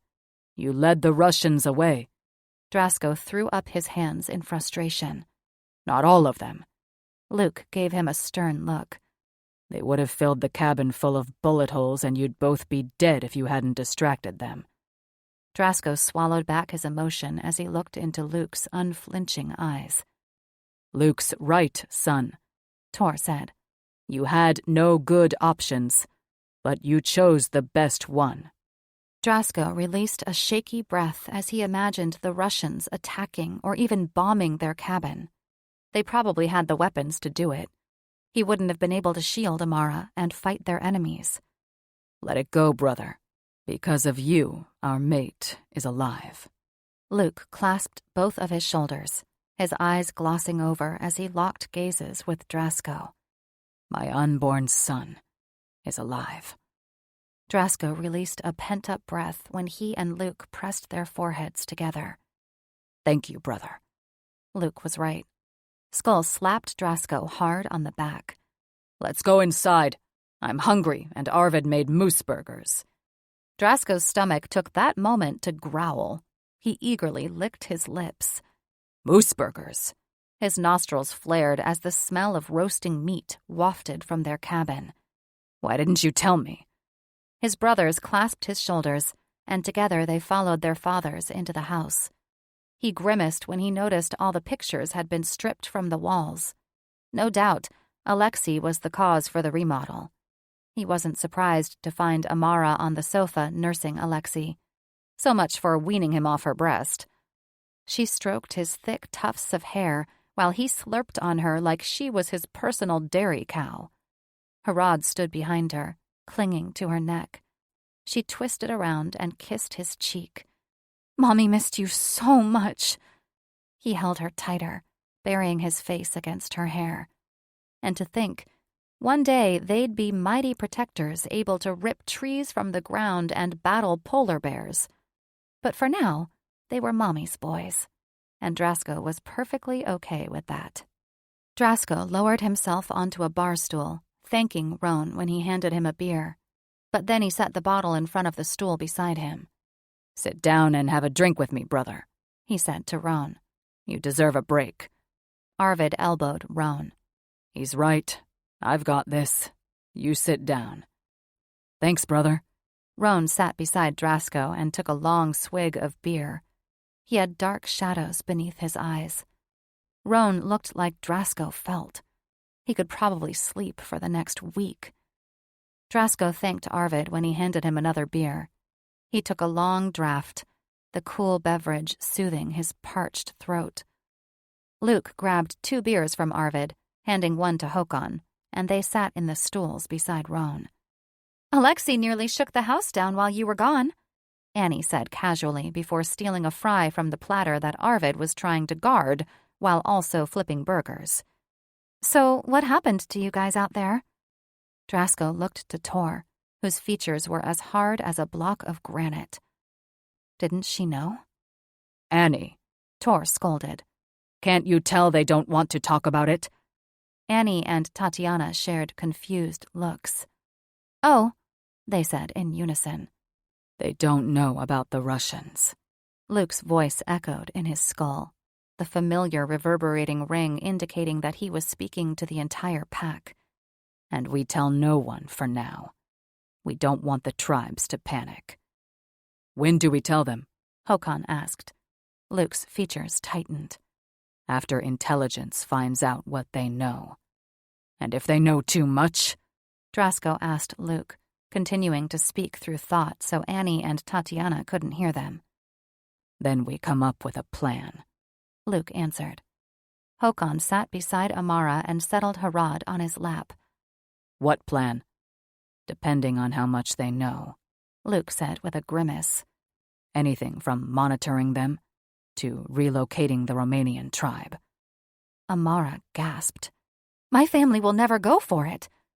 They won't have a choice, Luke answered as shadows darkened his eyes. Drasko dragged a hand through his hair. Fuck.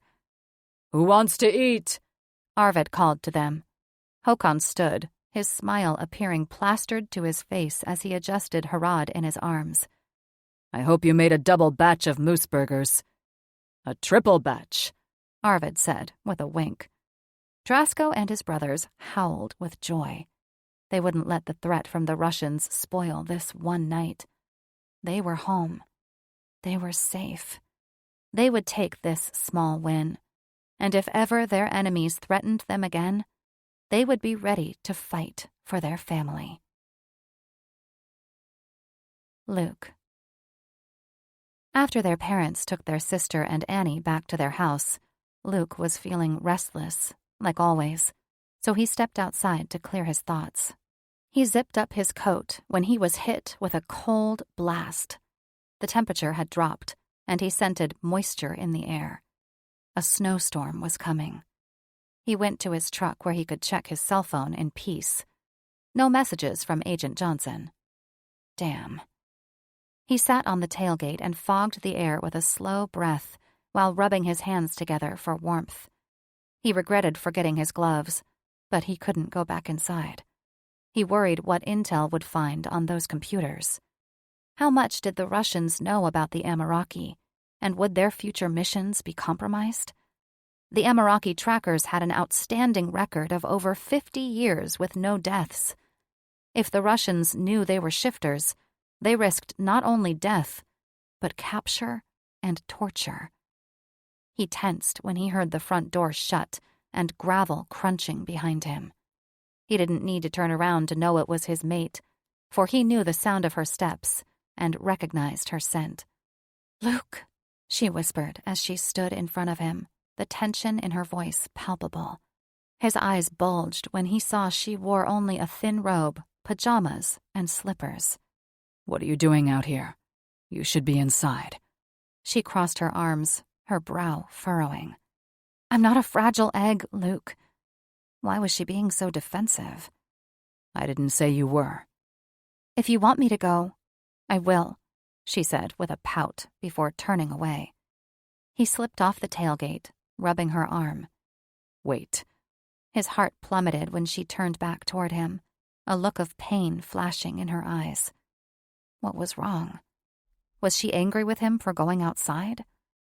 He took off his jacket and wrapped it around her shoulders. "I've missed you." Her eyes widened, then narrowed. "Really?" "Of course." He jerked back as if she'd slapped him. "Why wouldn't I?" She hung her head, unable to look him in the eyes. "You're always gone, Luke." Damn. That's what this was about? He rubbed warmth into her shoulders. "And I miss you every second I'm away." Her eyes flared with anger as she pulled away. "You're gone more than any other beta." "I know." He tried to infuse a note of humor into his voice. "That's what I get for being the best tracker and the son of the tribal chieftains." "Does it always have to be you?" Her voice rose and splintered like broken glass before she looked away. He felt like the worst mate in the world. He'd no idea his leaving affected her so much when she still had Drasko and Roan at home. "Everything I do for the army is to keep my family safe. But you're right." He released a slow breath before reaching for her again, relieved when she didn't pull away. He cupped her chin, forcing her to meet his gaze. "There are other trackers who can take my place. I will demand more time off." Though he was proud of his military service, nothing was more important to him than his family. He only wished it hadn't taken almost losing them to realize it. She visibly swallowed. "Thank you," she breathed, before burying her face against his neck. He wrapped his arms around her, a pang of guilt slicing through his chest. He'd no idea she'd missed him this much. He didn't know why he thought his other brothers would have been enough to keep her happy. The realization both shattered and warmed his heart. Squeezing her tighter, he pressed his lips to her forehead, speaking to her through thought. "The fear I felt when I heard your helicopter had gone down." He blew out a shaky breath. "That was the longest day of my life. I never want to feel that again. Every beat of my heart, every breath I take, is for you." He placed his palm on her belly, looking into her silver blue eyes. "And for our child." "Oh, Luke." She ran her hands over his chest before whispering against his lips. "Make love to me." He held her tight, his hands roaming across her delicious, round butt as his dick hardened to painful proportions. "Here?" "Yes, please," she said on a hiss, her hands roaming down his waist. "Right now." As soon as her hands found their target, his last thread of self-control unraveled, and he knew he had to take her right there on the back of his truck. He lifted her into his arms and settled her on the tailgate. He tried to kiss her, but she had other ideas, clawing at his belt buckle like a rabid wolf with a bone.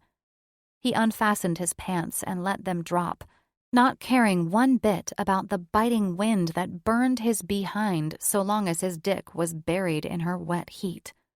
He ripped off her pajama pants and popped open the buttons on her shirt, freeing her big, beautiful breasts. "Oh, Luke," her sigh reverberated in his mind. "I love you so much." She wrapped her legs around his waist with a too human growl. I love you more than life, my love, my mate. He reached between them, toying with her clit, surprised when his fingers came away soaked. He shouldn't have been surprised. His beautiful mate was always wet and ready for him. He held on to her while guiding his cock into her entrance. Then he hoisted her into his arms and slid into her tight sheath. Damn, her pussy felt like heaven, warm and welcoming and molding around him like a swollen wet glove. She clung to him, and he to her, panting into each other's mouths. Their bodies joined while they ground against each other. Her tight pussy swelled against him like a balloon ready to pop as he repeatedly slammed into her. "Oh, Luke!" she cried out in his mind. "You're going to make me come!"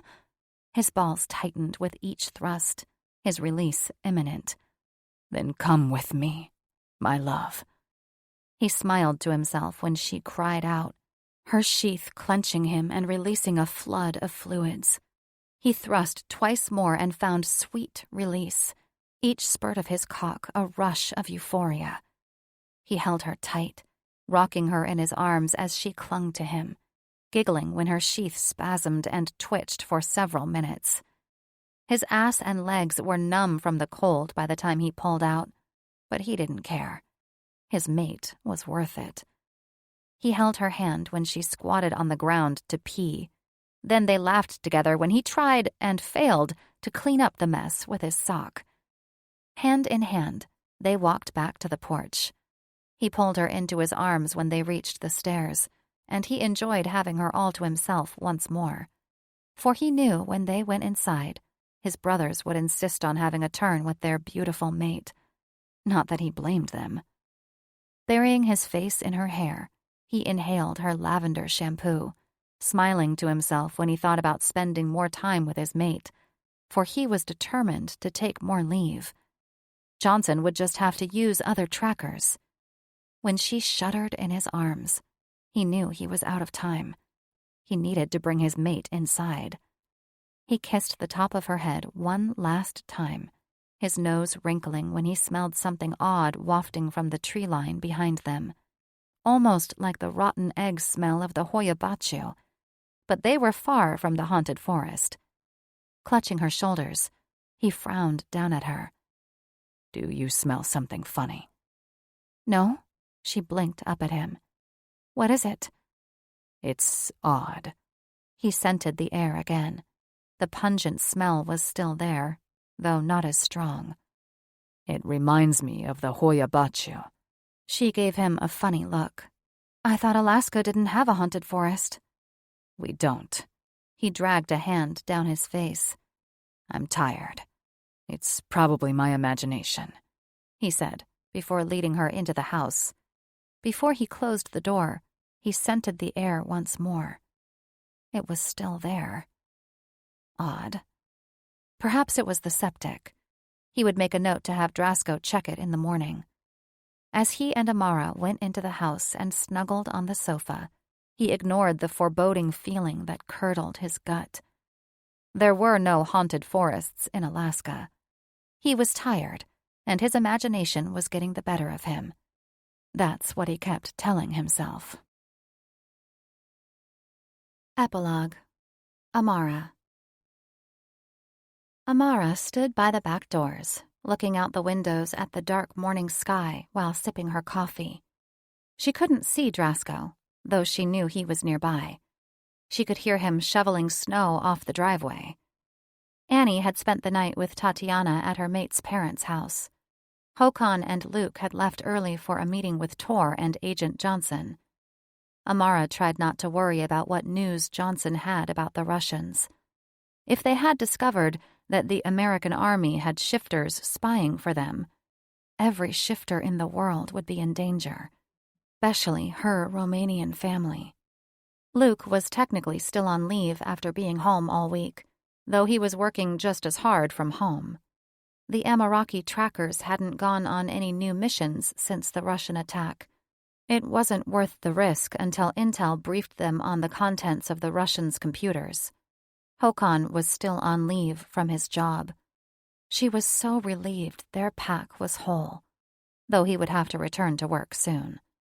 She rubbed her belly, feeling the slightest bump, though it could have been her imagination. Since pregnant Ameraki females only carried their babies for 5 months, she had 4 months and 3 weeks to go. It was still hard to believe it had been a week since their helicopter had been shot down and 2 American pilots had lost their lives. Luke had told her those pilots had young families, children that would never know their fathers. She swallowed back a lump of sorrow while looking over at Harad and Alexei. They were both in their high chairs, making a mess of their eggs. Roan had introduced them to ketchup, so now their faces, hands, and chests were covered in sauce. Before the crash, she would have fussed over the mess. Now, she was so grateful she was alive to watch her children discover new foods. Alexei, being Alexei, had already thrown his bottle on the floor, which meant Amara would need to nurse him soon. After Roan cleaned Harad and set him on the floor, Amara went to the sofa and unbuttoned her shirt, her breasts hardening in anticipation of feeding her child. "No, Harad," Roan scolded. "That's Alexei's bottle." She turned around to see Harad sitting on the floor drinking out of Alexei's bottle. Alexei let out an angry squeal, his high chair rattling the floor as he reached over the side for the bottle. "Alexei," she said to her son, "I thought you didn't want it." "My!" he cried, reaching for the bottle again, this time shaking the floor so hard the dishes rattled. When Roan took the bottle from Harad, he cried out, stomping his feet. "Sorry, buddy," he said as he gave the bottle to Alexei. "Big boys don't drink from the bottle." Alexei gave his brother a sour look and clutched the bottle like it was his blankie, but he refused to drink from it. Little Harad pouted, his eyes welling with tears. "Hang on," Amara said as she scooped Harad into her arms and wiped his eyes. She took him to the kitchen and grabbed a spare bottle from the fridge, handing it to him. "Tanks, Mommy," Harad said with a smile and started drinking from the bottle. She gave him a kiss and set him down on the rug near his bucket of toys. She eyed Alexei as he started taking sips from his bottle, too, mirroring his brother's moves. Thank the ancients. "Why didn't we think of this before?" she asked her gamma. Roan scratched the back of his head. "You don't remember how hard it was to transition Harad from the bottle to a sippy cup?" She chewed her bottom lip, watching Alexei guzzle his bottle like his father with a cold beer. It couldn't have been as hard as moving Alexei from breast to bottle. Roan's shoulders fell. "You're right." Amara released a long sigh while her boys drank from their bottles. After several broken dishes, a shattered door, and completely rearranging their decor, they'd finally figured it out. This would mean she'd need to pump more, but she didn't mind. Anything was better than suffering through Alexei's dangerous tantrums. Roan cleaned Alexei and set him in his playpen with his bottle. Alexei laid down and drank as he drifted off to sleep. Amara sat on the sofa and pumped her breasts while watching Harad and Roan build a tower with colorful blocks. She'd just finished filling up the last bottle when Håkon and Luke came through the front door, Drasko following behind them. Roan went to the kitchen and set 3 steaming cups of coffee on the kitchen bar. Håkon, Drasko, and Luke thanked him and sat down. Harad continued to play with his blocks by himself. He was such a good little boy. Drasko nodded toward Alexei drinking the bottle in his playpen. "When did this happen?" "Just now," she answered, unable to contain her smile. Håkon frowned at Harad. "I suppose it has to do with my son drinking a bottle, too?" She gave Håkon a challenging look. "It does?" "It won't hurt him to drink from a bottle for a while," Roan added. Håkon slanted a smile while rubbing his bearded chin. "I guess not." Amara stood on shaky legs, wringing her hands together. "Well, are you going to tell us what they said?" Her voice rose and cracked, nervous energy pulsing through her veins. Luke shared a grim look with Håkon. "Intel broke through the laptops." Drasko pushed off from his seat and faced his brother. And? First off, Luke said, his voice turning grim. We tell no one what we've learned. No one? She asked. Not even my grandfathers and fathers? She couldn't stop thinking of her Romanian family. Being so close to Russia, and without the protection of the American army, they were most at risk. Luke nodded. Our father Tor is going to Romania to speak privately with the Lupescus. She sat back down and swallowed back her fear, thanking Roan when he sat by her and draped an arm around her shoulders. Luke took a long sip of coffee before wiping his mouth with the back of his hand. They were private Russian mercenaries, not soldiers. They planned on selling what they learned to the highest bidder. Private mercenaries? Drasko asked as he sat on the floor with Harad and handed him another block. Luke grimaced. Most likely affiliated with the Russian mafia. Amara sucked in a sharp breath, and Roan swore beside her. Drasko's eyes bulged. Damn! Harad dropped a block and shouted, Damn! Mimicking Drasko. Håkon covered his face, stifling a laugh. Drasko grimaced and mouthed an apology to Amara. The Russian military doesn't know about us? Roan asked. Luke shook his head. So far, it looks like they don't. Amara leaned forward, icy fear coursing through her veins. Will these mobsters seek revenge? That's what she was most worried about. After the last mercenaries killed 2 pilots and tried to rape her, she knew no depravity was beneath them. Luke's features hardened as he punched his palm. If they do, we'll be ready. But our agents took control of their submarine. They need to play nice if they want it back. We'd give it back? Amara blurted. Luke gave her an apologetic look. To form a truce, yes. So, what do they know about us? Håkon asked. Just as I suspected, Luke said after taking a long sip of coffee. They know the army is using wolves, but they think we're trained pets. They have no idea we can shift. Offended, Amara jerked back. Trained pets? What happens if they ever find out the truth? Roan asked him. Luke grimaced. The Romanian Ameraki will be most at risk. Amara's heart stopped, then took off at a race. We should move them all here. We are putting measures in place should we ever need to relocate them, Håkon said while giving Amara a look of pity. The army has already purchased land in New Mexico. New Mexico? She gasped, clutching her throat. That was so far from Romania. They won't want to leave, Drasko said to them. New Mexico is nothing like their homeland. Luke shook his head. You mean the homeland where they are threatened every day by poachers and the haunted forest?